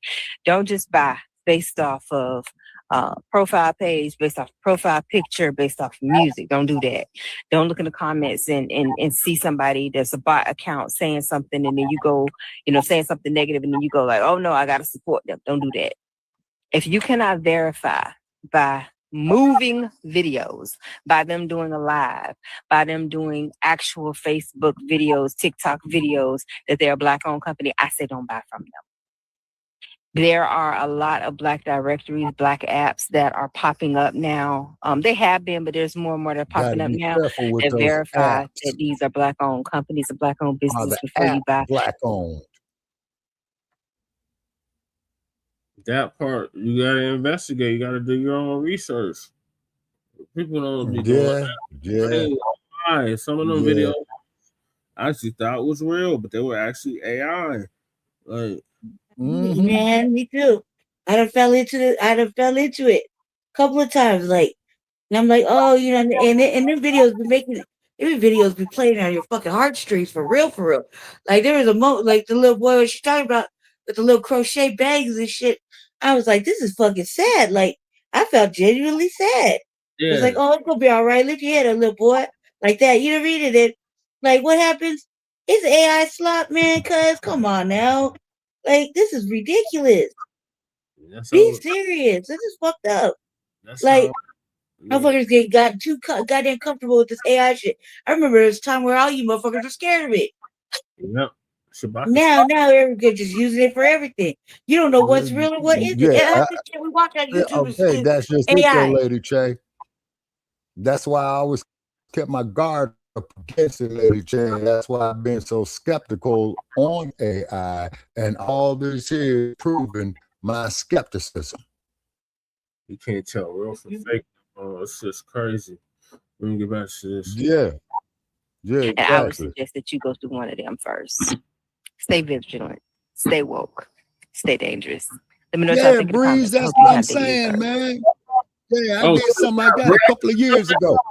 Oh Lord, let me drop the link. Here's your daily reminder Yeah, that come on up, Breeze. one, you should be in Target. 2, you need to be doing your due diligence on the whole Please, guys, go home. blackout. We're not calling it a boycott because it's not a boycott. It's a blackout. It It's was a pretty going forever out this late change at in night. our spending Are you habits supposed to be at and home? putting our own money back Bree into said he's heading to our work. communities as we should. Yeah. I'm actually you sitting going out this outside late? waiting for my appointment Don't you got work in the for morning? another Black-owned service, baby. So I'm about to go in. Of course, y'all gonna see it later. But if the black dollar did not matter to you guys, to a lot of people, why are now so many different businesses popping up with black people pushed to the forefront of their business? They changing the Instagrams and the TikToks and the YouTube pictures to black, That's why I playing the said black music fucking in the background. Yep. Do Yep. your due diligence on businesses before you purchase anything. They are using a lot of AI. You know, that's rampant, period, right now. Do your due diligence, okay? Yeah. And find out for sure before you spend your money. If a company can't reach out to you, if you can't see their website, if they're not doing live, they're not posting live videos, or they're the person that owns them is not, doing the marketing, and they ain't us, something is not clean in the buttermilk. So do your due diligence. Stay out of Target and put your money back in your community. You right. And the last thing I got from Target, Che, before the boycott came on, man, was that terabyte you told me about. Right. That reminded me of something. And that terabyte, and that terabyte still got 91% of space on it. So I'm gonna be using the terabyte as damn boy, you always make an old nigga work hard, man. Shit. But it's worth it. But it's worth it. The library is worth the information, Shabaki.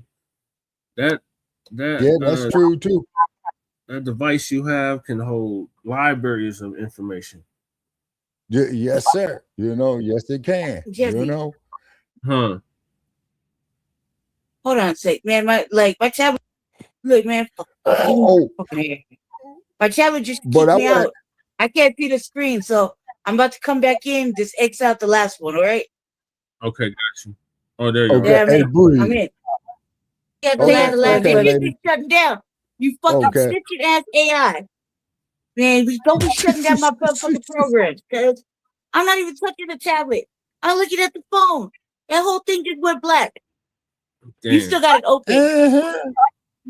X out the last one, Jesse. I just did. Then why is it echoing? Okay, now. It's not echoing now. All right, it's good. It's good now. Okay, cool. All right, bet. That you was telling Breeze to get up here. Breeze. Okay, now Breeze. On his way to work. Oh, see? Okay, I knew you was on your way to you're work. absolutely right. You were out way too late, buddy. To the fingers and the feet. Now, another thing that I check out too, Breeze, in addition to what you're saying right there, is the shadows, the lighting, and the time of day of where they're at. You see what I'm saying? Yeah. I just look for the live. Like, the live feeds are always the best ones. But if you want to see a motherfucker live, then you know that they are a real person. You know what I mean? But some of these ads, like, I've been fooled by these ads for real. You gotta be careful with them lives. Remember what happened to this motherfucker up here on Las Vegas Boulevard, Lady Che, who was doing all that? Yeah, but they was doing a lot of that dude was doing a lot of whooping because no, he was doing a lot of shit talking prior to, you know what I mean? There's a lot of things in the background that had nothing to do with us. So, like, he did that was all them. Like, but with us, like, for example, like when I just was on camera a minute ago, I got all these shadows across my face because the fan has a little light on it.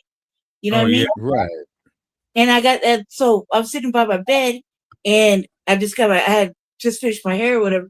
I fell asleep, woke up, got on the show. But I had put on the fan. My lives off camera. I had put on the fan, so the fan was already on. But I turned on the light on the fan so that everybody could see me. And it's emulating a lot of little shadows, little dark shadows. You know what I mean? But you can see me moving around. You know it's me. But there's sometimes where you will watch AI videos and you can't tell that brother ain't a brother. Look at Sherika. Lee Shaker, that's a whole AI person. Well, it says AI wire, like that's AI, but Okay, but here's one for y'all. You can't. Now here's one that y'all gonna laugh at for real. And what This Uncle Phil say? motherfucker. Uncle Phil say he making music with Sherika. He making music with AI, basically. Yeah. Yep. And then what about the motherfucker who came up here AI is talking about? Then we really but hold on, though, y'all. Y'all gonna love this one. What about now? Everybody gets fooled by AI once in a while. Now here's one for what about the motherfucker that there was in a damn dating site and he fell in love with this broad to find out it was all AI.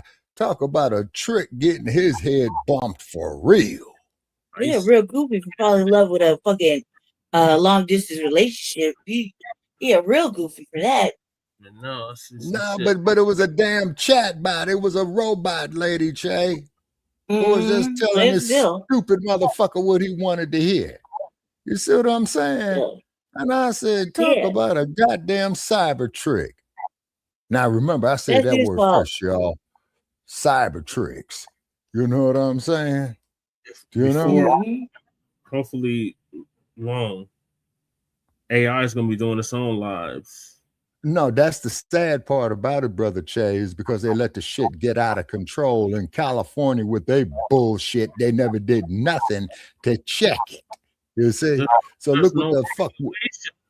There's no regulation. There's no regulation. Yeah, exactly. You see what I'm saying? Exactly. Adapting.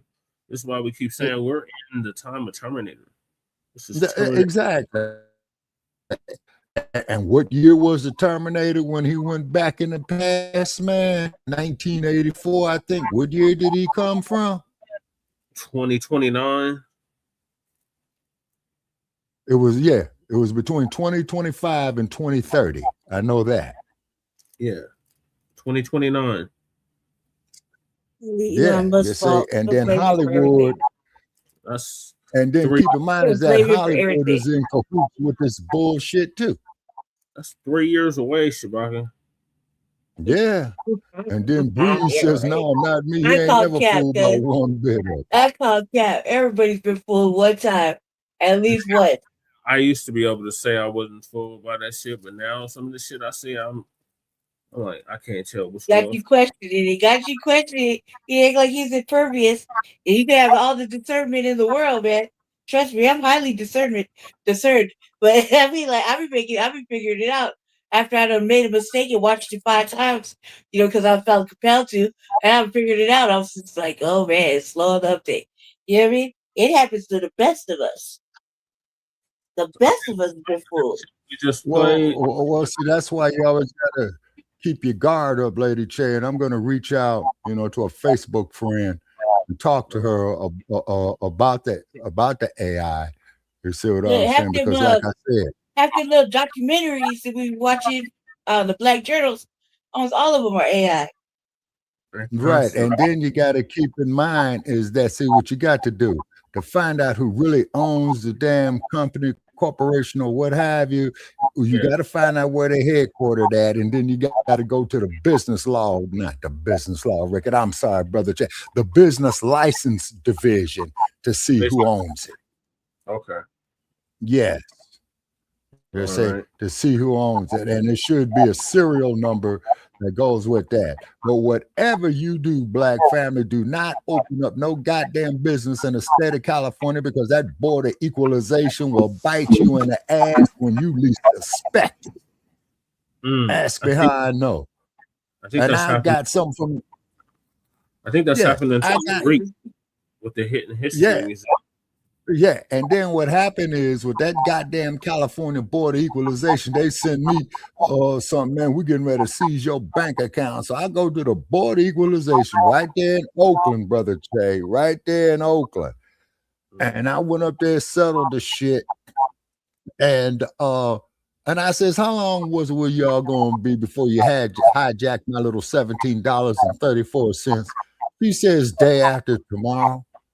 But this killed it. Yeah. So she says, yeah, you did right. You to come in, and the sister who worked there, she took the time, explained it to me, and keep in mind that there's a lot of fuckery in that bullshit. Now, when you go to the alley in Los Angeles, okay, when you go to those wholesalers in Los Angeles, the first thing they want to see, where's your border equalization permit? You see what I mean? Yeah. We're not in Los Angeles. No, Lady Che. You got people from but Lady Che, you got people from all over the country that go to the alley. You see what I'm saying? And right, for but you we're to here. get We're that, like that's not gonna help us eat. Like right now, like we're here and everybody's all spread out. okay, but that's You see just what I'm it though, Lady Che. The border equalization is gonna ask you where you at. They don't give a fuck if you're on fucking Mars. You know what I'm saying? And then they will get your ass. Ask me how I know, and I shortstop the motherfuckers. Okay, now Breeze say there is no AI that looks that good. I'm sorry if you can be fooled by AI. You must think Tubi TV is full of good movies. I'm sorry, it's not. Yeah, you're right, man. I don't even fuck with Tubi TV. I accidentally man. watched the Tubi movie the other day, and I was like, "Oh my god, no!" And as soon as I figured it out, I was like, "Oh no, Tubi done got the girl on the fucking bootleg." Yeah. Yeah, see, but keep in mind, y'all, is that Hollywood is a very, very powerful institution. Why the hell you think when Tyler Perry went to go to Paramount, they told him the same thing, be United Airlines told Robert Johnson, nigga, you ain't running shit here, period. I don't even think they goddamn meeting, man, last 10 minutes. See? You know? So you got to be careful with this stuff, is because we are in the era of trillionaires. Trillionaires means is that you own the whole goddamn industry from R&D to getting the raw materials to the final product. At first, they used to be able to have to slice those businesses up, you see, you know? And what these motherfuckers is doing now is putting it under one roof like Stinky Bird. You see? Yep. We just seen that with Paramount buying Warner. Yeah. Yeah. It was Paramount and Warner Brothers. See, the big three of Hollywood people, Paramount, Warner Brothers, Universal. Okay. Excuse the expression, they ain't gonna let a nigga come in there and control shit. Sorry, y'all. The hotspot died. I'm back. Oh, okay. All righty. I'm gonna move and to the then next. Let me check my hotspot too. Lady yeah, Che, go ahead, brother Che. did you say what you wanted to say on this last topic? I said everything I want to say. I've been fooled a couple times by it. As I'm watching reels or shorts on Facebook or whatever, YouTube. I watch the shorts sometimes when I'm bored, and I've been fooled. Like, it becomes kind of ridiculous knowing that AI made a fool out of you. You know what I mean? When you over there feeling sorry for a situation because you seen it come up on a reel, you're like, God damn, man, ain't nobody buy the little boy crochet hats.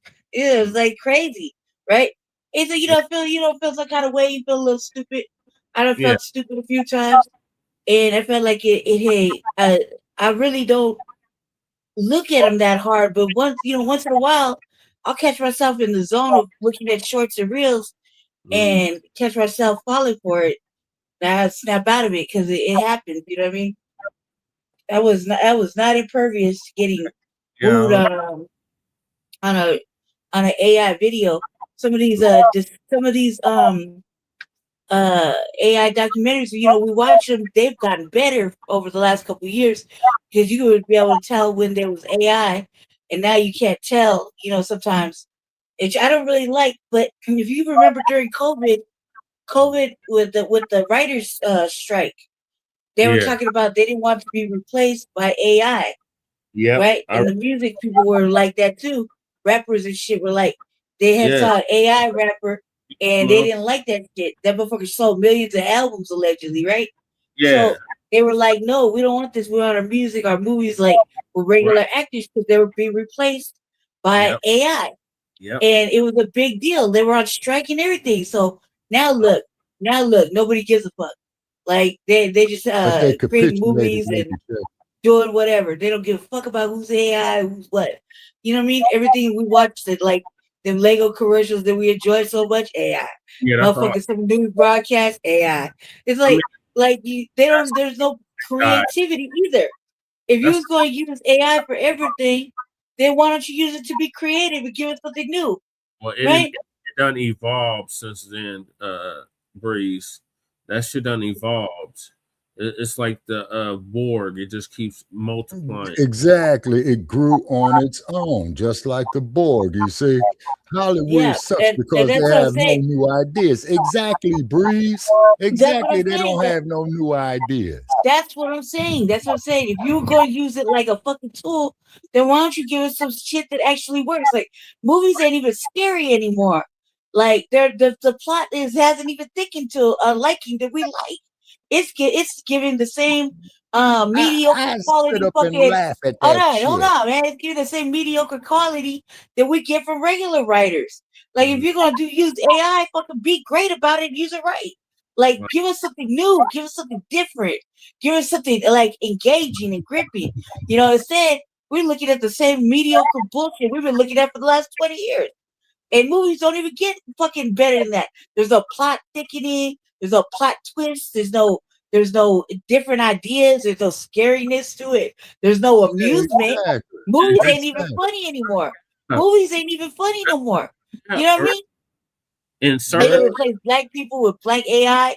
Like, come on, cuz like the movies are there's no mystery. There's no fucking psychological twist. There's no horror. There's no nothing that will scare a motherfucker out their pants. They sit there like, you're shook. No, not anymore. Not you anymore. And I figure if you're gonna use this shit, use it and actually be creative.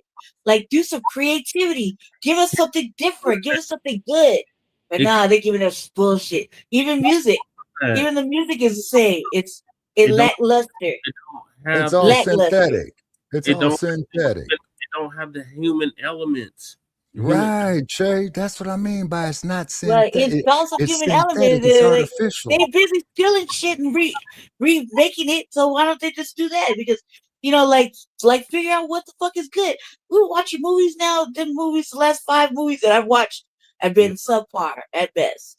At best. At best. Okay. I give you 3 movies that Universal Studios made in early Hollywood that they still are capitalizing on today with new shit. That's Dracula, Frankenstein, and the Wolfman. And the Wolfman. They ain't done a Wolfman movie in a minute. When the last time they did a Wolfman movie? Last year. They did one last year? Yeah, they got one out this year too.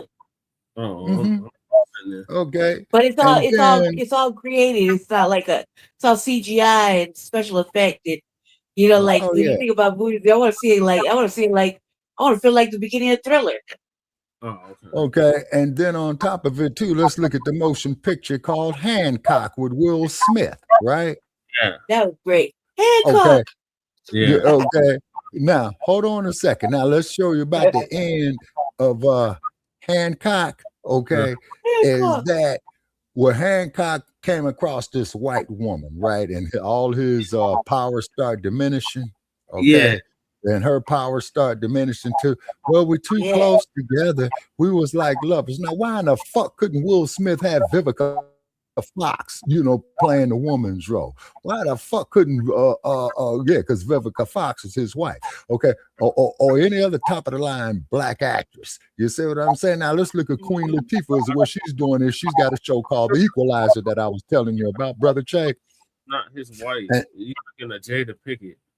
But yeah, the great. Yeah. Okay. Hold on, brother. Yeah, I do stand corrected. Okay, Jada Pinkett is Will Smith's wife. No disrespect, Mr. and Mrs. Will Smith. Okay, but Latifah, who's producing this show called The Equalizer, and her line is, "I'm the motherfucker you call when you can't call nobody else." Right. You see what I'm saying? Make some more powerful shit like that. You see what I'm saying?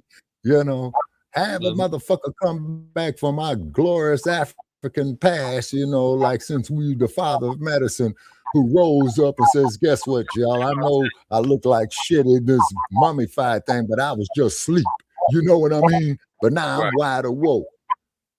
Yeah, Breeze, the movie AI use AI bullshit, and it's garbage, man. Is because see, filmmaking, man, used to be an art. Now you got all these goddamn computers doing it. Like rap music with these beats. You know, I remember going through LA, niggas coming up to me, hey, OG, you want to buy some of these beats? Hell no, man. But here's a couple of dollars, brother, because I see you out here trying to do the right thing. You ain't trying to rob nobody, man. You know what I'm saying? He says, no, I sure ain't. I just did a dime. I did a nickel. And it ain't shit. That's why I'm out here doing this. Okay, brother, here you go. You know what I'm saying? Just on the strength because I felt the brother's heart. You see, like, what was Bianca talking about it earlier? Spirituality? Yeah. The AI ain't got no spirit. Right, brother Che. That's what is lacking, brother, is the spirit, the human creativity aspect. You see what I'm saying? Just like what ABC Wide World of Sports used to say when they used to show that motherfucker getting fucked up on that ski lift, showing you the human drama of athletic competition. Yep, that's what they used to say. Yeah, you see, and then, you know, man, that we got good creative people out here and what have you. But what it is, though, like you said, Brother Che, it was a black exploitation films that saved Hollywood. It sure was. It sure You was. see what I'm saying? And then when you look at those black exploitation films, them crackers they have in there, some of our Hollywood's old movie stars in the beginning. Betty Davis was one. Shelley Winters was one. They both dead. And oh shit, what was his name too? Not Clark Gable, not him. What was another one? Damn it, I can't recall it. Oh, Frederick Marsh, who is an old Hollywood actor, you know, and the early Hollywood. He made a show with Jim Brown called Tick, Tick, Tick, where Jim Brown was the first black sheriff of this town. The culprit in the movie was a gentleman by the name of Bernie Casey, and I met Bernie Casey in Westchester. Okay, and he was just walking down the street, and we said, man, you look familiar. You know what I'm saying? He said, he Bernie Casey. Okay, so I was talking to Mr. Casey, and I said, yeah, man, I remember your black exploitation films, Cleopatra Jones and Hitman. And he says, brother, how old was you back in at that time? I said, about 14. He said, how the fuck was you getting in there to see the movie? I said, not about my age. He said, okay, you know what I'm saying? You know, and then Bernie Casey did a TV movie. Now, here's a movie that they don't want. There's a strong black father in the black community where Bernie Casey was a widower and he had like 6 kids. So he had to leave Detroit and he moved out there to LA with his family, you know, and his shit was getting raggedy. So he had to tell his brother, yeah. You're starting to break up. I don't know if it's your headset or what. Oh man, what it is, it was breaking up the story, but it's the truth. You know what I'm saying? Once again, it's AI bullshit. You know what I'm saying? It started sounding like you were under. Okay, but what I was just saying. Okay, what about now? Say something. Hold it. Yeah, it's worse. Okay. Or you getting that together and move to the next topic, and that is the dump, as in human shit. And we want that perfectly clear. Okay, now how am I sounding, Brother Che? Keep talking. Okay, mic check. How do I sound? You sound clearer now. Okay, yeah. I just had to blow out the headset port, man, you know, because of all this dust they have out here in this desert, man. Yeah. I'm going to start covering my ports up, man, when I turn off my computer, man. You know what I'm saying? Yeah. But moving right along to old Dumpsty Dump. Yeah. I hope nobody paid for that UFC shit at the White House. Did you see it, Shabaka? Hell no, I didn't see it, man. They wanted to charge on. I ain't looking at this shit. And the reason why I say that is a straight diss, people, because keep in mind is that these fighters, when they go in there into that UFC, mixed martial arts, boxing, those injuries they carry with them for the rest of their lives. They say, but Dumpster, he wants to get up there and be grandiose and shit. Dumpster, you get your ass off in that ring with one of them people with your 80-year-old fat ass. Right. You know? Oh, and by the way, too, shout out to the Kennedy family. They went to court and they won, and they got Dump's name off the Kennedy Center. Yeah, they got it all boarded off. Mm-hmm. But yeah, I seen it. It was interesting. What the MMA fighting? Yeah. Man, I've seen better fights on a goddamn street, man. I think I've been in a couple of them. You know? One of the dudes called Michelle Obama, man. See, okay. See, that's what I'm talking about. You call her man. See, what kind of diss is that? Okay, man, what kind of diss is that? He wanted to fight. He's It was funny, that's all. Michelle Obama is a man. Damn. Ooh, boy, it ain't never a dull moment on this motherfucker. That's for damn sure. Okay. Facebook, and they took my Facebook down. Well, of course they did. Look who controls the motherfucker. You know what I'm saying? There was a post that I immediately got hit with. This goes against our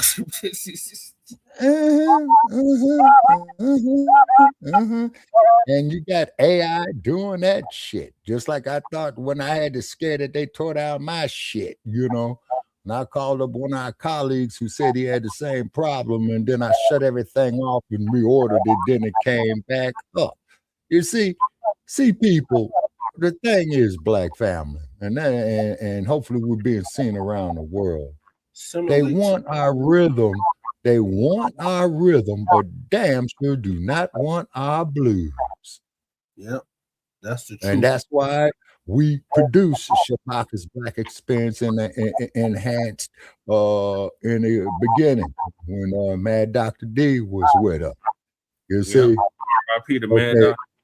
He kept that platform afloat for 5 years. Yep, and then Val Hawkins. Okay, who should not have put his name out there? Okay, please forgive me. I'm on a late freight. Who put whose name out there?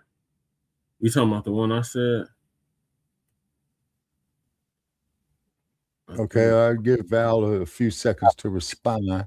Okay, so and then just like when Robert Johnson thought that he was buying United Airlines, what they tell him, nigga, get out of here.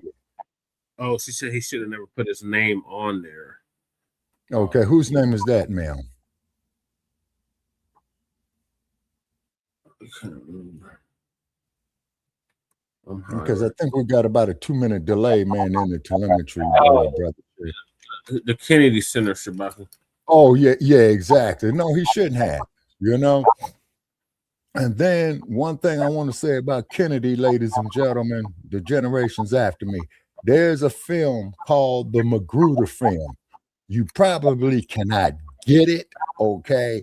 It's because I saw this documentary on it, and the Magruder film clearly shows that JFK was shot from the front, not the back. Now, why is it that when they had Oswald down there and they whooped his ass at the Dallas Police Department and they walking him into court, and all of a sudden Oswald gets shot? Yeah. And killed. Yeah. Well, let's get to the dumb. Think, people, think. Oh, God. Okay. All righty. What is this orangutan bastard up to now? I think you're right, Shabaka. I think she's like a minute or two behind. Yeah, in the telemetry, yeah. Okay. You know, he just turned 80 years old. The damn Congress should open up a special session saying that bastard is too old for that job. I'm too old for the goddamn job. We knew that when they elected him the first time, Shabaka. Right. They need to have, to be president, you need to be between the ages of 25 and no more than 50 due to the stress level at the time of your election. I was going to say 60, but okay, 50. That's good too. Yeah, 50. Now, if the cat gets elected at 50, you said, I'm sorry, he could only be re-elected at 50. Okay. But at 54, 55, he got to shake the spot. Yeah. Yeah, that's true. But they say that's ageism. But I say that's realism, and there comes a time where you can no longer perform that job. Yeah, right, man. And you got this stand down and pass the reins on down, man, because you're still going to get your goddamn pension, your Secret Service protection, all your crooked ass money you made while in office. Shit, we just had a city council member step down. And she only like 40 something. I don't know what she 40. Why did she step down? She said she can no longer. She got some kind of. She didn't say illness, but she got something going on with her where she said she can't no longer perform her duties. Look, I think that's a bullshit. Her stepping down, I think it has something to do more with the fraud and corruption that's going on in the fucking city council that nobody ever wants to talk about. And I felt like that's why I put everybody up for audits. Like, I did it, bitch. Okay. I did it. I'm this audit. So in other words, Aurora probably this audit. I'm the one that did it, bitch. I did it. Okay. Why? Because they're doing it. Because I don't like corruption. I don't like fraud. I don't like liars. I don't like that shit. Especially when you're taking our tax money and you got the biggest balls in the motherfucking world to keep asking for more shit. Like, let the people live, man. People can't leave. They can't eat. All this money is going out. Like, I'm surprised we got a paycheck. With all the taxation they be doing on everything. On everything. Everything they need help with. They always need help. The government always needs help. Fuck me, man. No. You can miss me with that bullshit. That's why she stepped down. And probably she didn't want to give no more heartfelt speeches. She didn't act on. And to make matters worse, Lady Che, they vote to give themselves a raise. To give themselves a raise. I hope it passed, right? They already voted. No, they haven't done it yet. It's coming up though. Oh shit! I'll make sure I'm be right there to say, fuck no, they don't get no goddamn raise. So we got hold on, you brother get Jay. that. Here's an idea, man, for you, man, to get into the state assembly. That shit, What's that, Shabaka? To have all state and local political officers, okay, have to get the vote of the people to get a raise. They have to take their raise to the people. That's pretty much what they have to do. Not a council. They literally have to get somebody out there to get signatures on a goddamn ballot, man, for the people to vote for it.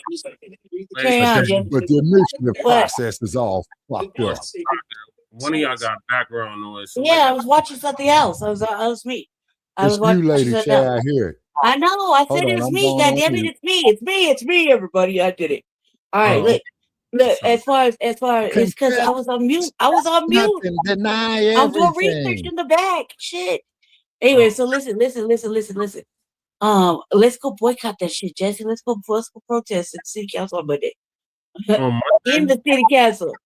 City council. I don't know. Now you said the chambers is back. I can roll my ass up in there again. Sure right? Can. Shit, bet. I'll leave all the knives at your house. Let's go good. Okay. Let's do it. Monday. Yeah, let's do it on Monday. Yeah, write that down. Me and you gonna go up there and protest in person. Just us, like always. Just us. You know, and that way it can get said. Channel to film it. Yeah, look, they had a little step or something, none of the and the motherfucker was like, "Let me get it." I didn't want to fuck with it, so and then I got the itis earlier. I had the itis twice today, man. Like 2 times. Yeah, you got full. That's good. Yeah. I just 2 times. I fell out like at 12, and I slept all the way till fucking like 7, and I woke up again, made a phone call, and then fell out again. I was like, God damn, man, what is this about? The itis got me twice. Damn. In one day. 2 times in one day. Get with a local news channel there. Not a CBS or ABC, NBC affiliate, but a local Denver news channel there, and have them come out and or film it or do an interview with them. They're gonna write articles about it like they always do. We are our own media. Okay. Right. Right. Okay. And they're gonna do some salacious shit anyway. Our own media. Like, look, I was reading the newspaper just a second ago. They was doing some salacious shit. So like, when we get up there Monday during the week, I'm gonna find at least 10 more reasons why we should go up there. You know what I mean? That is like, let's go protest being Jesse, because that's what we're good at. We're good at making scenes. We're good at doing all that. So that's what we live for. As a couple, we live to make scenes. See? It was so Live to calm. make scenes. There was nobody there. I was like, what the hell? They got this new chambers and ain't nobody here. Right. Take that to the local news too. Check. Shit, let carry on with the show, Put cuz their I'm going back asses up on here. the spot, brother. The local news is Okay, on yeah, but the local news is on the tape. They ain't trying to hear nothing we talking about.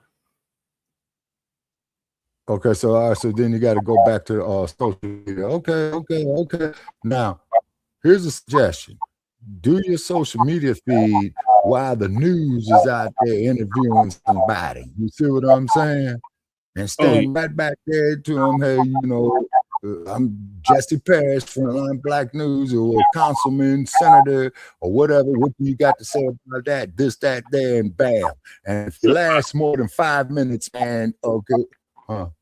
If I can time it right, yes. But usually they run from us. They see us and they run. Oh, run, nigga, run. They ain't want to speak to us. And I'm still trying to find them brothers, man. That should be fun as hell. No. So what you doing there, brother Chaz, you know, off the law of the streets, you showing them for being a buster motherfuckers that they are. Yeah. That's exactly what I'm showing. They sure the fuck don't want me up there. I'm gonna tell you that now. They sure the fuck don't want me up there. Oh my God, could you imagine the 3 of us up there? They would have to arrest us. yeah, well, we need some bail money. You know what I'm saying? And then, yeah, you motherfuckers book me. You got to book me into your medical ward. I'm a disabled motherfucker. Right. Shit. Now, keep in mind, people, we're going to say this here.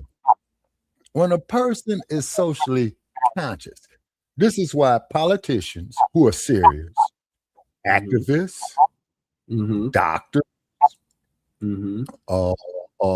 socially conscious athletes, this is why that they are a danger of society, because these 4 elements that I just described cannot be bought. Right. You see what I'm saying? Okay, like our sister Cat Brooks, okay, that I sent you the information on, Brother Jay, and that blew my motherfucking mind. Yep. You know? And I told you, and I met Cat Brooks. You know what I'm saying? Yeah, I didn't get to meet her, but I heard a lot of good things about her. Yeah. She's good people. She was down to earth, and I told her my qualifications to do what she was trying to do. And I told her I have to be paid because I got this knowledge. I'm like Mickey when it comes to certain shit. Rocky, see, kid, I got this knowledge, kid. You see what I'm saying? And she says, well, I thank you, Mr. Sankore, but I cannot afford your price. I says, okay, ma'am, I'll tell you what we'll do. And you remember when she went up there, man, to the San Francisco San Francisco City Council and said, get rid of that police chief, Greg, sir. And she tried to shut down the 580. I was in that protest, and then they trying to hit her with that shit. Because she told them motherfuckers, not only will I shut down the Bay Bridge, I'll shut down the Golden Gate Bridge and the Bay Bridge at the same time. And guess what happens to the economy of San Francisco, people? It starves. Yeah, that was like a year after I had been there, or before I got there. Right. And I think Brother Che, that me and Mad Dr. D, we was in our third season at that time. You know? Third season? Yeah. That would have been I think it was our third season. Yeah, I was a year. I know that. I wasn't there that year. I was there the year prior and the year after. Right. So 2000. Yeah. And 2019. Okay, and then we need some raising going on, to the right people. That is because I spoke to somebody I know, and I had asked them. I said, would they be interested in seeing a tour of Oakland?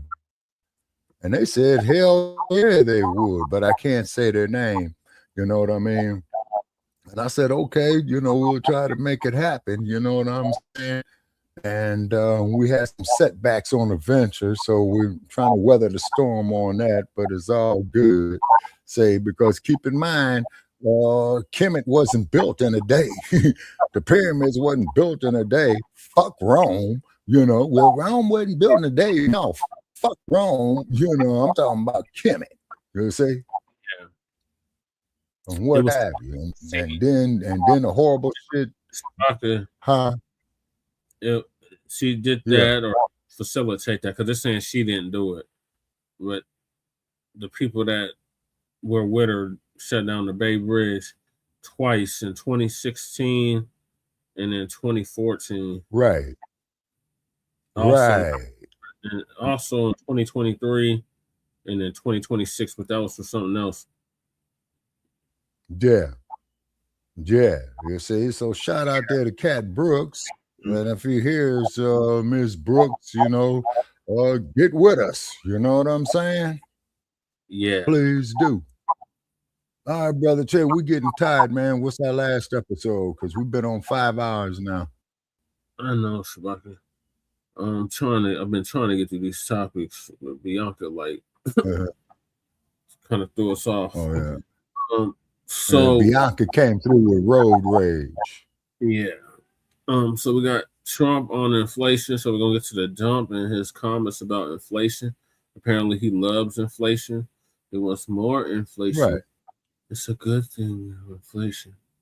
Okay, then that proves that motherfucker's deranged right there. Inflation ain't never good.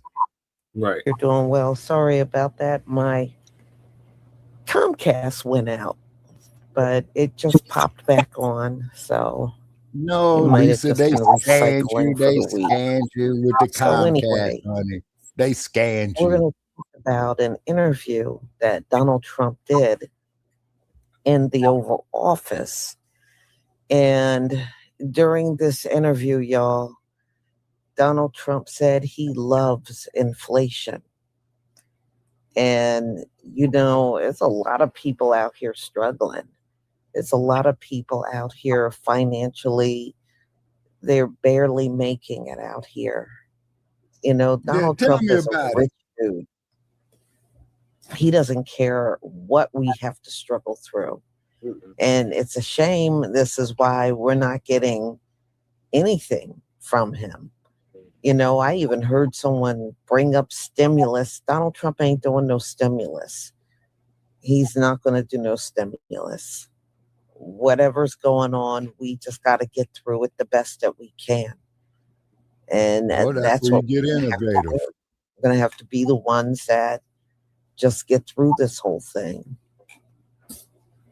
So it will be interesting when this thing catch on and get bigger to see how a lot of people will remember this. It's almost, here we go.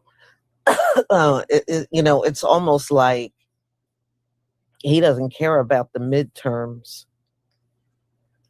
Oh, it is what it is, right? Please give me a 1 if you can see my screen.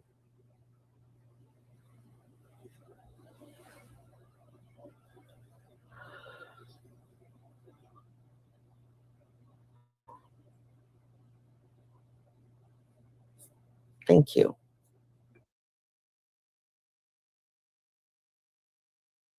More than $1 since the start of the war, but that's not the only thing, right? You're seeing it at the grocery store. Lettuce, tomatoes, they're up 25 to 30% from this time last year. The cost of clothes is also up. Same deal with flights. If you're trying to book anything this summer, get ready. Here's how President Trump reacted to it today. The numbers were great. You know what I really love? I love the inflation. You know why? Because as soon as this war is over, when the war is over, it's coming down. I know it's going to come down like a rock. The latest inflation number, which came out That this morning. is bullshit. Numbers were great. You know what I really love? I love the inflation. What? Yeah, he really said that. This isn't AI. Next, he'll start selling t-shirts saying, I love inflation. How many times are these reporters going to keep making Trump aware on what's going on with the economy? Because, baby, he does not care. And what I mean by that is today in the Oval Office on Wednesday, June 10th, he was made aware that the inflation rate for the month of May was 4.2%. High, right? Yeah. And this man said, I love inflation. So once again, he loves it and clearly is letting you know he does not care what the American people are going through with these high prices. This isn't the first time that he's made us aware that he does not care. Remember, he said he doesn't think about Americans' financial situations, number one. And just last week, he said that's just the way life goes when he was made aware again of the high prices that the American people are experiencing. So why do you keep why do you keep making him aware? Because, baby, he does not care. We might as well just stop making him aware because he does not care. So during the conference, they asked Donald Trump, do he have any concerns on the latest numbers of inflation?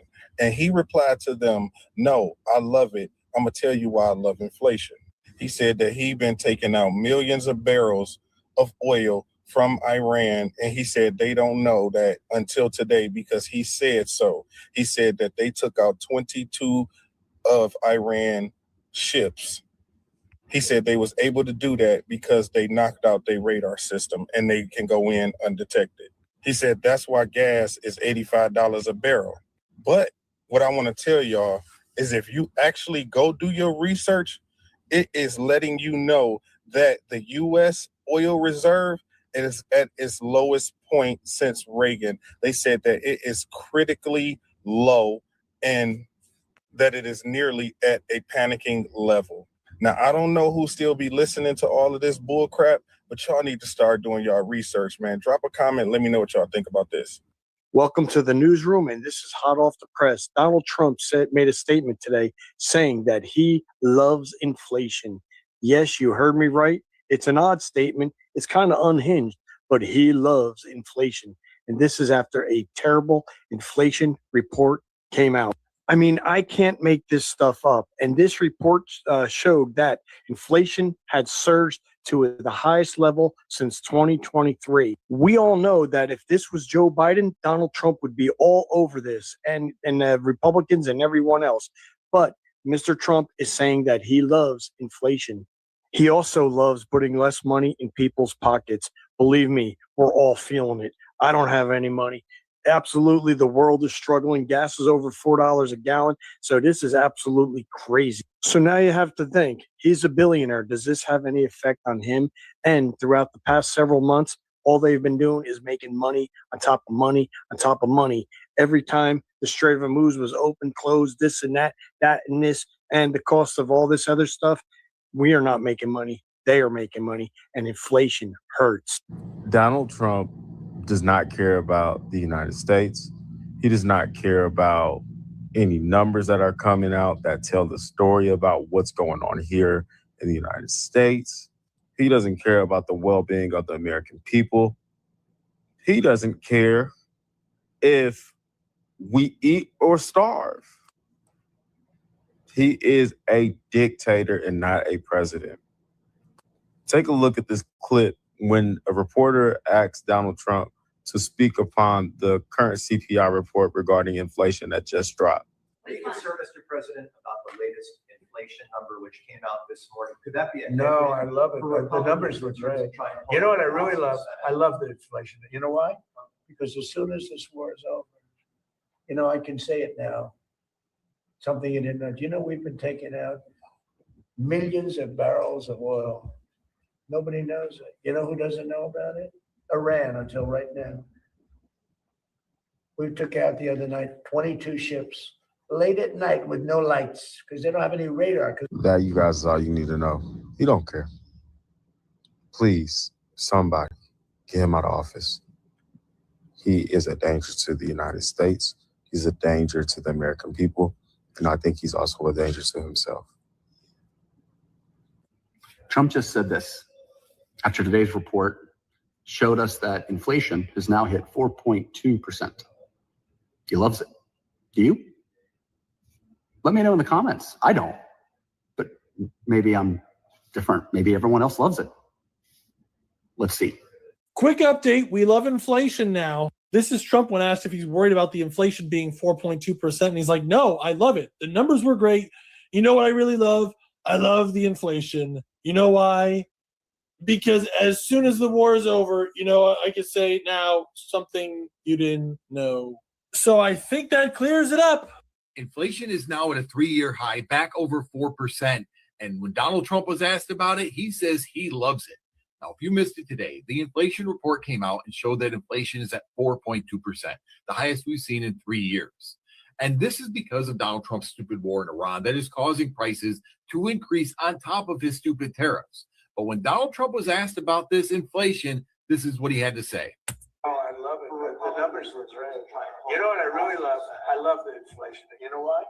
Yeah, he loves it. He loves the inflation. He thinks the numbers are great. So we are now in a world where affordability is a hoax and high inflation is wonderful. Now, he did go on to say that the reason he loves it is because we're getting oil out of Iran and Iran doesn't know about it. It made absolutely no sense. This is Donald Trump desperately trying to deflect extremely bad news, trying to pretend that it's not happening. The problem is everyday Americans that go to the grocery store, that go to the gas station, pay their child care bills, their energy bills, they see the inflation and they're not loving it. Are you concerned, Mr. President, about the latest inflation number which came out this morning? Could that be a No, I love it. The numbers look great. You know what I really love? I love the inflation. So in case you were unaware, today inflation hit 4.2%, the highest level in 3 years. And that was our president saying that he loves it. He loves the inflation. But isn't this the same guy who spent an entire campaign telling Americans that he would crush inflation, but it's seemingly just getting worse under his leadership? Turns out tariffs are taxes. Turns out wars have economic consequences. And it turns out that everyday Americans are the ones stuck paying the bill. Energy prices are soaring, gas prices are up, and inflation continues to move in the wrong direction. But don't worry, the guy who said he'd lower your costs says he loves it, which I guess is a pretty easy thing to say when you're a billionaire and you don't have to choose between filling up your tank and buying groceries that week. You know what? President Donald Trump can say he loves inflation. The man's a billionaire. And everybody around him has money, from billionaires to millionaires. This inflation, of course, is hurting a lot of people in America. And Americans are saying, when the hell is it enough? And now you have the president saying out loud, he loves inflation. Wasn't it just not long ago? He wasn't worried about the American people's financial situations. But I'm telling you, if he was going through a hard time or a tough time, he'd be worried about it in a heartbeat. How many Americans do you think heard what the president said today and thought, oh, I agree with him. He is so smart. He is 100% correct. And how many Americans are sitting around shaking their heads saying, I damn told you so? Now, what are your thoughts on it? Are you loving the inflation as well? And do you have all the excess money to just buy your way out of it, not affect your quality of life? Let me know in the chat. Bye.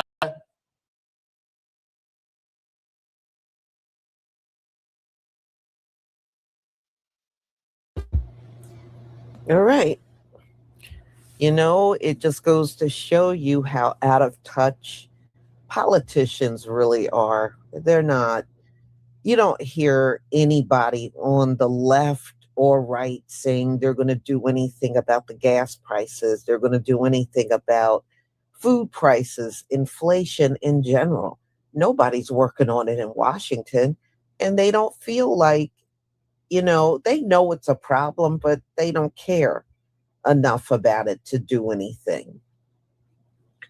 Donald Trump ain't alone. There's a lot of rich people living, and they see what's going on and they don't care. They got the money, so they don't care about the inflation. So it just proves if he doesn't care, he's never going to do anything about it. So it just goes to show you, y'all, we're going to have to fight through this on our own. We do not have any politician or lobbyist or anybody that will help us get through this. We have to depend on ourselves and no one else. That's right, Liz. So I just wanted to bring you this story. I'm sure it's going to probably be everywhere tomorrow because, a lot of people are picking up on this story. So, y'all, I'm going to go ahead and conclude. Thank you so much for being here. Thank you for your support. And be on the lookout for my lives tomorrow. Shalom, family. Shalom, Lisa. All right, Shabaka, on your way out, what are your thoughts on the dump as in human shit and woman that perfectly clears? Thoughts on inflation? He said, He belongs in fucking jail, man, if not a goddamn mental institution. And I put it up there, in the chat. Man, he belongs in fucking jail. The bastard is 80 years old. His ass is senile. He's got skin rashes, disease, and all that. And we're all you punk ass motherfuckers in a goddamn House of Representatives and won't start the articles of impeachment under Article 25. The motherfucker's incapable of doing the goddamn job. Yep, I agree, Shabaka. And on that note, we're going to This son of a bitch is old. Yes, sir. And he's old and now. Okay, Brother Chase. So ladies and gentlemen, get with us on the when's our next episode on Tuesday, Shabaka's Blacc Experience. Wait a minute, man. I got the date. Yeah, okay. Next Tuesday. Mm-hmm. Okay, no, I'm sorry. Yeah, wait a minute. That's right. It's after midnight. Yeah. Okay. At 6 p.m. in the Pacific, 9 p.m. in the East. Okay, we're going to be doing a show on Shabaka's Blacc Experience about Queen Maccabi. Okay, if I make some holes in there, please let me know. It's because I'm going to need a couple hours to research it. But they did refer to Queen Maccabi of the Zulu Nation as the kingmaker. And we're going to go off into that. Okay, and then I believe there was a couple of brothers, man, in South Africa, man, that put up some clips of the motion picture itself that I've communicated back and forth with. You see, so I'm going to ask them if they can come on, although it'll probably be when we come on at 6, it'll probably be 6 in the morning where they're at. But if they could come up there, and you will find it very, very interesting of the conclusion that I came with. Very, very interesting.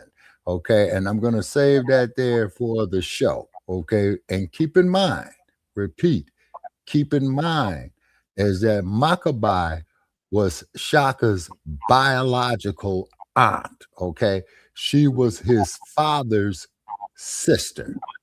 Okay. Okay. All right, and it's kind of poignant as well too. And we're going to have a little bit of a mention of Queen Nandy in there as well, too. Okay, so therefore, everybody, we're going to bid you a good night, good morning, or whatever, what the hell it is here from Sin City. And the air date of this episode ended June 16th, 2026. Wait a minute. Brother Che. It's Tupac's birthday. Happy birthday to Pop. Oh, okay. Happy birthday to Tupac. May he rest in power.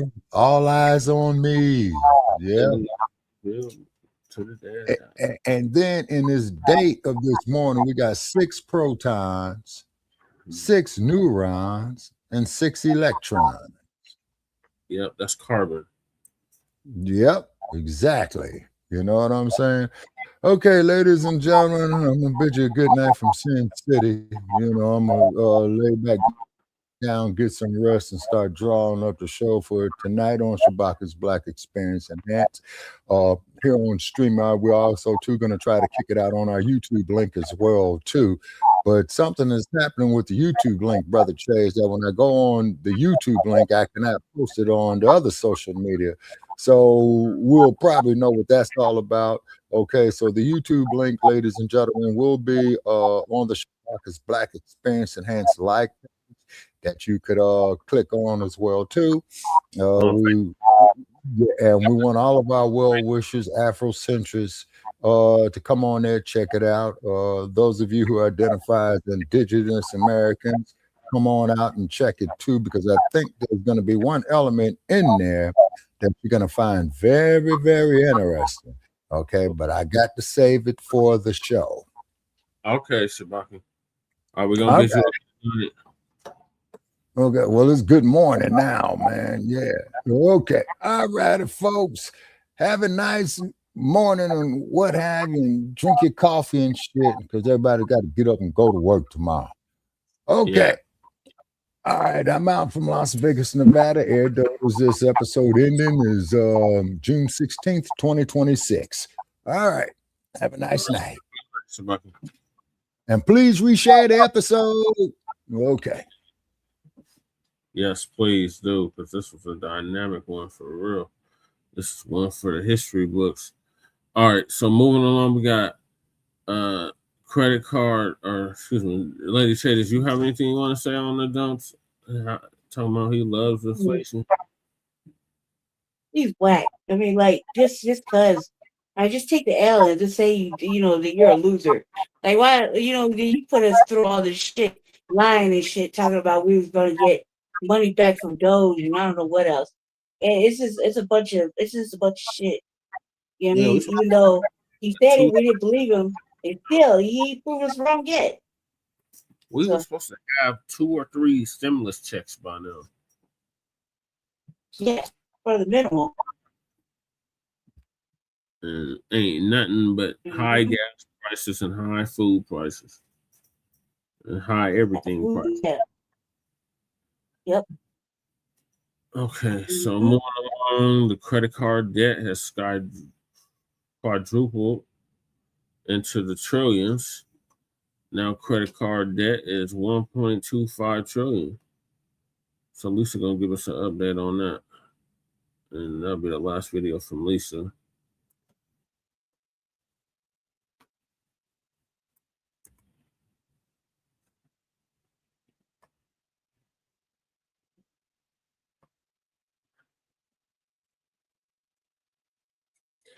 Do not buy 12 Vibes on Earth hair growth oil and hair magic elixir unless you want super healthy, gorgeous hair that grows. They have a whole line of amazing hair growth products, including hair growth leave-in conditioner spray, hair growth shampoo, hair growth spray, and hair growth butter. I'm starting to sense a theme here. They include quality natural ingredients. They smell amazing, and you can see the results for yourself. So if you're looking for healthy hair growth for your natural or relaxed hair, try 12 Vibes on Earth today.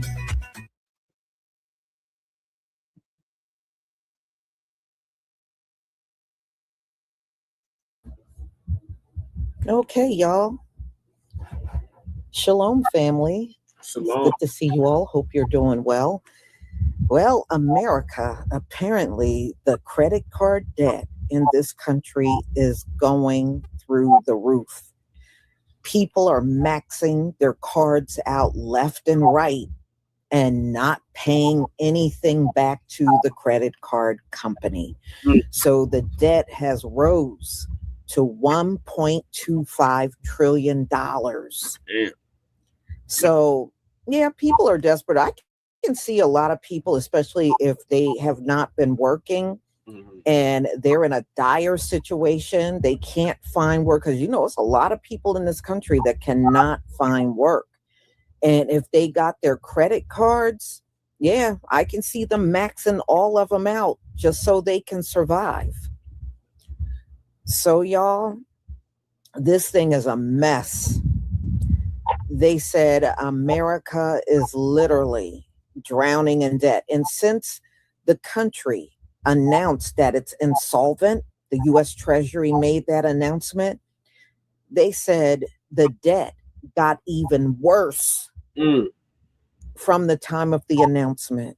Oh my God. So you can tell Donald Trump and his administration, they're not trying to do anything to make this place better with debt.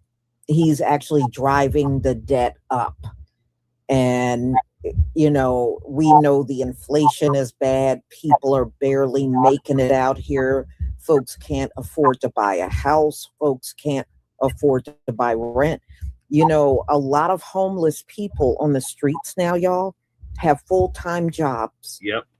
They're sleeping in their cars. They can't afford the rent for the apartment, and they can't afford to buy a house. Yep. So they're working full-time, but living out of their cars. Yep. And that is a growing thing that's happening across the country. And it's getting worse. So, y'all, look, no matter what, we're going to have to stay close with the Most High and pray, and He'll be there for us. But for many of these Gentiles, this is just another sign that judgment is here. It is really here. If you think our people are out on these streets, oh, honey, it's a lot of these Gentiles on these streets, homeless. A lot of them. A lot of them. So let me go ahead and share my screen.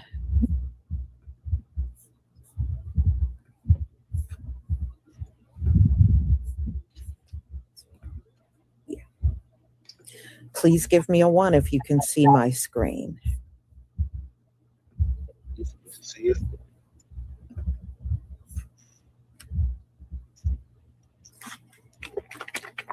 Thank you.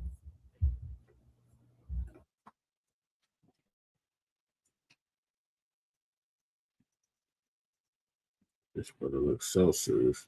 The president just said in 4K that he loves inflation. This is after he was asked about inflation rising to over 4%, the highest in 3 years. Did you know 49% of Americans cannot afford the true cost of living right now? Foreclosures in the United States have reached a 6-year high. Jesus. And the collective credit card debt of Americans has reached an all-time high of $1.25 trillion. Wow. And I can go on and on. What has this country come to?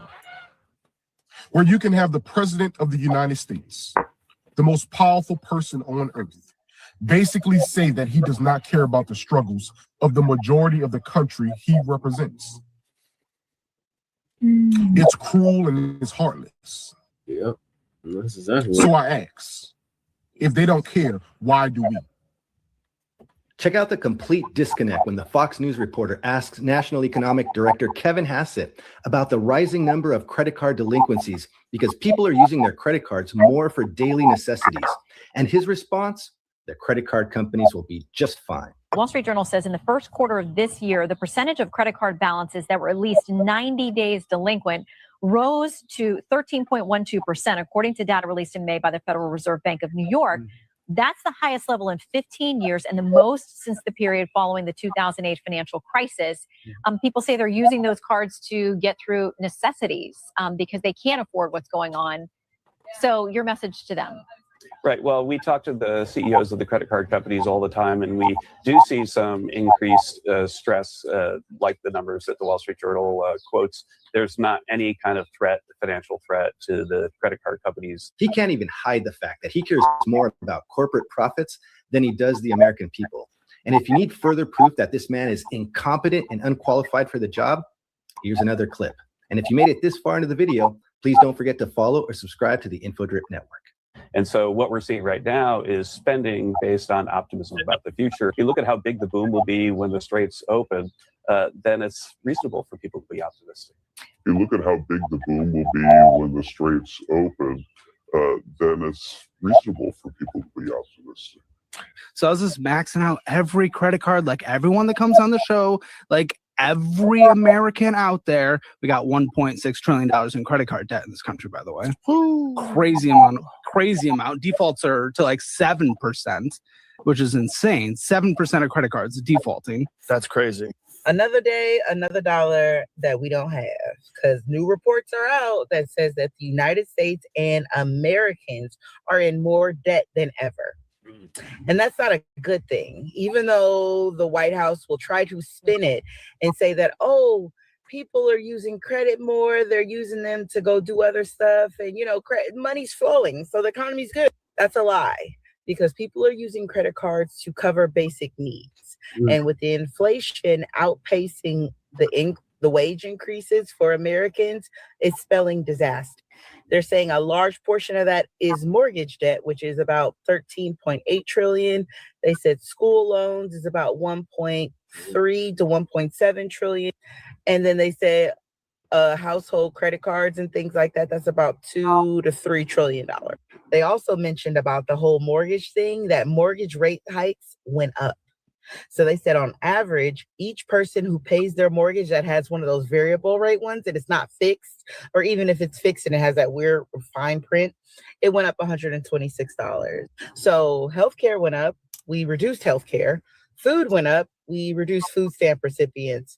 Also the Medicare, Medicaid, SSI, also they didn't give them as much money. My mom's on SSI. She said the annual increase that they got, it doesn't even cover what she has going on. So now I need to help support my mom because she lives in another state. So everything is outpacing what we make. And the government is consistently spending. So the money we're putting into the system is not going to match the need. Check this out. Is really firing on all cylinders, just like the corporate sector you're seeing in the earnings reports. And they're doing that because they have so much more money in their pockets. In fact, I had the head of one of the big 5 banks in my office yesterday going through the credit card data. And just as Secretary of Investment said, credit card spending is through the roof. They're spending more on gasoline, but they're spending more on everything else too. People keep pointing to consumer spending like it's proof the economy is doing great. But here's the question nobody wants to ask. Are people actually thriving, or are they just surviving on credit cards? Because there's a massive difference. When Americans are forced to rack up credit card debt just to afford basic things like groceries, rent, gas, other necessities, that's not the sign of a strong economy. That's an economy that's running on desperation. Record consumer spending doesn't mean workers are winning. It can mean that wages haven't kept up with inflation. It can mean healthcare costs are crushing families. It can mean housing is unaffordable. It can mean people are borrowing money at 25% interest just to stay afloat. That's not the sign of economic strength. That's financial instability hiding behind spending numbers. And what happens next? Oh, I'm sure we all know that banks make billions off interest payments. Corporate profits soar. Meanwhile, working people get trapped in cycles of debt that they can never escape. An economy cannot be considered healthy when people need debt to maintain a basic standard of living. A healthy economy is one where people can afford without maxing out a credit card, where wages rise with productivity, where families can save money instead of drowning in interest payments. So the next time someone brags about strong consumer spending, ask them this. If the economy is so great, why are Americans going deeper and deeper into debt just to survive? We have negative debt to income ratio in America. American savings are drained. We have $1 trillion in credit card debt. We're at 120% debt to income ratio. We have an overvalued stock market by 230% based on Warren Buffett's indicator. We have a bond market that's destroyed. Okay. Russia was taken off the SWIFT system. Remember when Biden was president? Think about that. Russia was weaponized by the US dollar. Brazil, Russia, India, China, South Africa were working to de-dollarize. And now the Straits of Hormuz are bringing America down to its knees. Every time the straits are closed, one day gives 3 days worth of damage. We're 2 months in now. the total household debt is sitting around $18.8 trillion. That's crazy. That's the total household debt in America. $18.8 trillion. Now remember, Elon Musk just became the first trillionaire on paper, but the household debt in this country is 18 times higher, almost 19 times higher. So in General's article today, the credit card crisis is the affordability crisis with interest. Americans are not just swiping. $1.25 trillion in credit card debt. This is the highest level ever recorded. Now, at the same time, and this is the troubling part, credit card delinquencies have reached a 15-year high. 13% of all credit card accounts are now at least 90 days overdue. Again, this is the worst level since the aftermath of the 2008 financial crisis. These numbers reveal something important about the state of the American economy. Consumers are not simply spending because they are confident about the future. Increasingly, they appear to be spending because they have no choice, and they're not spending their savings. They're putting everything on their credit cards. For millions of households, credit cards have become less of a convenience and more of a survival tool. The reason is, of course, very straightforward. The cost of living has risen dramatically over the past several years. Food now costs remain elevated, and housing expenses. This not a good sign for the economy. As you can see in this chart, more and more Americans are falling behind on their credit card debt. The delinquency rate has been going up quickly for 2 years, and you can see right here, it is not slowing down. And this type of data, delinquency data, is a really important indicator for the economy because, for better or worse, a lot of our society and economy runs on debt. And when people do not pay their debt on time, that can ripple through the entire economy. Obviously, people struggling is bad enough in itself. But when this kind of things happens, it can spread to consumer spending, which can hurt corporate profits and GDP growth. It could also spread to other kinds of delinquencies, which then hurt the banks and lenders. And it creates this kind of negative spiral within the economy. And with inflation now outpacing wage growth, it's hard to imagine how this gets better because people are losing spending power. So I do think this is a legitimate indicator of economic stress. Maybe it's a precursor of a recession, but there's really important context that you should all remember here. The total amount of credit card debt in the US is 1/10 of the mortgage market. So if you're thinking delinquencies on mortgages sent us into the great financial crisis in 2008, that is true, but this is a much smaller scale. So although this data, it's not good, it's something to keep an eye on. Right now, it looks more like a precursor to a normal type of recession, not a huge global systematic financial crisis like we saw in 2008.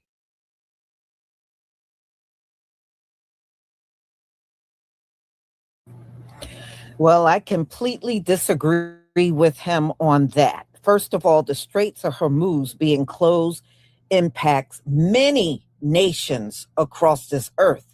Not to mention, I've done live streams on countries that ran out of fuel. So I don't know what he's talking about. So anyway, y'all, this is going to get worse. People are desperate. So, you know, like they said, they're now using their credit card for day-to-day living, which means they don't have the income to cover their expenses. So it is bad. And, you know, these jobs, a lot of people are getting other jobs. The ones that are, they said they're not paying enough money. And a lot of people are locked into these jobs where they are not making enough money to cover their expenses. They did once upon a time, but not anymore. But, you know, before these folks are out here complaining, who set up the system? Y'all set the system up to work this way. You never cared until it started impacting your life. Now you care. But see, you waited too late to care. That's the problem. You waited way too late to care. And there's no turning this around. America's never getting out of debt, y'all.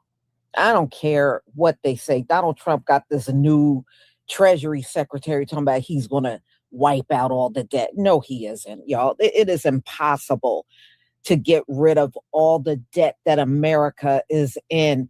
And if he does, he must have did some type of criminal act to wipe it out.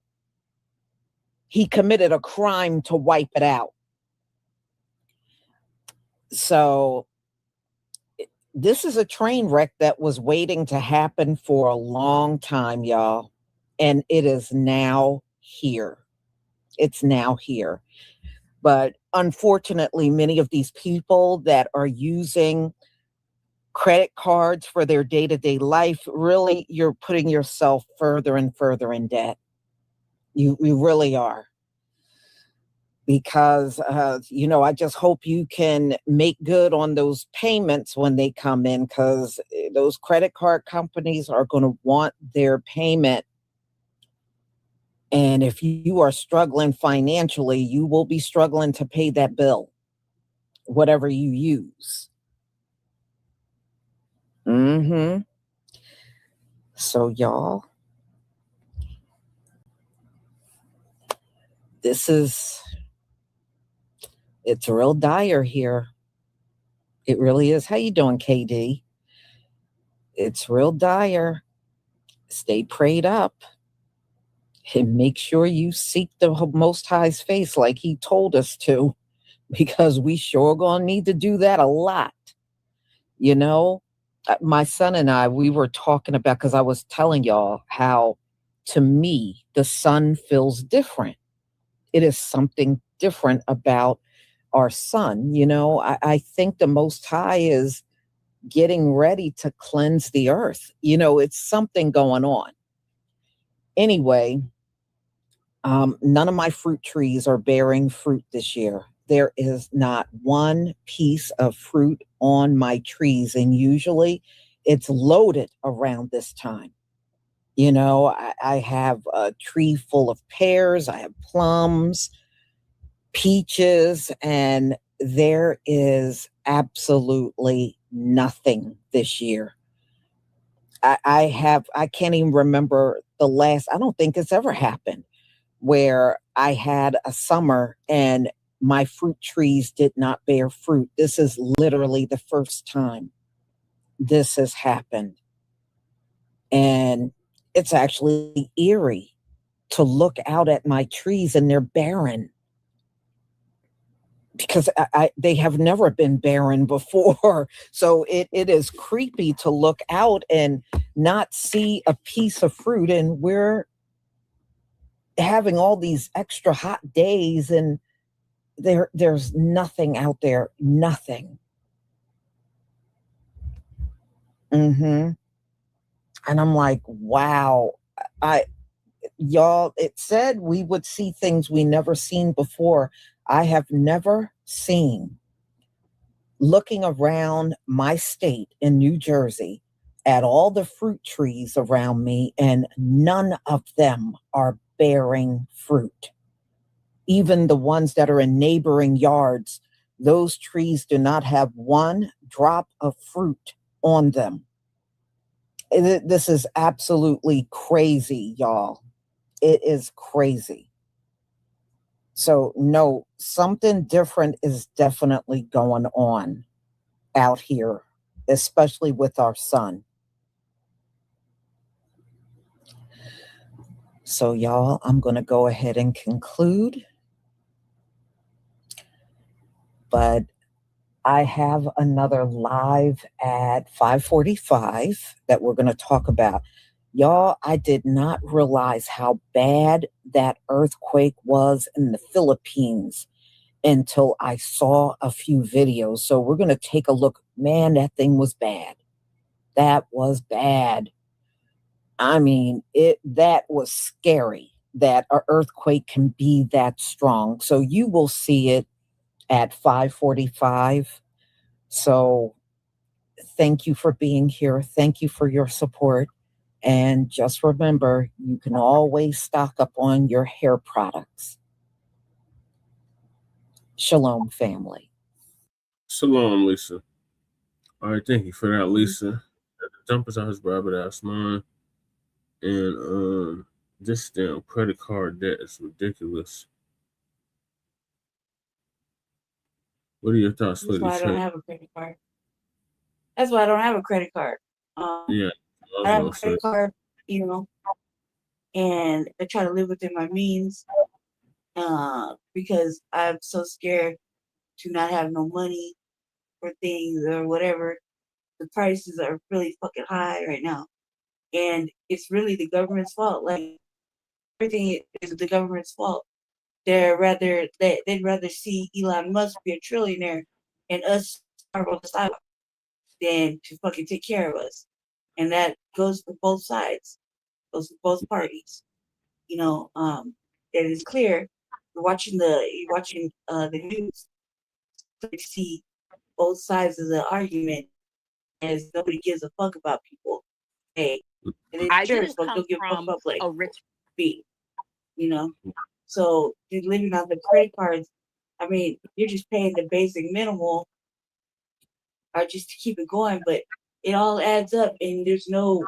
I mean, sometimes it gets to be too much. I never had a credit card because I never had a real job, you know, or a real bank account. I just felt like that was too much debt I wasn't going to be prepared for. I was never going to be prepared to take care of it. You know, I would say I wasn't physically mature enough to have those things. Now that I am physically and financially mature enough, I don't want them things because it's just going to cause me more panic and anxiety. It's going to make my blood pressure rise. Enough things to make my blood pressure rise.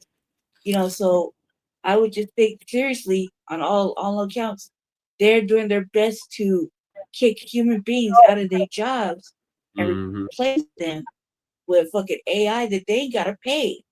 You know, this AI shit, ain't nobody paying for it. These AI workers, they don't get paid. They don't want to pay us. That's why they're kicking us out of our positions. So they're taking over all the industry, AIs. So we don't have to pay nobody. So it could basically internet slavery. You know what I mean? Yep. Which is terrible. It's just terrible, and that means that we'll be right back outside on the street with people that never been on the street and trying to make it, and then they're gonna see what people on the street go through, and then not talk shit no more. They got to go through it. That's crazy work. That's diabolical. So that is that's all I say. diabolical, nasty, and crazy work. Yes, I agree wholeheartedly, and this is exactly why I have never gotten a credit card either. I learned from my mom. If I ain't got no job where I can support that, I don't need it. Yeah, I wasn't fiscally mature enough to really understand it.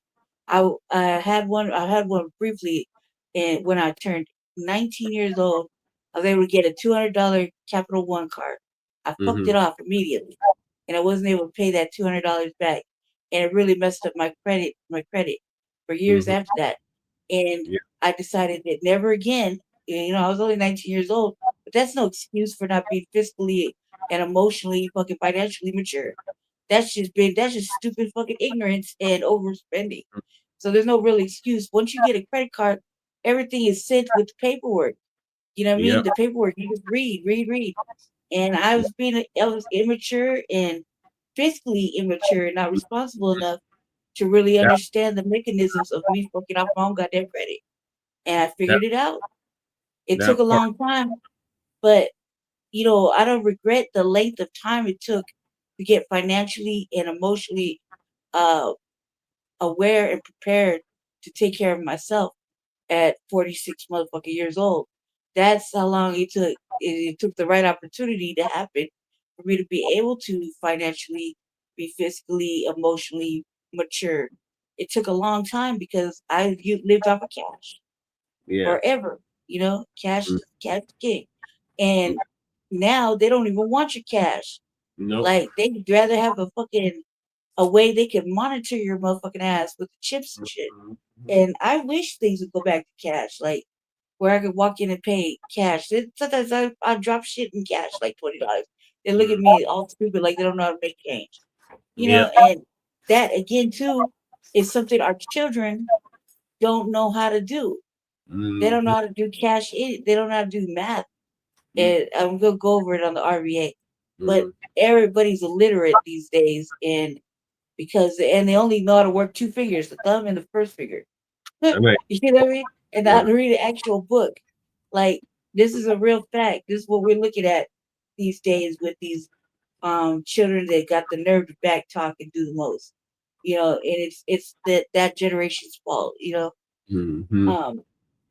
I say that to say this, that in order to have any kind of B2D, to have a moderately manageable debt, you need to be fiscally and emotionally, financially mature. And not what you know, it's how you handle it is really the point. Because overspending has never gotten us anywhere. Buying name brand has never really hyped us up or gave us any more cool points that we already had. So from in the first place. Right. We were just doing it to impress each other. But really what we need to do is not impress each other by big tags and things like that, but impress each other by making it. Right. That's how it's gonna be now. You know what I mean? All that shit, all that polo and shit ain't gonna matter when you can't beat yourself. You dig? Right. You can't eat Versace. You can't eat Louis Vuitton. You can't eat any of that shit. Right. So we gotta impress ourselves now by making it through this instead of what we're wearing and how we got our shit name brand. Because you know that's the thing with black people. They did that to us. They programmed us to be like that. You know, so now we gotta look past that and be like, how we gonna make it?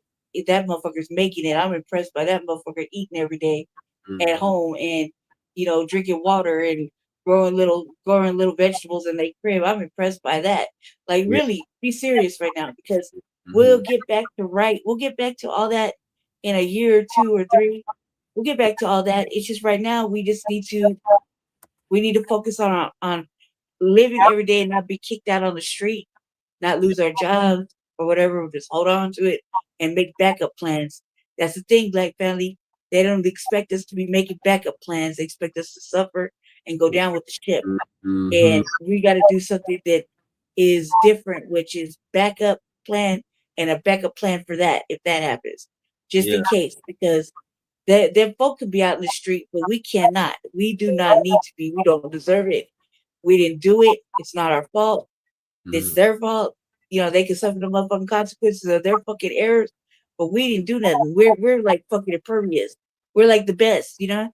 So if we watch them with their downfall, let's make sure that we can make sure we keep and hold on to our shit, because we don't deserve none of this negative, none of this bad shit. The original people do not deserve none of this shit. So we got to keep ourselves focused on the goal at hand is survival and economic survival, not overspending, but surviving economics, because you don't want to be broke, but who are we really impressing with this money shit? Really is each other, and it's not even impressive. We just shining too much. And really put that money back in your pocket and put it in the bank, or so. Don't put it in the bank, put it under your mattress because the bank is going to shut it down. So remember, cash will be useful at some point. So I say that because it's impervious, and we get the understanding that we need to be, you know, impressive to ourselves, and that's by making it, not by living on the street and turning into one of their zombie little monsters like they want us to. Right. And Sister Val bring up a good point. People on the streets are going to get locked up or forced into labor camps, like Shabaka's always talking about. Yeah, that's what these politicians want. They want these homeless people out the way. They're the ones that created homelessness, so they're the ones that should fix it. And there's all kinds of incredible ideas of how to do it. Yeah, they just don't want it, and they'll make the machine not want it either. But in reality, everybody fucking deserves a place to live. Right, housing is a human right. Right, they deserve a place to live and food in their fucking stomach and some sort of medical provisions. You know what I mean? And a way to fucking provide for themselves. Not this fucking nonsense that they're talking about. Like, well, there's places that we can just house them and feed them. And this is not jail. That's jailing somebody out of Yep. sight, out of mind. You know what I mean? And you're putting them in mental institutions. Not everybody's crazy. Putting them in drug rehab. Not everybody's on drugs. You see what I'm saying? It's a problem. It's not supposed to be criminalized either, Val. But they criminalizing people because they ain't got nowhere to go. Maybe you should look at these NGOs and nonprofits that are fucking capitalizing and pocketing the money instead of doing their job. Right. I just put out I just spoke to the auditor. Well, I didn't speak to him. I wrote him a letter, and I put like 5 fucking nonprofits up there that are supposedly, allegedly, to help Black people, especially specifically youth and or unhoused people. And I want to know where their fucking money go. I want to know why there's so many motherfucking unhoused Black people outside right now. You know what I mean? And why the police are allowing white people to call on them and create scenarios. You know, there's all kinds of things. I want to know where that money is and why they can go here and there, but they can't feed the fucking community at all. They can't bring water to the community. It's 100 motherfucking degrees outside.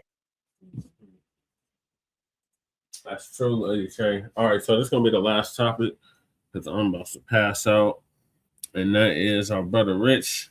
I believe brother Rich had to check a tether. So shout out to brother Rich for checking that tether. That's Black Magic 363. Mm-hmm.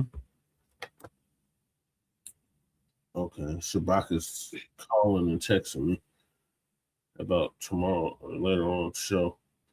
Gotta play it. Yeah, so our brother Chase McGee out of ATL gonna give us an update on that. Black American host checks Jamaican for speaking ill on reparations.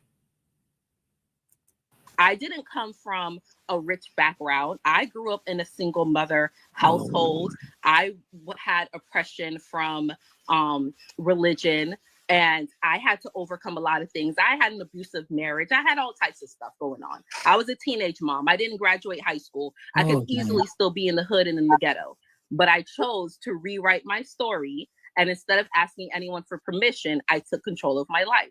So we don't need reparations because everything is out there for you to get. Spending. Why do you keep saying we when you're not foundational to this country? Imagine if I go to your country and I tell, imagine if I go to, okay, hold on. No, listen. Okay, where your parents from? Where your parents from? A son and infant ago. Where your parents from? My parents are from Jamaica, but I never was raised in Jamaica. All right, so let me say this: you're first generation over here.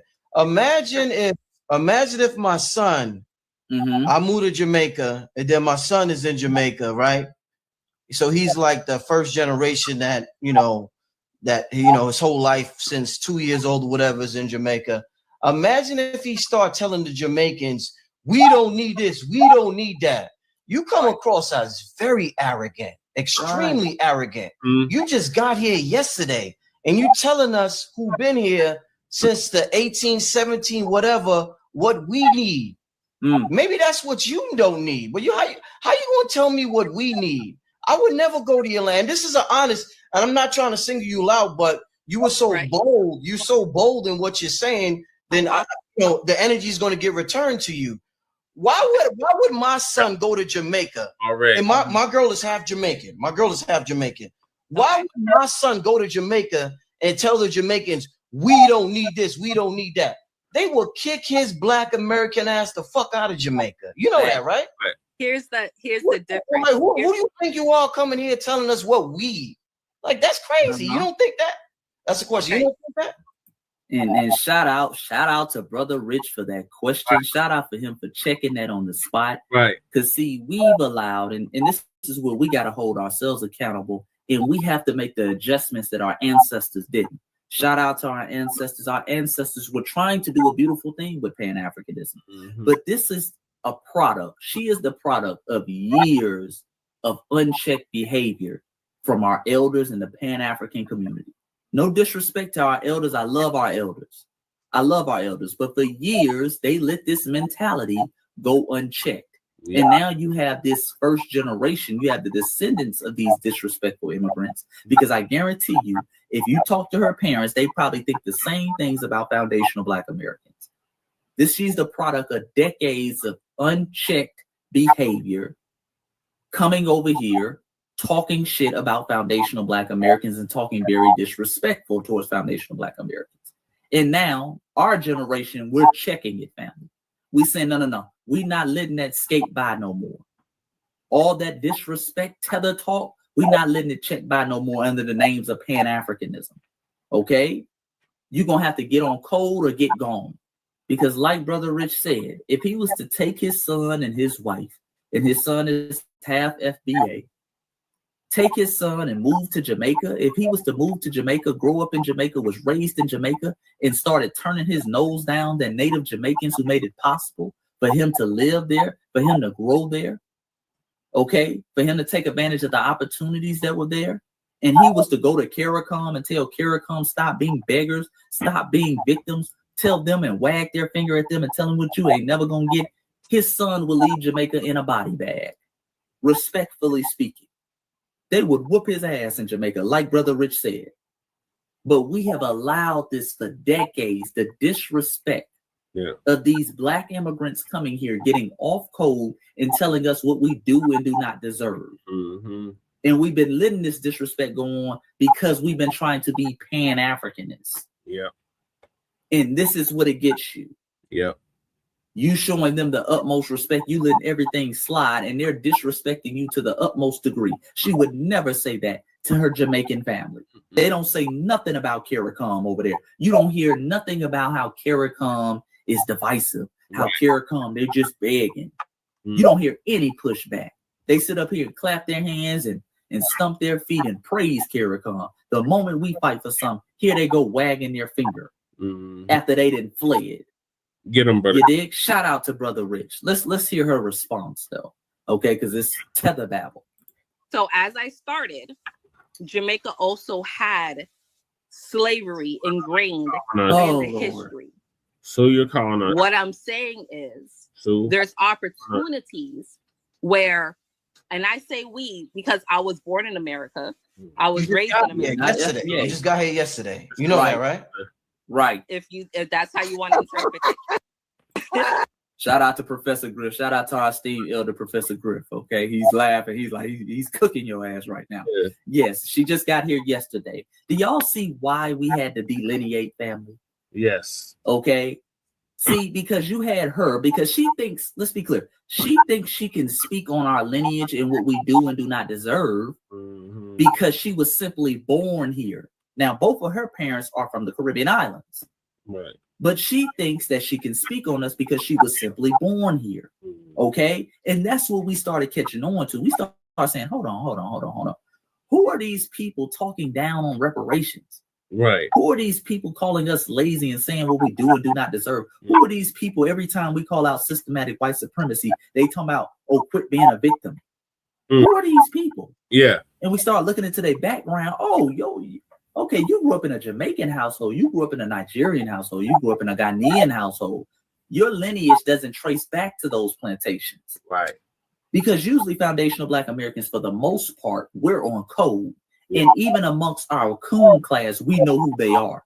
So when random people just pop up talking crazy, we like, okay, who is this dude? Who is this woman? You did? This is why we had to delineate, because you had people like her representing us. And I'm guessing, and I'm pretty sure she refers to herself as a Black American because she was simply born here. Okay, but both of her parents are Caribbean. See, when you don't come from that FBA lineage, we ain't the same.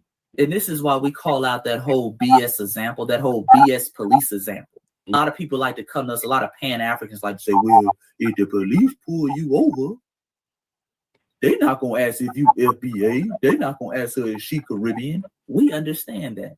We understand white supremacy in the police department. They see us all as one big nigga.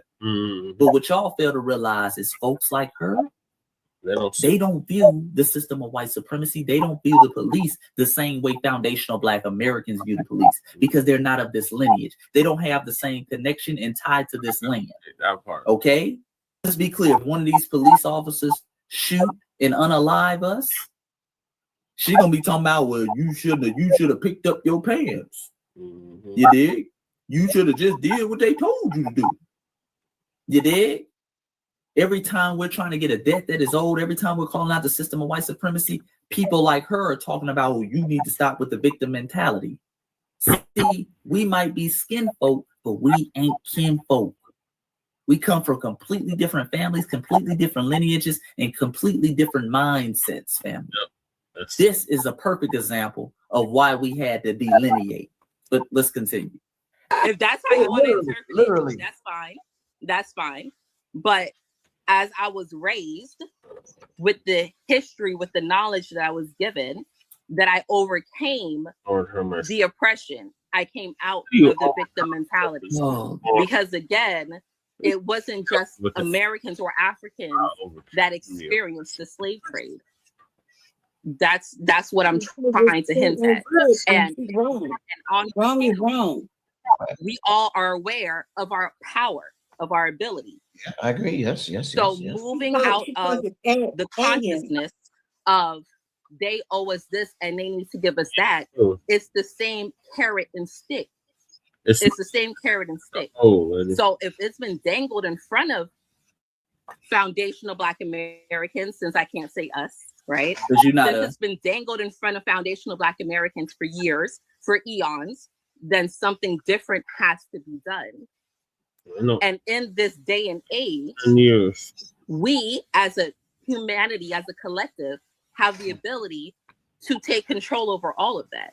Because at the end of the day, your oppressor is not going to give you your freedom. I see you. I disagree with you, but I see your point. Okay, shout out to Brother Rich. He said, I disagree, but I see your point. Let me go ahead and respond to her last little closing babble. This is another reason why we're different. Their mentality when they get over here, even when they're born here, but when they grow up in these non-FBA households, is a very defeated mentality. Well, the white man ain't gave it to you. He ain't gonna give it to you. He ain't gave it to you yet. So why you keep complaining about it? Why you keep this? Nigga, we don't give a damn if the white man ain't gave it to us yet. Right. We don't give a damn if it take 50 years, if it take 100 years, if it take 150 years. That's what we understood when we learned our history about our ancestors. Right. Our ancestors were on that plantations. They were fighting systematic white supremacy and the end of enslavement for 300 years damn near. Yep.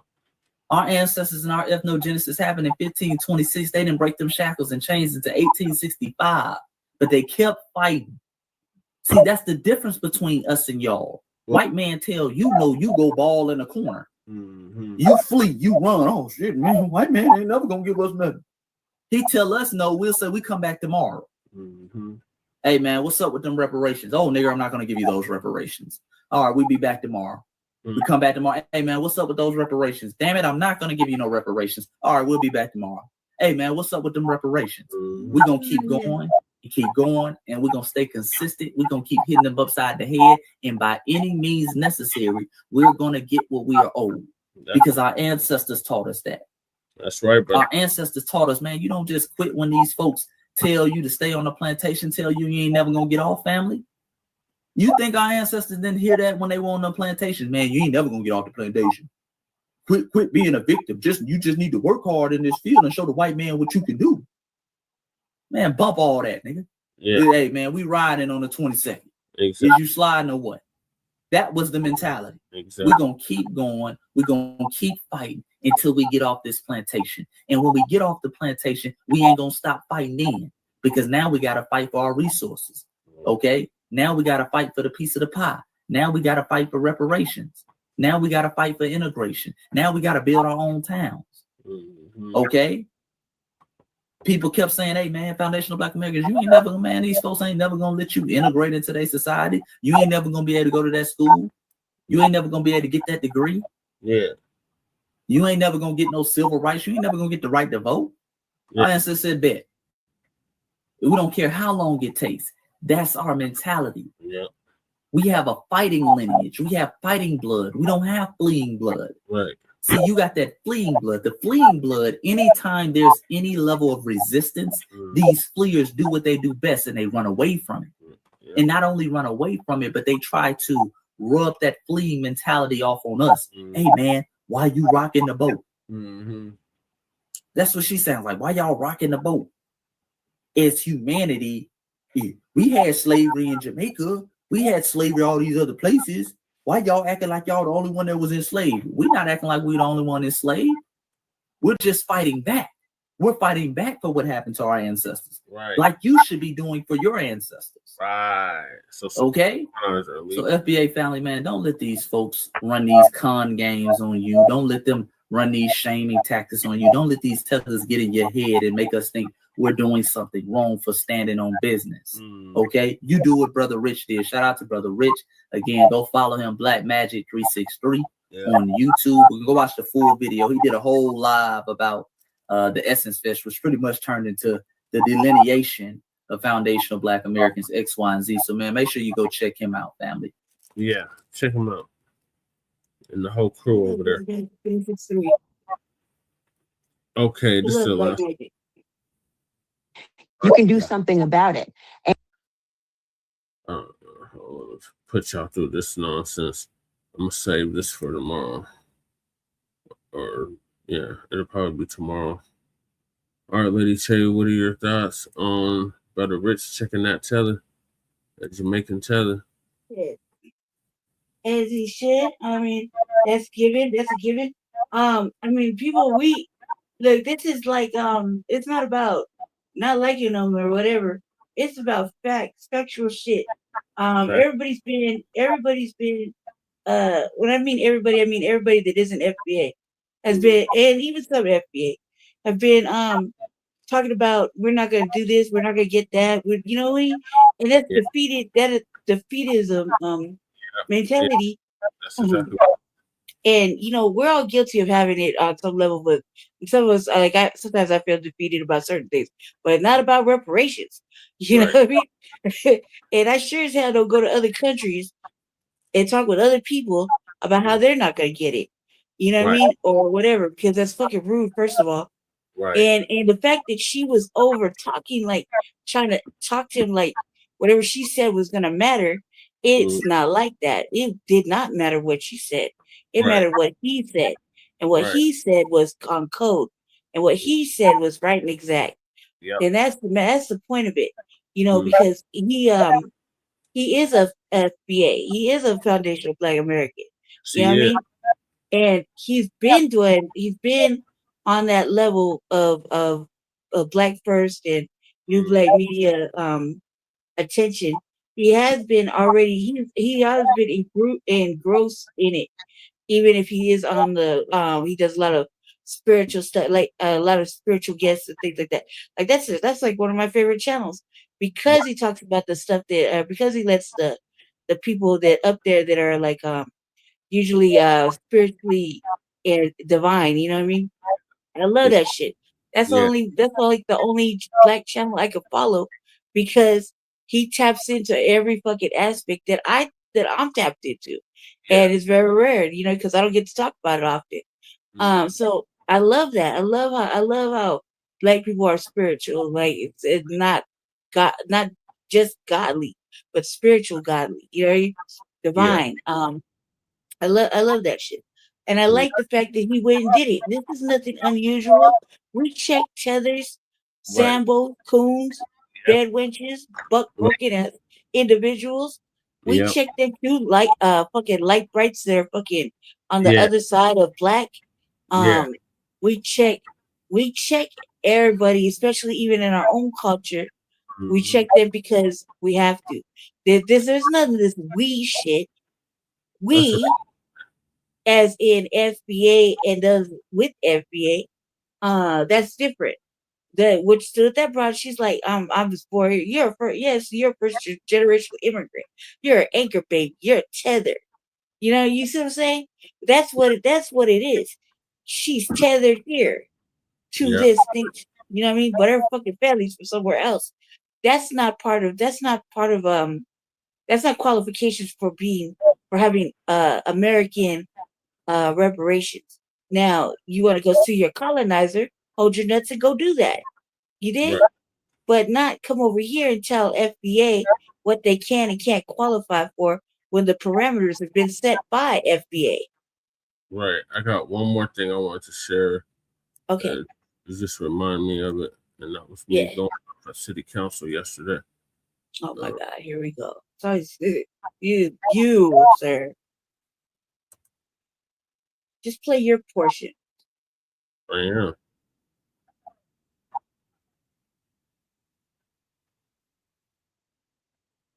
I can't wait to go Monday. Now I can go in there, right? Yeah. My chair was hindering my process. That, and I don't want to empty out my bag and leave my weapons behind. Now watch the tether behind me. There's a tether that's directly behind me, Black family. And watch the reaction he gives when I start going off.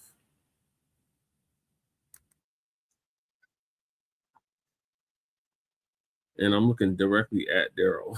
I'm looking directly at his ass when I'm saying this, right? I'm looking directly at Cheddar Watson, right? My councilman from my district.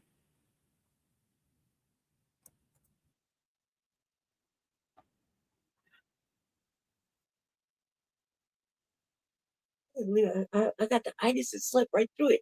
I even made preparations. Like I like to draft up my speech beforehand. Yeah. Lately, you know what I mean? And I had made preparations the night before because I was gonna give him that heat. And I got the itis, man, the fucking itis.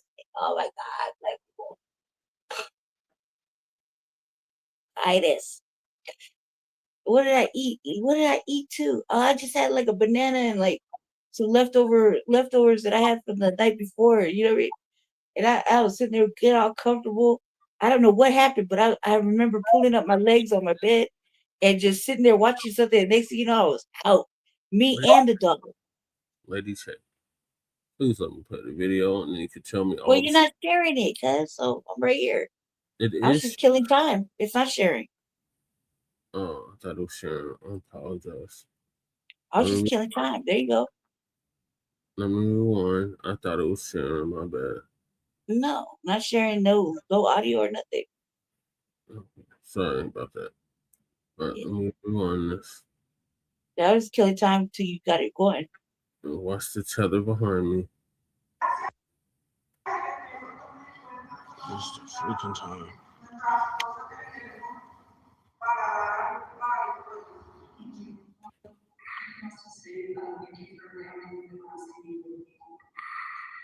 Thank you so much. Next, we have David Woodall, Achievers. Next, we have Disappearance. Yes, good evening, members of council. Love this new chambers.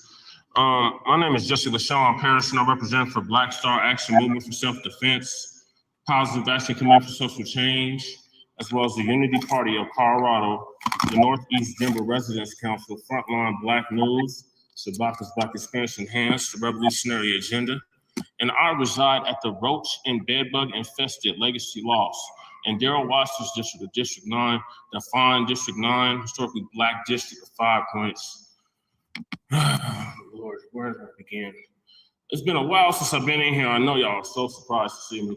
But I want to speak on the malign that continues to go on in this city, in this state, and this country. And that is when you lump us into broad ambiguous terms such as people of color and minorities and immigrants and marginalized and disenfranchised, underserved, underprivileged, underrepresented, downtrodden, vulnerable, whatever other list of terminology you like to use, to lump us all into broad ambiguous terms that don't benefit us at all. Black people, meaning foundational Black Americans, the people that built this country, the ones that Juneteenth is gonna be all about and was all about, because we fought for our own freedom. It wasn't no white union members that fought for our freedom. It was the foundational Black American freedmen that fought for our own freedom back in 1865. So I wanna make that perfectly clear. Now, as far as Juneteenth, I am ecstatic that it's gonna be 3 days again, like it was when I was growing up here in Denver, because for the last couple of years, it's been only 1 day, which is a travesty to say the least. Foundational Black Americans are responsible for building the city, this state, and this country. And I'm glad to see that Norm Harris was able to get it to 3 days again. opposed to one day, because that was just a shame. But Juneteenth is specifically for foundational Black Americans, the Center of American Child Slavery Freedmen, the people that built this country, no other group.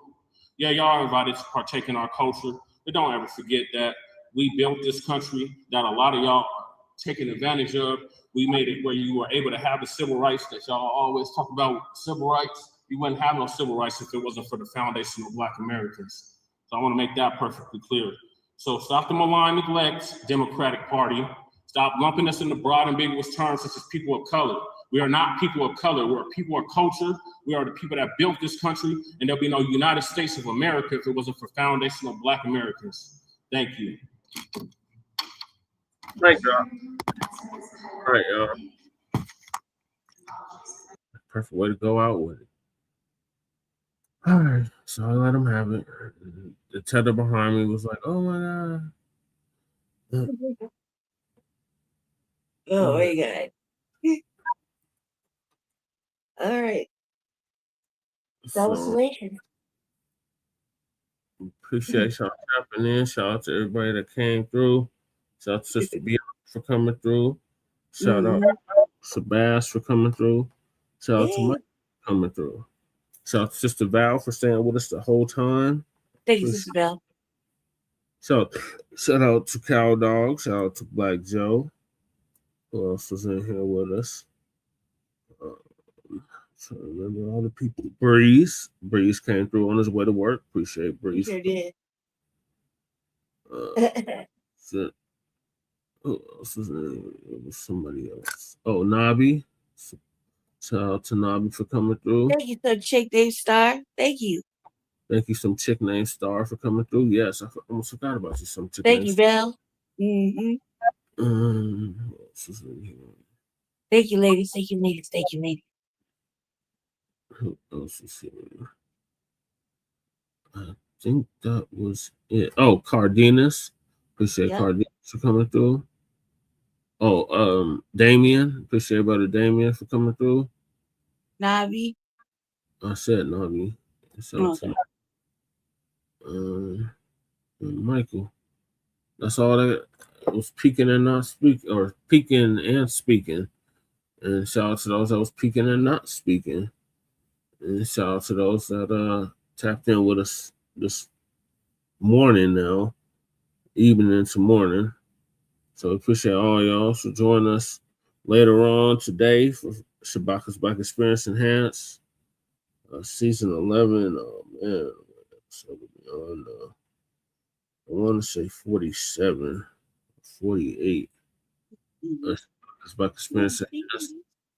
Well, we're going to be going over King Macabre, or Queen Macabre, I believe is her name, of Exania, otherwise known as South Africa now. And we appreciate y'all all for staying up late with us. And make sure y'all hit that like and subscribe button, and we'll catch y'all on the flip. Do you have anything you want to close out with, Lady Che? No. Just thank you for showing up. Thank you for staying. Thank you for watching for Live Black News. And me and Shabaka are trying to build up our channels.